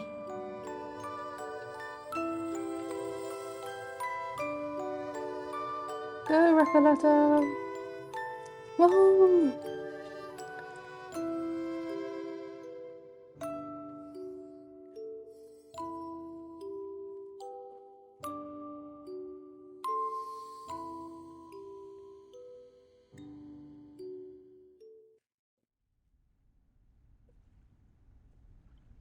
No, back into the room. You're right about literature, Doorside Beggar. It is a dangerous and futile calling, but I still believe in it. The investigators from the Foundation breathe a sigh of relief together. Recoleta's reappearance is as sudden as her disappearance. Senator hasn't even had time to wipe the tears from the corners of her eyes. Recoleta, you're back! I'm so glad to see you're safe. And I'm so glad to see you two worried sick about me. Thanks, mis mejores amigas Soneto y Burton.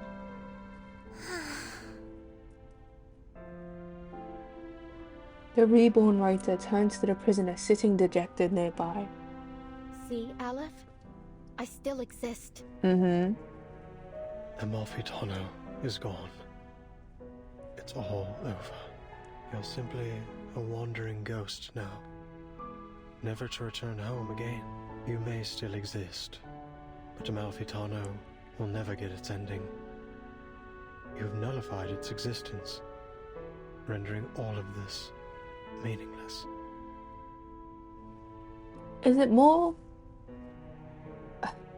what's it called? Is it more devastating to Aleph that his little experiment, his simulation, his simulation of this panopticon never got its ending? Or is it more devastating to Recoleta, who was searching for an answer all this time, who was so glad to have someone understand that the novel has been destroyed? I'm sorry I couldn't answer your question. I've failed once again. Maybe this is something for Aleph to also explore. His meaning, his existence beyond just knowledge, beyond just answering questions for other people. He has a life too. His die falls to the ground. Once used to construct a beautiful dream, now whatever magic it held has dissipated. Amalfitano and the Panopticon were two parts of a whole. With Amalfitano gone, Komala no longer has any reason to exist. I'm sorry, Aleph. You, who know all the mysteries of the world, who seek answers to every question, have lost yourself in the process. You can answer everyone else's questions, but never your own. Who's the person behind that mask? Is he real? Does he still exist? I like to think that even though they only have like 3 actions, I'd like to think that Recoleta, when she lifted up her feather, her quill, was pointing directly at Aleph's face. Who am I?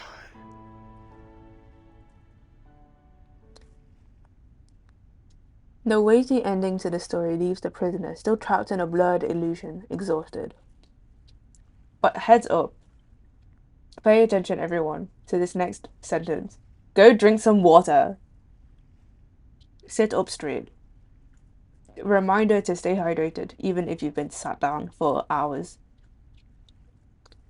And you've already just drank water. Or you're eating. Go drink some water. Also sit up straight. Relax your shoulders. Stretch yourself. Stand up and take a walk around the table. Or around whatever room you're in. Or if you're lying in bed, go like sit up and stretch a bit. Go drink some water. And go eat something if you haven't eaten already. I'm watching. Kamala prison groans like an aging water wheel, struggling under its own weight, distorting, fading, and collapsing into the currents of its mind. Stay vigilant, everyone. This is just like when the idealist and the physician had their meltdown. Gosh dang it. Only this time, it seems even worse. I think Aleph is trying to tear down the Panopticon. Beyond the crumbling walls, the shivering figure is faintly visible. He grips a gun tightly. The black barrel, shaking in his hands, is aimed at the people in the room. Freeze! Stay where you are. All of you. Oh my goodness, who's this?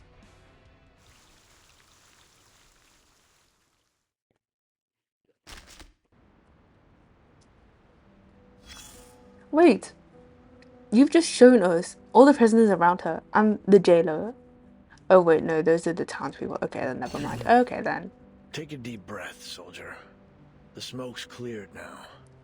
This story, this battle, will soon come to an end. A writer has departed from her domain, leaving her creation scattered behind her, like blood-soaked bandages and fragmented skulls in the trenches. What a garbled mess. I think I understand. How wonderful for you. You know what? You should be the leader of the literature encryption communication team. Just arm yourself with a dictionary, and even enemies with 45 Maxim machine guns won't stand a chance against you. Because the poetry you Huh. recite will surely blow their minds before their bullets pierce yours. You've developed a sense of humor. Well, it's all thanks to a certain writer, the embodiment of the wandering poet and traveler from Santiago to Buenos Aires. She impressed me with her precious experience as a Cafe dishwasher. and campground caretaker. What really rekindled my sense of humor was her seriousness about her literary pursuits. You'd understand what I mean if you'd ever heard a cheesy joke at a comrade's graveside. Oh my goodness, so dark. Drawing strength from her wanderings and rebellious exploits, she attempted to change society, wielding the sword of literature as a revolutionary intellectual and a leader of thought. Some would hail her as a battle angel of Latin America, with words as piercing as bullets and poems as powerful as tactical bombers. I believe in the power of literature, and I believe in the power of reading comprehension. Goodness. You stand Critical firm thinking. in your beliefs, huh? Well, maybe that's a good thing. A commander has to trust their soldiers, or they'll be forced to surrender here. Many, if not all people, foolishly think it's the executioner who drops the guillotine blade, the powder that fires the bullet. While they're half right, they're substantially inaccurate. Craters on the battlefield aren't the result of bombs, but a clashing of ideologies. A trigger pulled long before the powder ever ignited in the barrel. As for literature, well, it's probably best not to buy too much into the Latin American boom. Forget about the status. That said, at least there's one thing that's certain. Oh? Books can bite back, and they'll leave scars.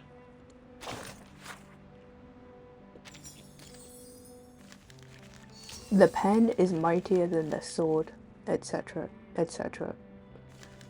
Let's look at these timestamps. Let's see. 22nd of March, 4:30. Okay. Continues, 22nd of March, nighttime. 23rd of March, the next day, midday, 1 p.m., 2 p.m.,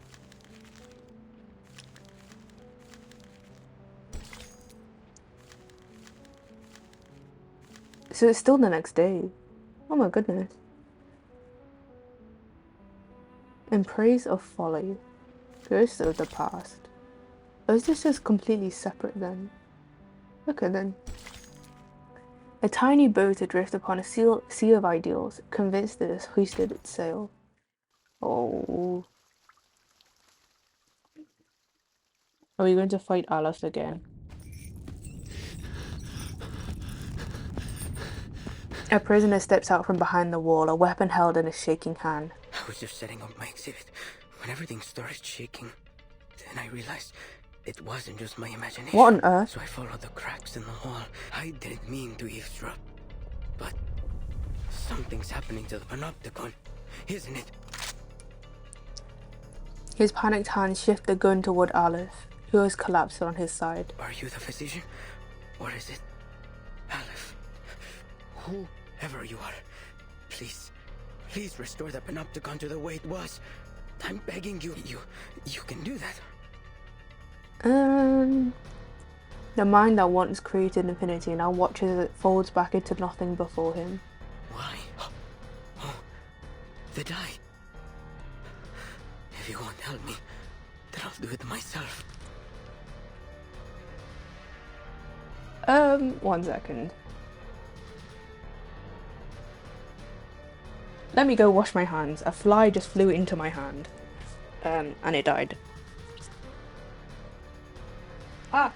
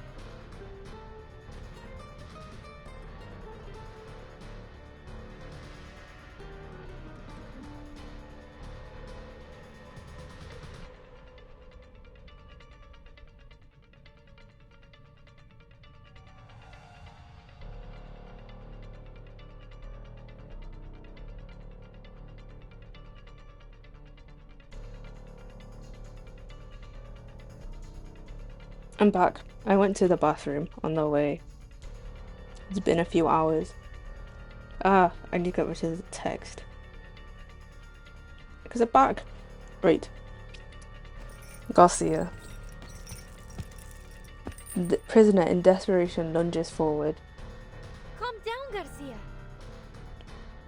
Who's Garcia in this story then? Wait. Surely the big boss that we have to fight at the end of this chapter isn't Garcia. Surely it is Aleph. I hope it's Aleph. There's no crown on it though. Garcia, what? Is this the big boss? I feel like it might not be. Maybe the other one was. Probably the other one was. That's so strange. Why'd they shift it? Let's see, where's Pickles? Pickles! Whoa, whoa. Let's go. I walk fast. Can I start running? Pickles is so cute. Love Pickles. Top tier character. My goodness. It's newly made this year. Yo! Wait. Let's get it over quick.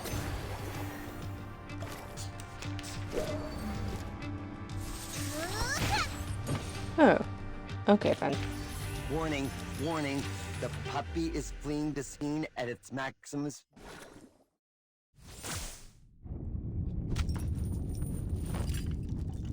Timekeeper, he's...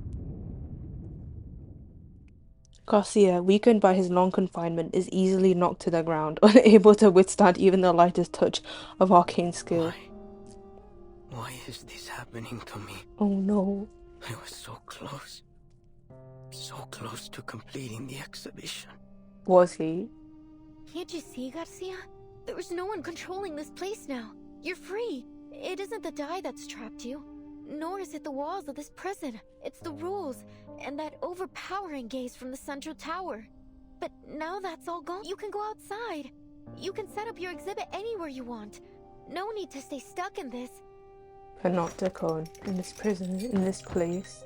Looking back on all that he has lost, the artist cuts her off. No, Señorita Recoleta. You've seen the world out there. You know as well as I that there's nowhere else I can go but here.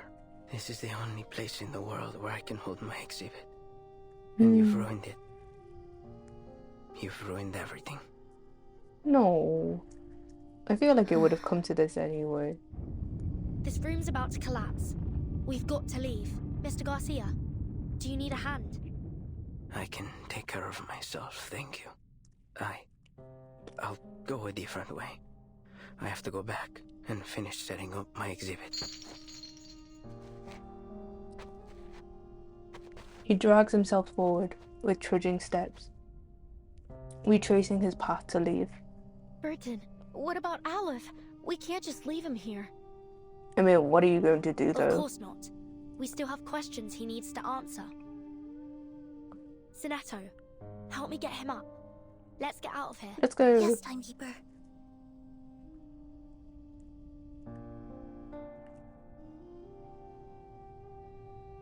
The dejected prisoner looks at Sinetto with confusion.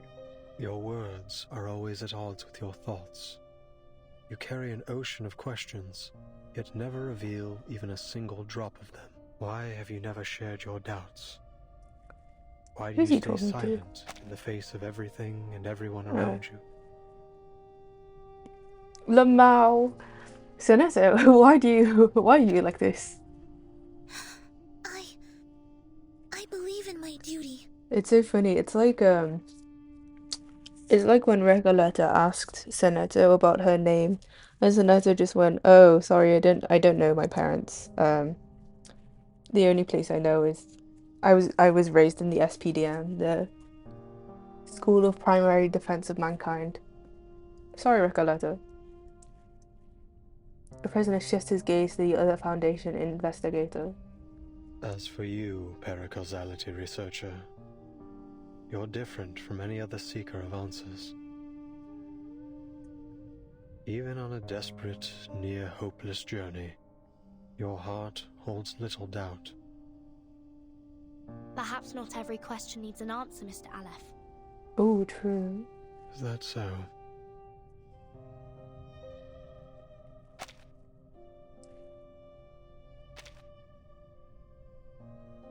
The prisoner, so used to answering others' questions, seemed to have run into one of his own, but unfortunately no one is here to answer it. Oh.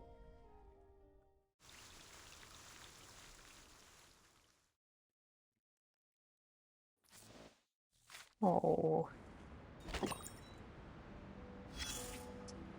Is he just alone then? It's sinking. Corpses float on the planks, and the fleeing prisoners are swimming toward the shore. Time to abandon ship. What ship? The Panopticon. One that was exiled to a desolate corner of the ocean by By the the resplendent, civilized world. It's both a prison and a sanitarium. Are any of your friends aboard? If so, you might find the following report a little offensive. Dregs of society. Human scum. These are the terms used to describe its eccentric passengers. To be fair, they do lack discipline and independence, but that may well be a response to the heavy pain they've endured. Some theorists suggest that they're innocent victims, trapped in the confines between rationality and irrationality, defined and redefined by historians as they please. But let's ditch the theories and simplify things.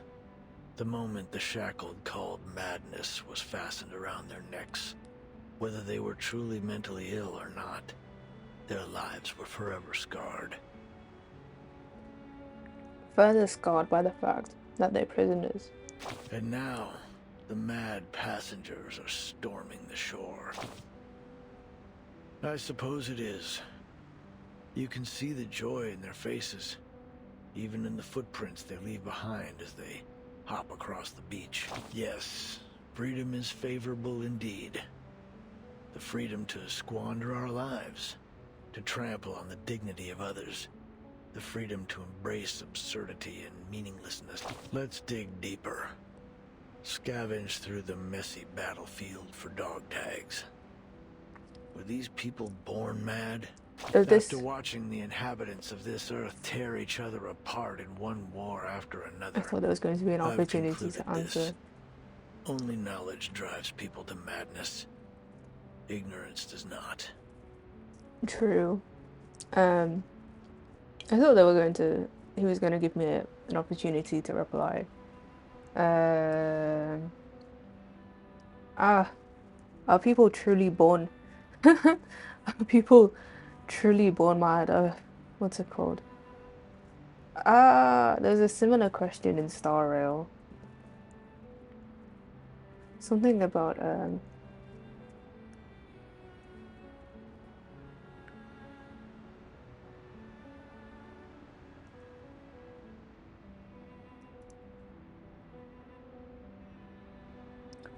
oh my goodness. It's not I can't remember the question. There was a similar question presented in Star Rail. Maybe I'm misremembering, but who knows? Madness is a side effect of the sedative that is knowledge. As long as those on land continue to consume it, this ship will never be short on recruits. Soon, everyone will have leapt into the trenches and been beaten to a bloody pulp. Check your the one leaning against the sunken ship. Oh my goodness. Showing no signs of struggle or sorrow. Garcia. The seawater has flooded he's in his home base. Now, do a 360 and look again. What did he say about Garcia? Okay, there's a war between madness and civilization. Folie at deraison. Oh my goodness. Folie at deraison.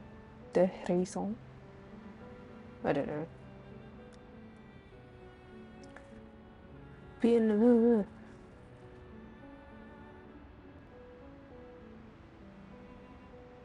Madness, and he's made peace. He's considered mad, but he's at peace. Oh.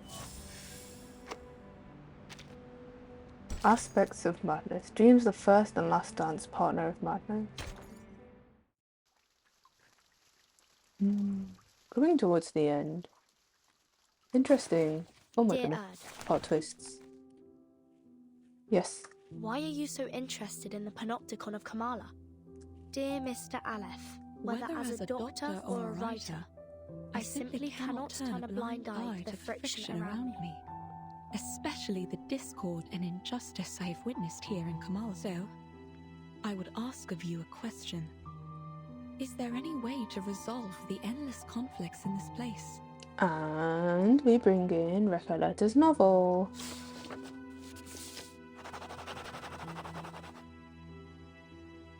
To put an end to this, a true ending is required. Bro is streaming late night AO. I've streamed later than this, but also I decided if I'm going to play games at live, I may as well just play games at the time that I play them. So, also I've not finished the story. How were your games, Nebs? Did you win? Did you end on a win? Your arrival has made it possible for this simulation to have an ending, or rather, a victory. Bro is a degen. I mean, I guess whatever. If it's the case, then it's the case. I lost all of them. Consistency. What do you mean by victory? I'd appreciate it if you could clarify in simple terms. If this victory comes at the cost of any inmate's life, I'm afraid I cannot accept it. I also have another question for you. If I leave, will the stories and conflicts here come to an end? Miss Grace of Manus Vindicta Oh my will grant goodness. you passage. But in any case, the cycle of history will continue to repeat itself in this prison, and in the entire world. Miss Grace mentioned what on earth is loyalty to your group. Is that your PNG tuber? The thing in the bottom right hand corner. For now, yes. I'm thinking of I had a new inspiration for what I could have my PNG tuber as. So I might that's something I have to work on. But this is temporarily my PNG tuber. Actually, funny story. The character is... This is an official emote from this game, from Reverse 1999. She's called 37. Literally 37, like the number. And she's very cute and she's very smart. And I do have her in-game. I just hope she gets a rerun at some point. She's not had a rerun in a year. Or more, even. More than a year. 37. Ew, Grandpa, go to bed. The sins of humankind will not cease until veins turn to wires, flesh and bone to geometric shapes, and the world around us twists in the colors of an oil painting. I must say, your words have left me rather baffled. Fragments of the events you describe often appear in my dreams. Could it be that these things really happened? Saying ew is wild. Not really. If I saw a 37-year-old man on the street and knew he was 37, I'd probably stay away. See a man on the street and just cross the road. Presuming you're a man. Sins of humankind will not cease until veins turn to wires, flesh and bone to geometric shapes. The world around us twists in the colours of an oil paint. Hello? A storm? The storm? Veins turn to wires. That was... I can't remember which one. Maybe one of the earlier ones. Flesh and bone to geometric shapes. Oh, maybe that was something else. Flesh and bone to geometric shapes. Definitely that could refer to Apiron and what happens after you die. And the world around us twists in colours of an oil painting. Most recent storm in Kakania's era. If that's the case, why can't I recall the details?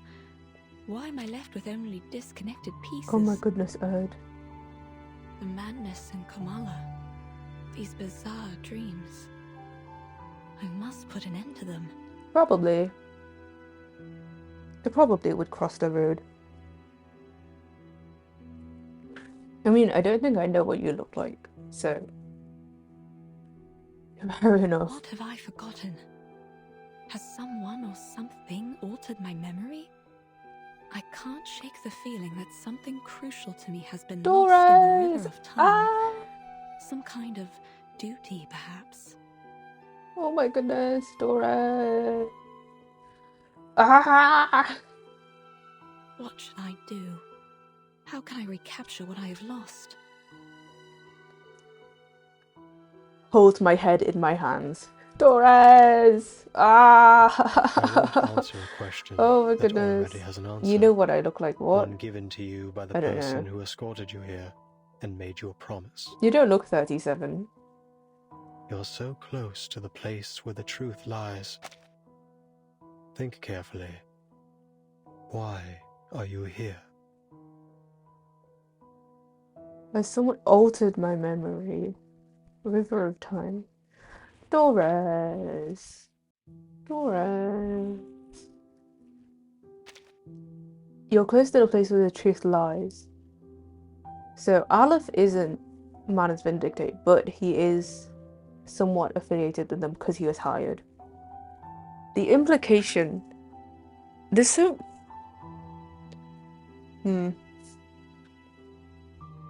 How do you keep up with all these story quests?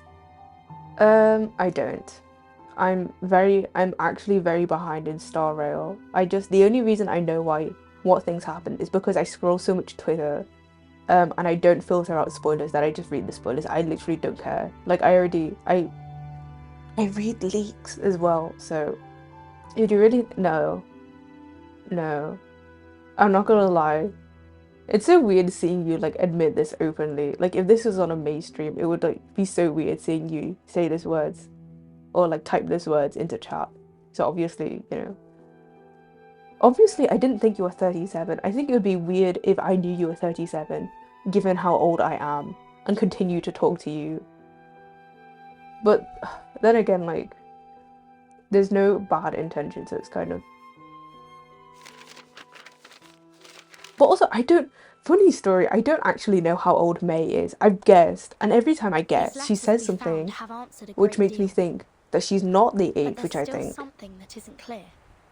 We can discuss this another time, but yeah. I'm like, genuinely, she could be like, I would say, I don't even talk to you weird, like, yeah, exactly. It's just the fact that you know the age. Like, if a 12-year-old was talking to me on Genshin, I wouldn't know that they were 12 if they were speaking in a way that reflected mine. Unless they told me they were 12, at which point I would leave. You know? So it's kind of like... Yeah, it's just the fact that the age is given. Mr. Aleph, what exactly did the Manus promise Dr. Doras?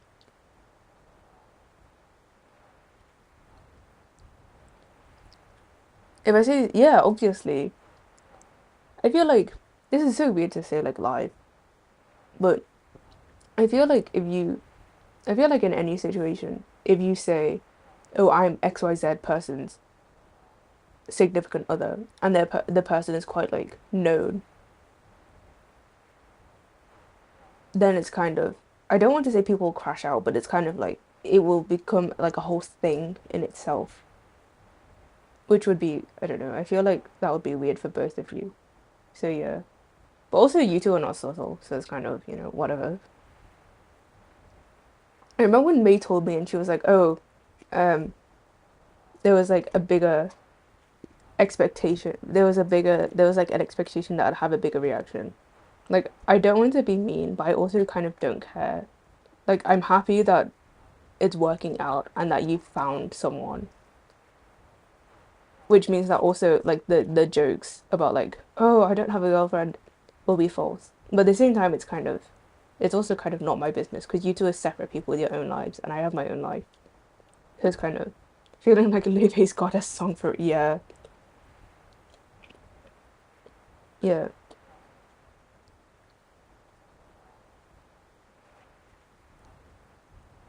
You can't, I don't want to be mean, but you can't sleep with a fan if you don't go outside. She's too good. I agree, she's too good for any of us. An era. A chance for her to remember her duty.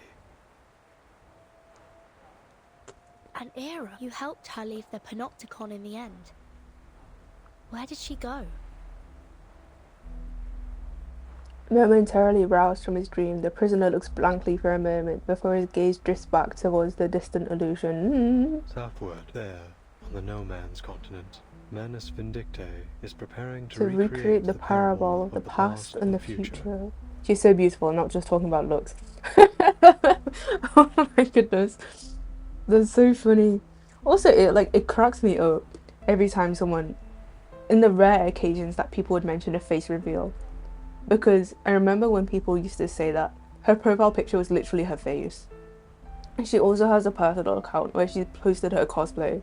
It's kind of, it's not hard to look for. It's really not hard to find. But yeah, she is just so beautiful and so lovely, and like, she's such a nice person. A glorious past and a glimmering future belonging to Arcanus. Dr. Doris is deeply connected to this particular parable. What exactly are the Manus planning to do in Antarctica? And why would Dr. Doris go there voluntarily? I wonder why, Senator. The information revealed stirs unease in the hearts of the investigators from the Foundation. Mr. Aleph, when did Dr. Doris depart? It was a day when both the clouds and sun were visible. That's... oh my goodness. So it's been a while. A day when both the clouds and sun were visible. Could you be more specific? Makes you wonder what she's doing, involving herself with me for real. Indeed, we're all just, you know, the feudal system. May is just the queen at the top, and we are all just peasants at the bottom, the plebs, the common folk. Is your PNG the character a god? No, she's just a girl. She's from an island that's like very Greek inspired and is isolated. I can show you her later. Pacific? You mean the time of day? Aleph, I am going to hit you over the head with a book. His mind long ago lost any set. Okay, then never mind. A necessary exchange to make room for an infinite cosmos of words. He once again finds himself without an answer. And both clouds and the sun. It was 3 days ago. Then Dr. Doris wasn't going to Comala on the day I met her. Oh she my was goodness. leaving. She was headed to Antarctica. It was cloudy that afternoon, with a brief spell of sunshine, just like Aleph described. That's why I was like, her clothes look like that Greek inspired. Then it hasn't been long Indeed. since she left. 3 days. But based on the intel we gathered in Ushuaia, Oh my goodness. Manus Vindictae bombed the entire port 3 days ago. Oh. Clearly, they wanted to prevent any interference from the Foundation. I'll report the situation to the Buenos Aires branch. I have a boat. Oh! A small boat gifted by Manus Vindictae. During the past... Whoa, wait. Wait, he's survived the... okay then. During the past several storms, he's taken the boat, travelling to Antarctica at Manus Vindictae's invitation to evict... Antarctica is immune? Could you lend it to us? How are they going to return it to him, girl? Secret dock, Ushuaia. Beneath a decrepit warehouse. Decrepit? A battered little boat bobs in sync with the waves. It is small and fragile, not the kind that seems capable of braving an icy This sea. boat will automatically take you to McMurdo Port, the landing point Manus Vindictae established by the shores of the Ross Sea. Yo, Lilia, are you into Labubu? I'm not really into collecting things, if that's the question, like blind boxes, but I think they're cute.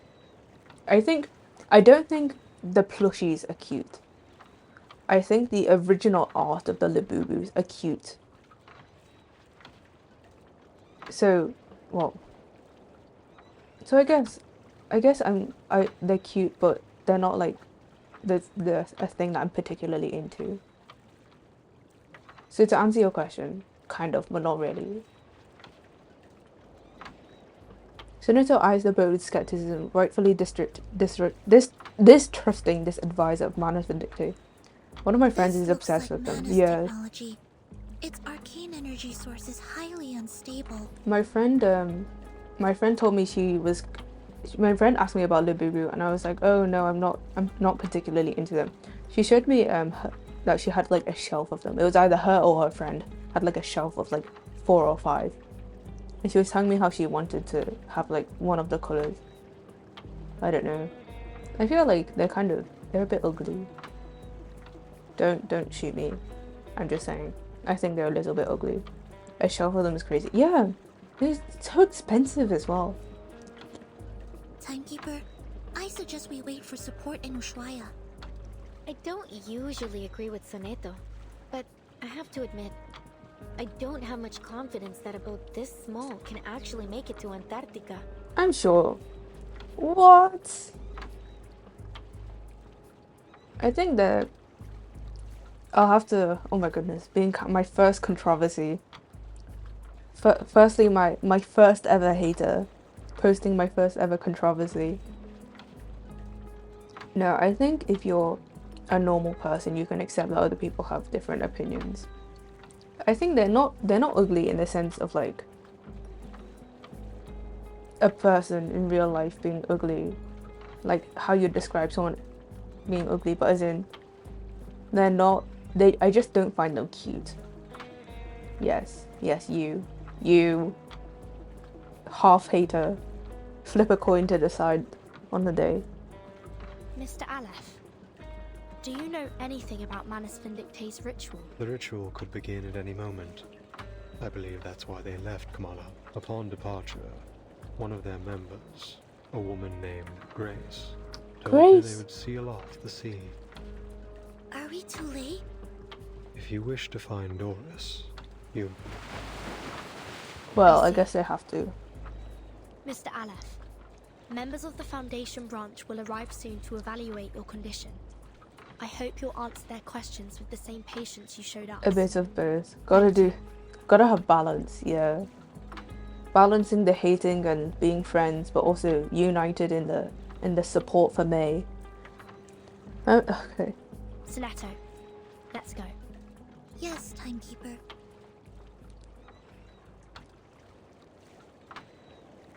Soneto!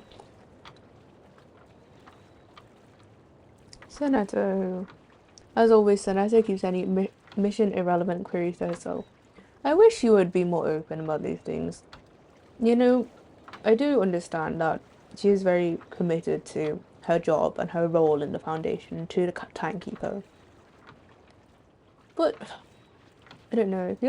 I hope we have a Soneto arc. The girls preparing to set sail turn to the young writer beside them. Thank you for your assistance too, Recoleta. Perhaps you'll consider joining the... Oh? A thunderous crash echoes from behind them. The sound of a collapsing building. The Panopticon? What was that? It came from the Panopticon. I think just like with Amalfitano, when Aleph left, it collapsed too. That would make sense. Oh my goodness. It's just like in the wilderness.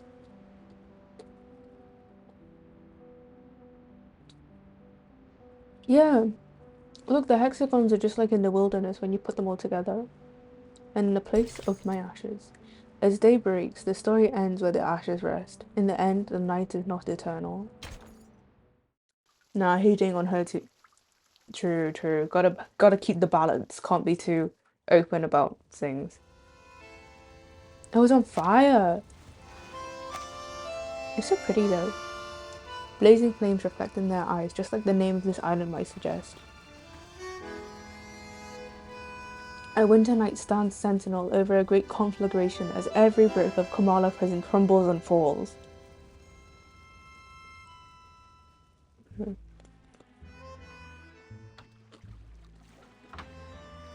Aleph's control gone, Kumana is collapsing. Oh no, don't worry. I'll just say, I was talking with a friend about how wonderful and beautiful and gorgeous you are. The light of all of our lives. The inmates aren't even real criminals, are they? And they're still in there with no clue that they're no longer being watched from the central tower. Yes, of course. We have to go tell them. We have to get them to safety. Recoleta. I'm so sorry. Yes, we should help them get out, but the Manus ritual. The battered boat sways within their sight. I do feel lucky, yeah. Don't worry. I'll go alone. Obviously, I don't feel the same things as you do towards her, but yeah. I think genuinely she has no... Obviously, it's hard to look at things from other people's perspectives, but it is absolutely understandable when people put messages like that into her birthday card and then she starts sobbing over it. Honestly, it's just massive, her impact. Huh? You should hurry. When this is all over, I'll write to you, my dear friend. Recoleta. During this journey together, our teamwork has been impeccable. So, you can trust me to do this. I'm not doing it just to help you or the organization you represent. I'm doing it Too because personal, the ha ha inmates ha. are Ha my ha ha friends. ha ha. Yeah. Okay, take care of yourself, Recoleta. But if the storm truly is imminent, as Dr. Merlin said, then, Miss Recoleta, you...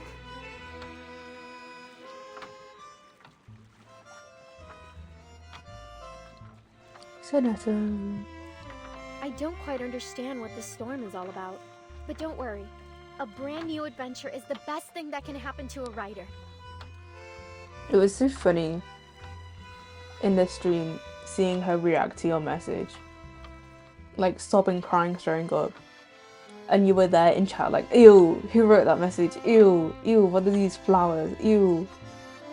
That was really sweet of you though. And I doubt it'll surpass the epic adventures we've shared over the past couple of days. I'm going to write everything, including the two of you, into my new novel. Then I'd like to be the first to read this new novel, if that's alright. Of course. Listen, I believe literature is like an endless, timeless river. Gotta act nonchalant. You were acting like a hater. So we'll meet again Completely someday, bothered. somewhere. Probably in someone else's story. Who knows? She takes one last look at her new friends, feeling along as if they'd known each other for decades. Girl friendship. Then, without a backward glance, the girl sprints back to the burning ruins of the prison. Adios, mis queridos amigos. Adios, Recoleta.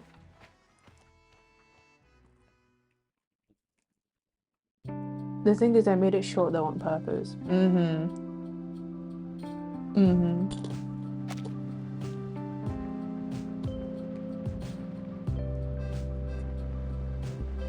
Let's hope that she just doesn't watch this VOD. I don't know if she actually watches VODs, but let's hope she doesn't watch this one. Oh.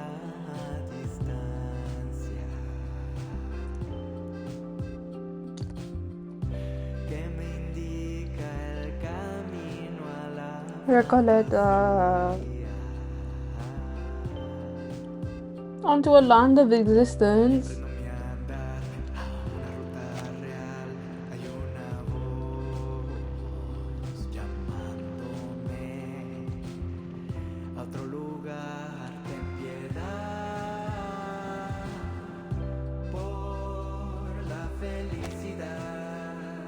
Oh, they're still dancing even though everything's on fire.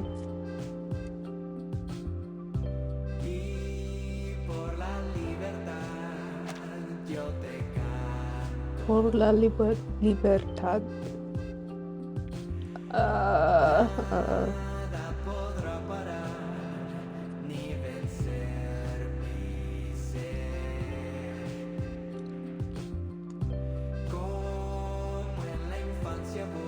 Gosh dang it. The world is in flames around them and they're still happy, still dancing, immune.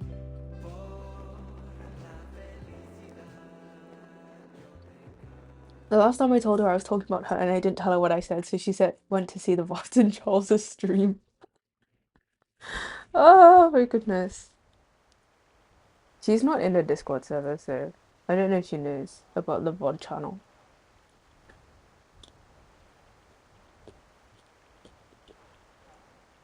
Amid the distant echoes singing, the creator of this prison stares into the fire as it burns. A moment holds for a time, until a breathless jaguar appears at the dock's edge. Did May find out what you said about her? Or did she just... She's in the... Ah!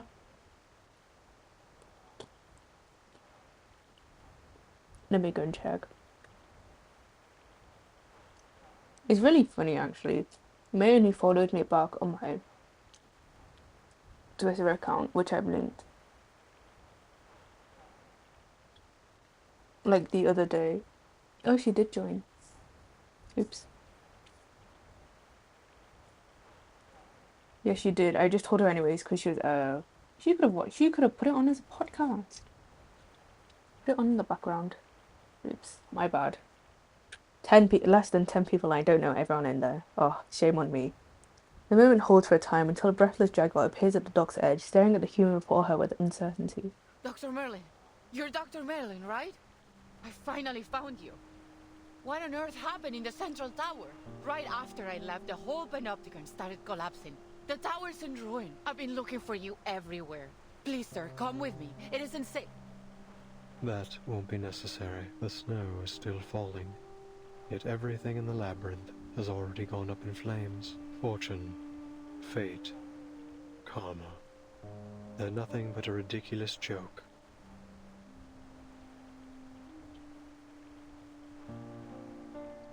Anyways, I'm gonna lurk. I hope your stream goes well. Stay cool in the hot weather, I'm assuming.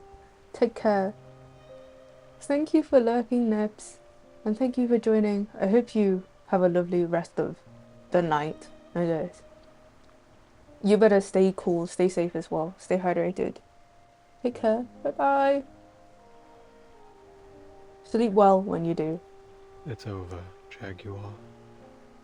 You have lost your memories, your identity, your name, and now your title.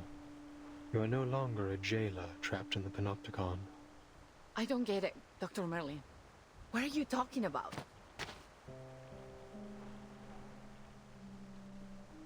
The jailer takes a step back, her predator instinct sensing the danger in the words to come.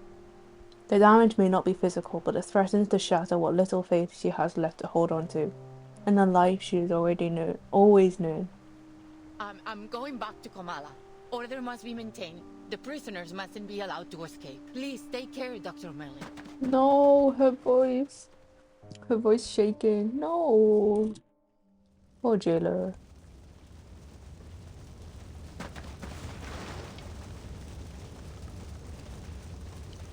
Nerves torn between panic and hesitation, the jailer at last turns towards the searing flames. Hey, you! Don't run off like that. It's dangerous. No one heeds her cries.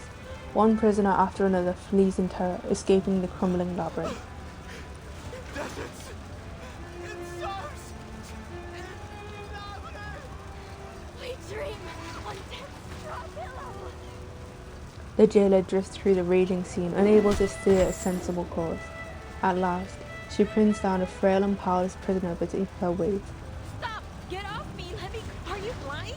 The panopticon is falling apart! It's you, Roberta. The jailer recognizes the prisoner under her grip. Roberta, a kind of quiet prisoner, always well behaved, now panicked and desperate to escape. They are all mad! I knew it! The whole place is burning to the ground and they still won't leave! They're still talking and talking about things that no one cares about! I can't help them! I never understood what they were talking about! The rhythms, the factions, the ideologies... Yes, the people were nice. The idealists too, but I've had enough of this prison. I've had enough of the panopticon. She collapses onto the ground, sobbing. I never should have joined these movements. It was all meaningless from the beginning. I want to leave this place. Go to Spain or France. Anywhere but here.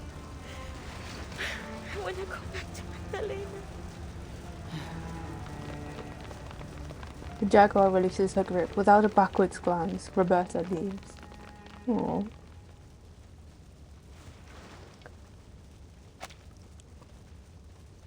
It must be bittersweet to have things change so rapidly. Especially with her role as the jailer, being in charge of everything, knowing this is the only, having this as the only order she knew. Also one that can talk. I hope she's okay after all of this. Also for the prisoners, seeing that everything's on fire, knowing that the order is collapsing. But they're still singing, some of them.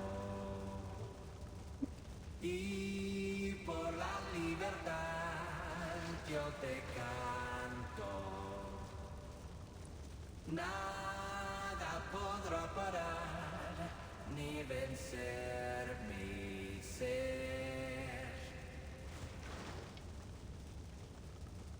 Under the night sky, she sees Kamala prison glowing like a brilliant bonfire.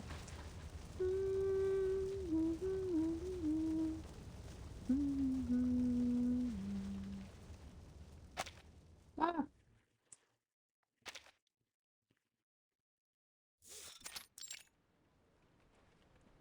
3 days ago. 3. But how does literature make you feel? As though I'm a kid looking through a kaleidoscope for the first time. Well, maybe that's not the best way to put it. Perhaps something a little more subtle.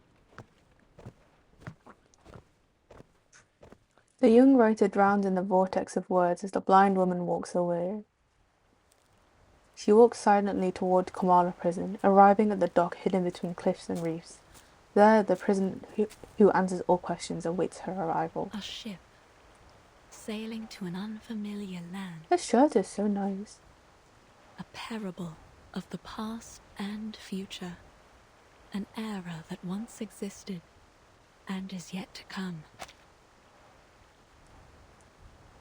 Is this the answer you've provided, Mr. Arlef? No, Erd. You will have to find this answer yourself. No one can help you with this. No one. He sounds like 6. I see. Thank you, Mr. Arlef.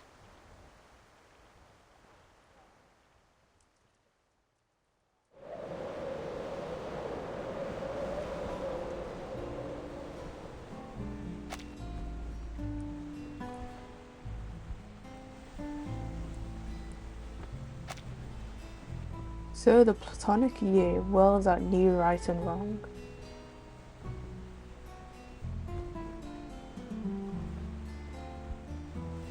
Whirls in the old instead. What? All men are dancers and their trade.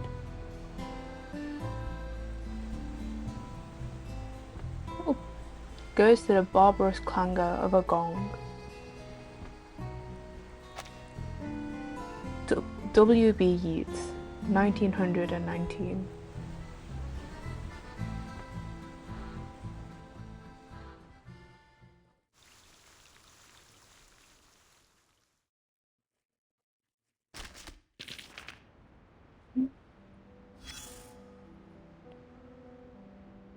Circular labyrinth. Oh.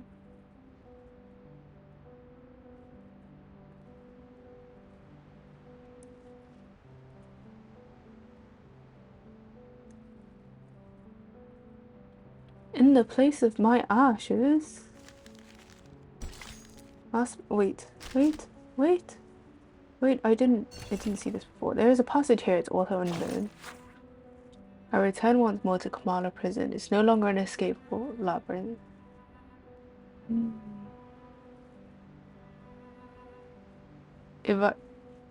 I return once more to Kamala prison. To me, this massive cage is no longer an inescapable labyrinth. When I left, the lady from Manners Vindicte did not stop me, yet I could still feel her gaze, so sorrowful, so blurred, so cold, never once shifting away from me. On the streets of Ushuaia, a young girl pointed me back toward the prison. That severed thread tugged at my heart, and I knew with certainty that my mission lay here. If I were placed before fate, my life and death would seemingly follow a predetermined path to its destined end. And as I walk this path, I must carry not even a shred of hesitation. It is time to speak with Aleph, the one who answers all questions. A journey to and fro. And then, this happens all within the span of 24 hours. It's crazy. In 1991, information moved at lightning speed thanks to technological advancement. Eavesdrop. Oh, it's him. Ew. I want to hit him over the head. Why are you here? The Admiral sent me to deliver latest updates. I think Igor is misunderstood. Just because we're both here doesn't mean the Apostles' Brotherhood and Xeno are obligated to work together. You know the preachers said it before, each and every one of us is their subject. Why don't you tell us what Igor really sent you here for? Xeno's intelligence officers. A fleet from the Foundation has departed from the north and is heading south. The Korean White Checkers wants you to speed up the transport of personnel supplies and weaken the manpower of the Foundation's Buenos Aires branch as much as possible. I do not answer to him, but for the preacher I will fulfill my duty. Tell your Admiral that he doesn't need to worry about anything else. We'll prepare a proper welcome.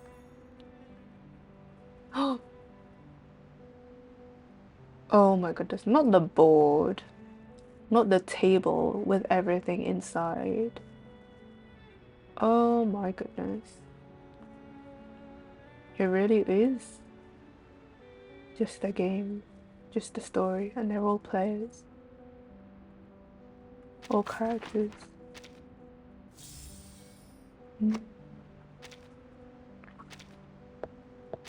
As much as I don't see the full plot relevance of this story, even though it does have so much not eavesdropping, foreshadowing for future events, I'm still very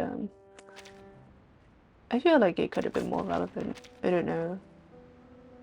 I feel like this might have been better as an event patch, but it's also very nice as a story. It's very mysterious. Anyway, let's go back and finish do all of the harder versions of these. Oh my goodness, my ears.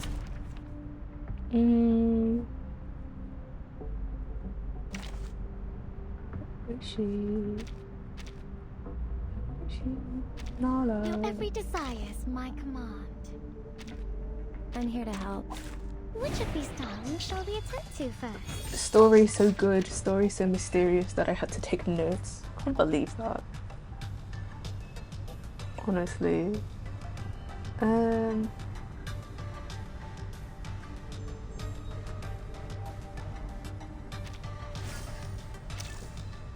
Oh, I should have brought different characters.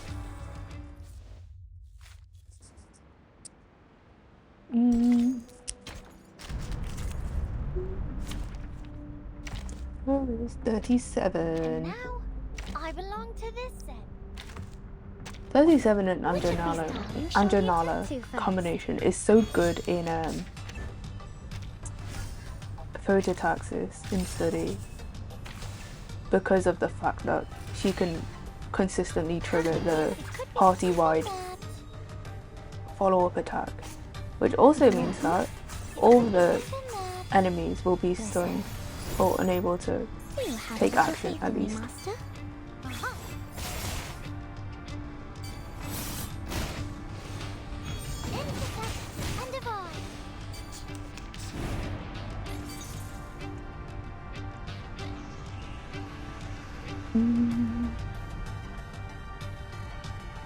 It could be found. Isn't that? It could be found. Right. Form is a bubble.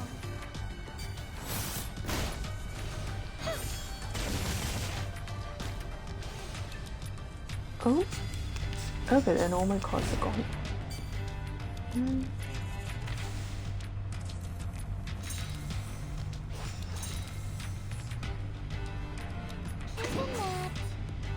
It could be fun. It's happening. Hello, Master. Are you irrational numbers? Oh, there's a bubble. Why does one lead turn against the other? Lorelei is there because I'm leveling up her companionship level. By the way, she's not just there for fun. Let's go. I walk fast. Why play a team with only one true limited character when you can play with two?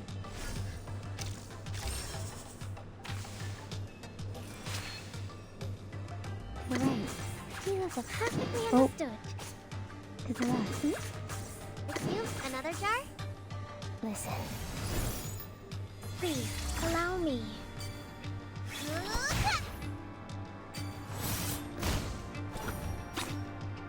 You don't want to miss it.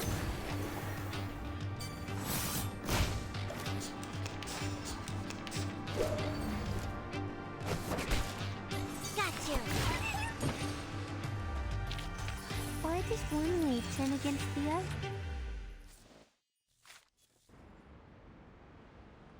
Passion and delirium.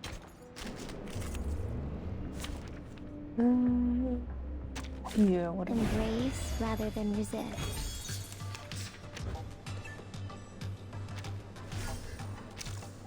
Oh, they. Oh. To the left. Perfectly understood. Why have they all got Moxie? It's newly made this year. Please, allow me. Got you. Oh. What's wrong? Looks like Recoletta's buzz. Oh my goodness. What's wrong? Don't hit me. Rude.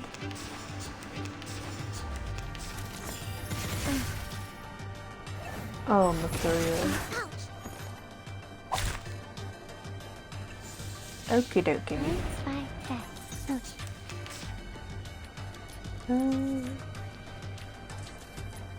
Another jar? Excuse, another jar? There they are. Got you. Enjoy.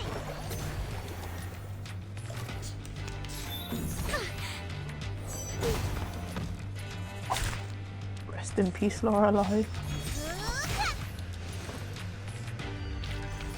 Finally, it's just you and me, Ma.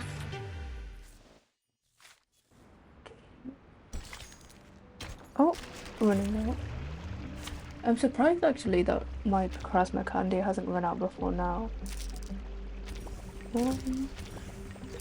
They expire in 1 day. Oh, did I? I'll recharge again when I need it.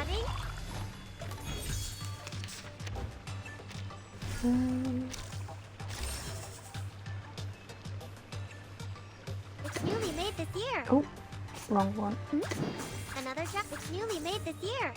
Keep calm.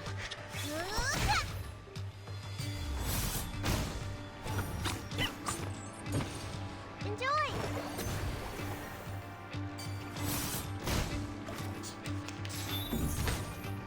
There they are. The ceiling is so low. I remember it's called.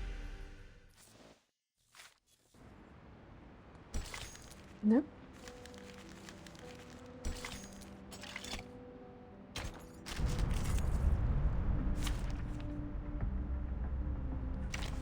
So one of the few times Lucy is actually the better choice. All damage taken is set to 1. Okay, maybe not. Maybe 37 is better. I belong to this set. Yeah. Embrace rather than resist.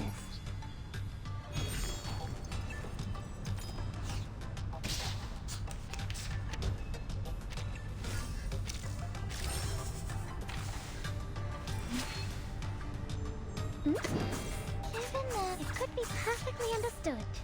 Do have a little faith in me, Master. Time to check my calculation. Yeah, 37 is really good for this because she has Genesis damage. So she does twice as much.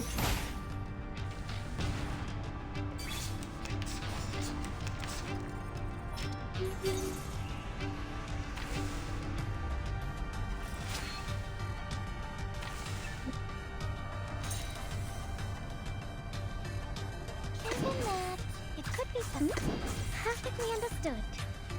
Intersect and divide. Uh-huh.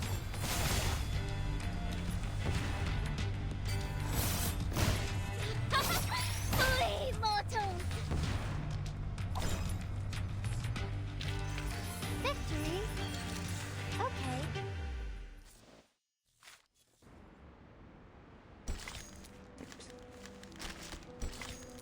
Oh? Does the Foundation ever actually require employees to clock in? Have you ever heard of Foucault? Soneto. He's a renowned French philosopher and a social theorist. I read his books about his theories of the SPDM. So these are precisely the kind of books they'd never confiscate. Foucault argued that madness isn't a natural phenomenon, but rather a cultural construct. In early times, punishment was a public spectacle, a display of power for the rulers. Nowadays, things are different. After the Enlightenment, punishment became a form of public education intended primarily to deter crime. That's true, the phrase public execution has all but disappeared from everyday language. So the SPDM aligns closely with Foucault's ideals. Ahem. But Deleuze believed that another model of power had replaced disciplinary power, the power of administration. A highly efficient yet indifferent system of management, holding control over the environment, and under such circumstances, the individual's inner self ceases to matter. This model reduces people to little more than animals. Interesting. Also, she's so high poly here. She used to not be high poly. Wait.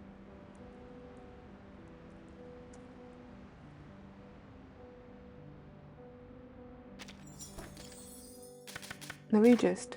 Oh! This is what... Wait, where is Vertin? Ah, Vertin and Zenitha went together at the very end. Huh? What are you doing? Why did you pick up that cold, opaque... The scream outside the parking lot. What? The friction between the brake pads and the wheel What drums. do you mean I missed this in chapter 1? Unfolding like Giallo films. I can tell, but why? This is not a wise choice. It's probably very likely. I'll take a shot. Every carbuncle you... Now, then a faint scent, and at the same time... Your vision... The Walden Potion Bar. It's anything. Who are you? Me. But I can also be... And now I'm a drunkard with good taste. And the day when we formally meet each other is coming soon. Now, lift your big ass and continue your wonderful journey. I will appear at any time, any moment. No matter you expect or not. What? How did I miss this? But yes. Oh. This is Sonetto and Vertin. Let me just...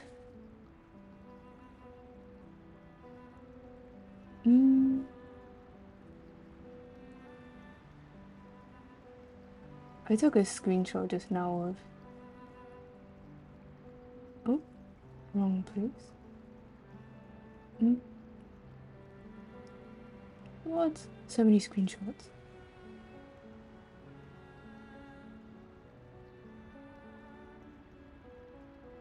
Yo.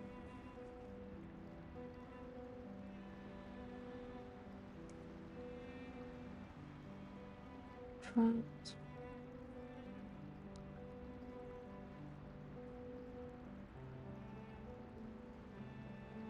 What?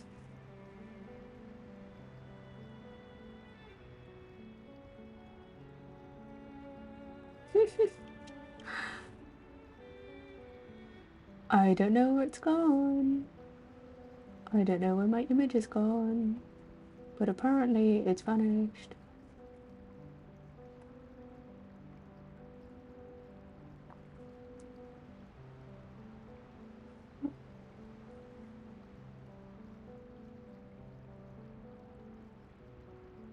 Oops. Yes. So if you look, this is Sonetto inverted in the most recent chapter. Keep in mind that currently I am in chapter 1. And then if I can...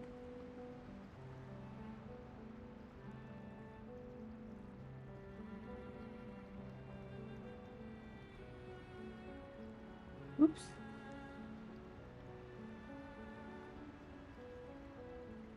We change this to be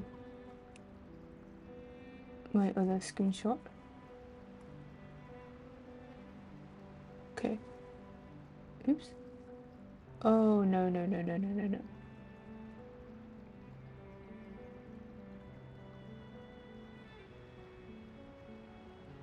I have so many of the same image. I may have messed up.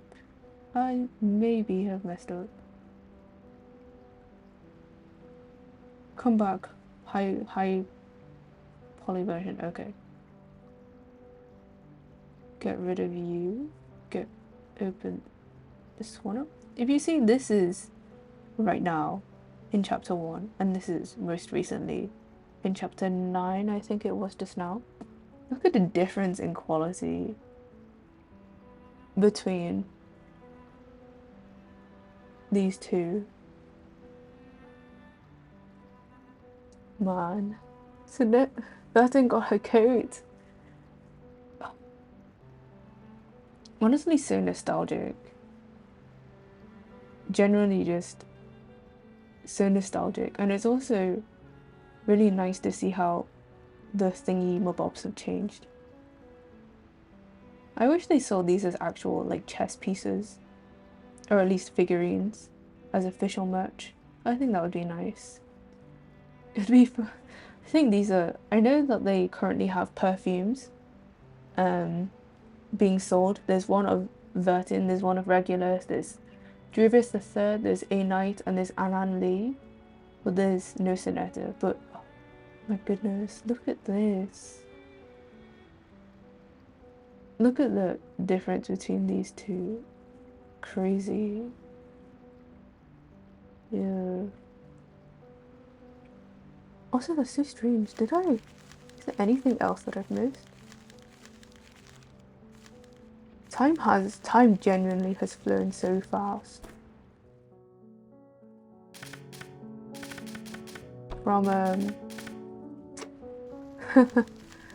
from our oranges, our green oranges. See, even there, like this is Arcana, Schneider, Vertin, Druvis. I think this is Forget Me Not. Just now, I accidentally looked straight. Honestly, this time has gone so fast. Also, if any of you play Reverse 1999 and you so wish to add me for my characters, I have P2 Gio, I have P1 Lucy, I have Andronala. I also have Langia, but she's not P anything. P0. Yeah, if you want to use Gio or Lucy, I know it's not P5, then you can add me. And I will probably add you back. I don't tend to reject friend requests on Reverse 1999 just because I know how important it is to some people to keep hold of people who they can borrow characters off. Because I've also friended other people just because of their characters, so that I can use them in O2. Yeah. Let's see.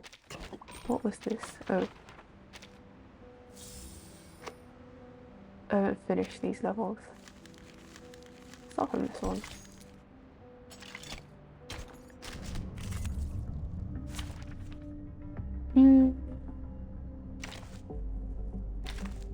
Is this also? Yes.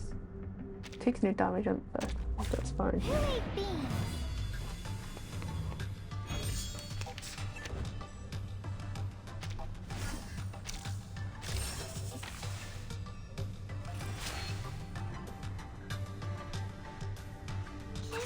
It could be found. Oh, there's a bubble. Oh, I forgot. I forgot. I forgot. Doesn't matter. It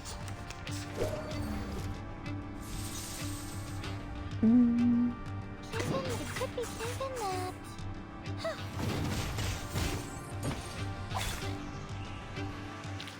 I still believe in 37 being a good character, even though she's no longer in meta. She's been indirectly buffed, and that's all. That's all I care about. She's still viable as a follow-up attack support source of character.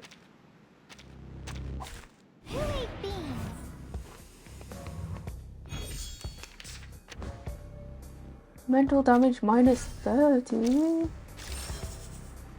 Bad news. Perfectly understood. Bad news for me indeed. Could be found.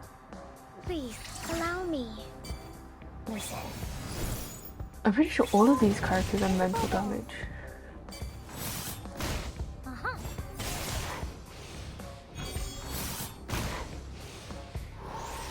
Yeah. Why does one wave turn against the other?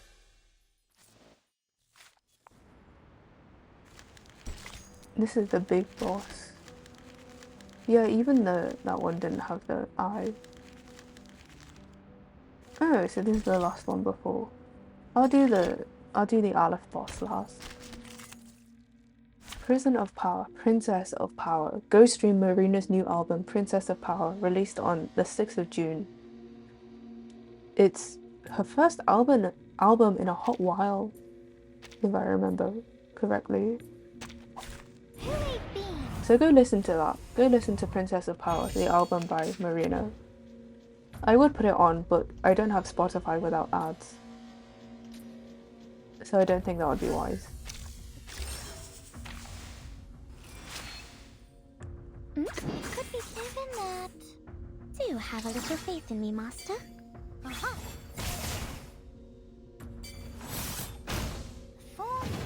a bubble.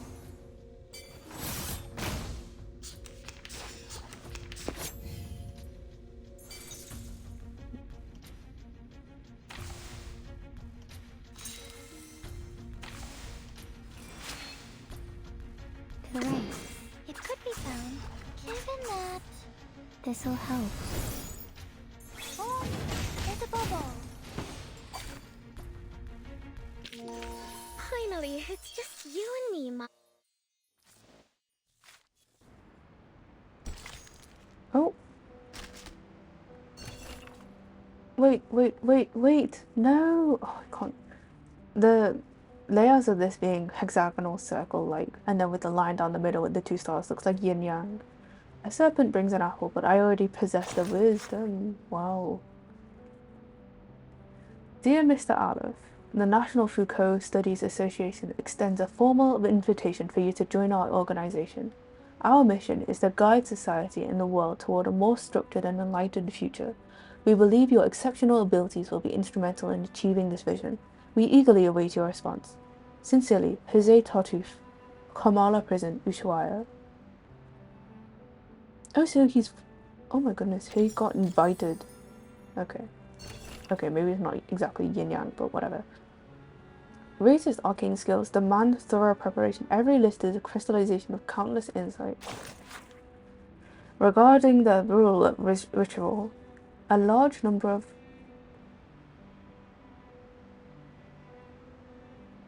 Oh my goodness. Is this is this the draft of the ritual that Manus Vindicte want to do?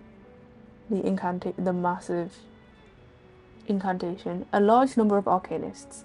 This should be easily achievable goal for Manus Vindicte. Young people capable of lifting bricks and setting sail are plentiful. Devotion still remains the best catalyst.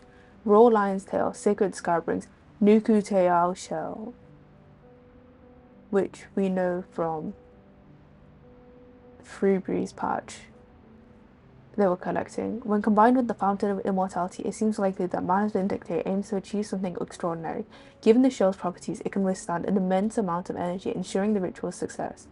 That is indeed an incantation requiring considerable meticulous preparation. The location ... remains an excellent choice, but for the ritual itself, the timing is of paramount importance. The time referred to here is not our traditional understanding, but time itself. So the storm, I'm assuming. Are there any more of these things that I'm missing? Now I'm paranoid, huh?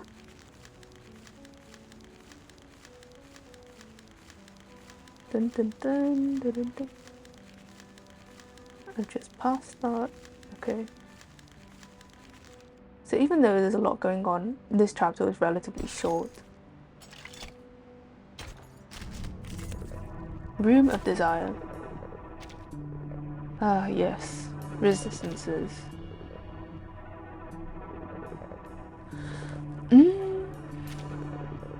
Daze, Petrified, Freeze, Captivated. Oh, okay. I'll switch to Lucy just because she can trigger the thing 3 times. I do really like his animations though, even if it does depict him kind of going mad, and it is a bit squiggly. The only item is mental damage 20%. Maybe should have stuck to 37. 37 does mental damage and Lucy does reality. Charging, loading, charging. Please, allow me. Target confirmed. Flee, mortal! Eliminate target. Stay back, I say! Barrage. Feel my dark embrace!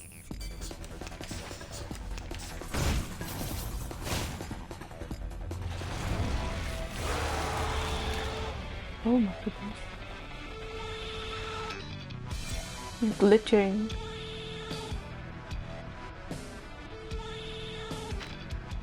Multiple personas can use incantations from both Ego the Idealist and Ego the Physician. When attacking with an incantation from the Idealist to Hysteria, the Physician, continuous action, and sterile rinsing. Continuous, okay. What does he have right now? Glitching.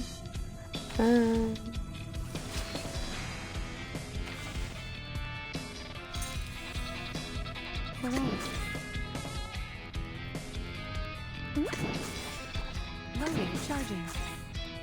Regaining control of our body. You have a little faith in me, Master? Target Why has it been out so quickly? This is only round 2. The light that illuminates all. Stay back, I say!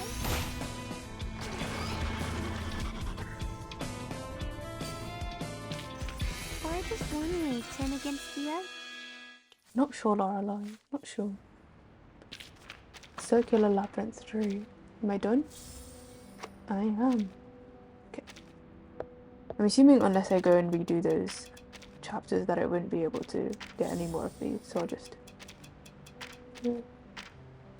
Just now, I accidentally looked straight into this. She's so cute, but she's also a bit scary. Let's see. What is this? Runas gloriosas y directrices de metáforas. Oh, this is for Aleph. Okay, so I just needed to finish Aleph and Recoletta's stories, except that I can't. Because it's not here anymore. This I finished. This I will not do. This I finished. This I haven't finished. This I don't like. I need to do this. Rayashki! I did finish this, right? Yeah, I did. Oh, I can get everything back though. I'll do this another time. Should I? Yeah.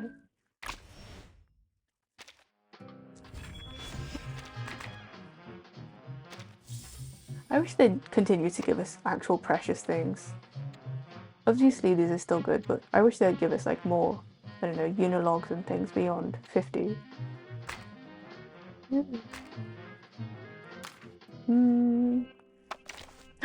Is that a carbuncle? Wait. Oh my goodness. I never noticed.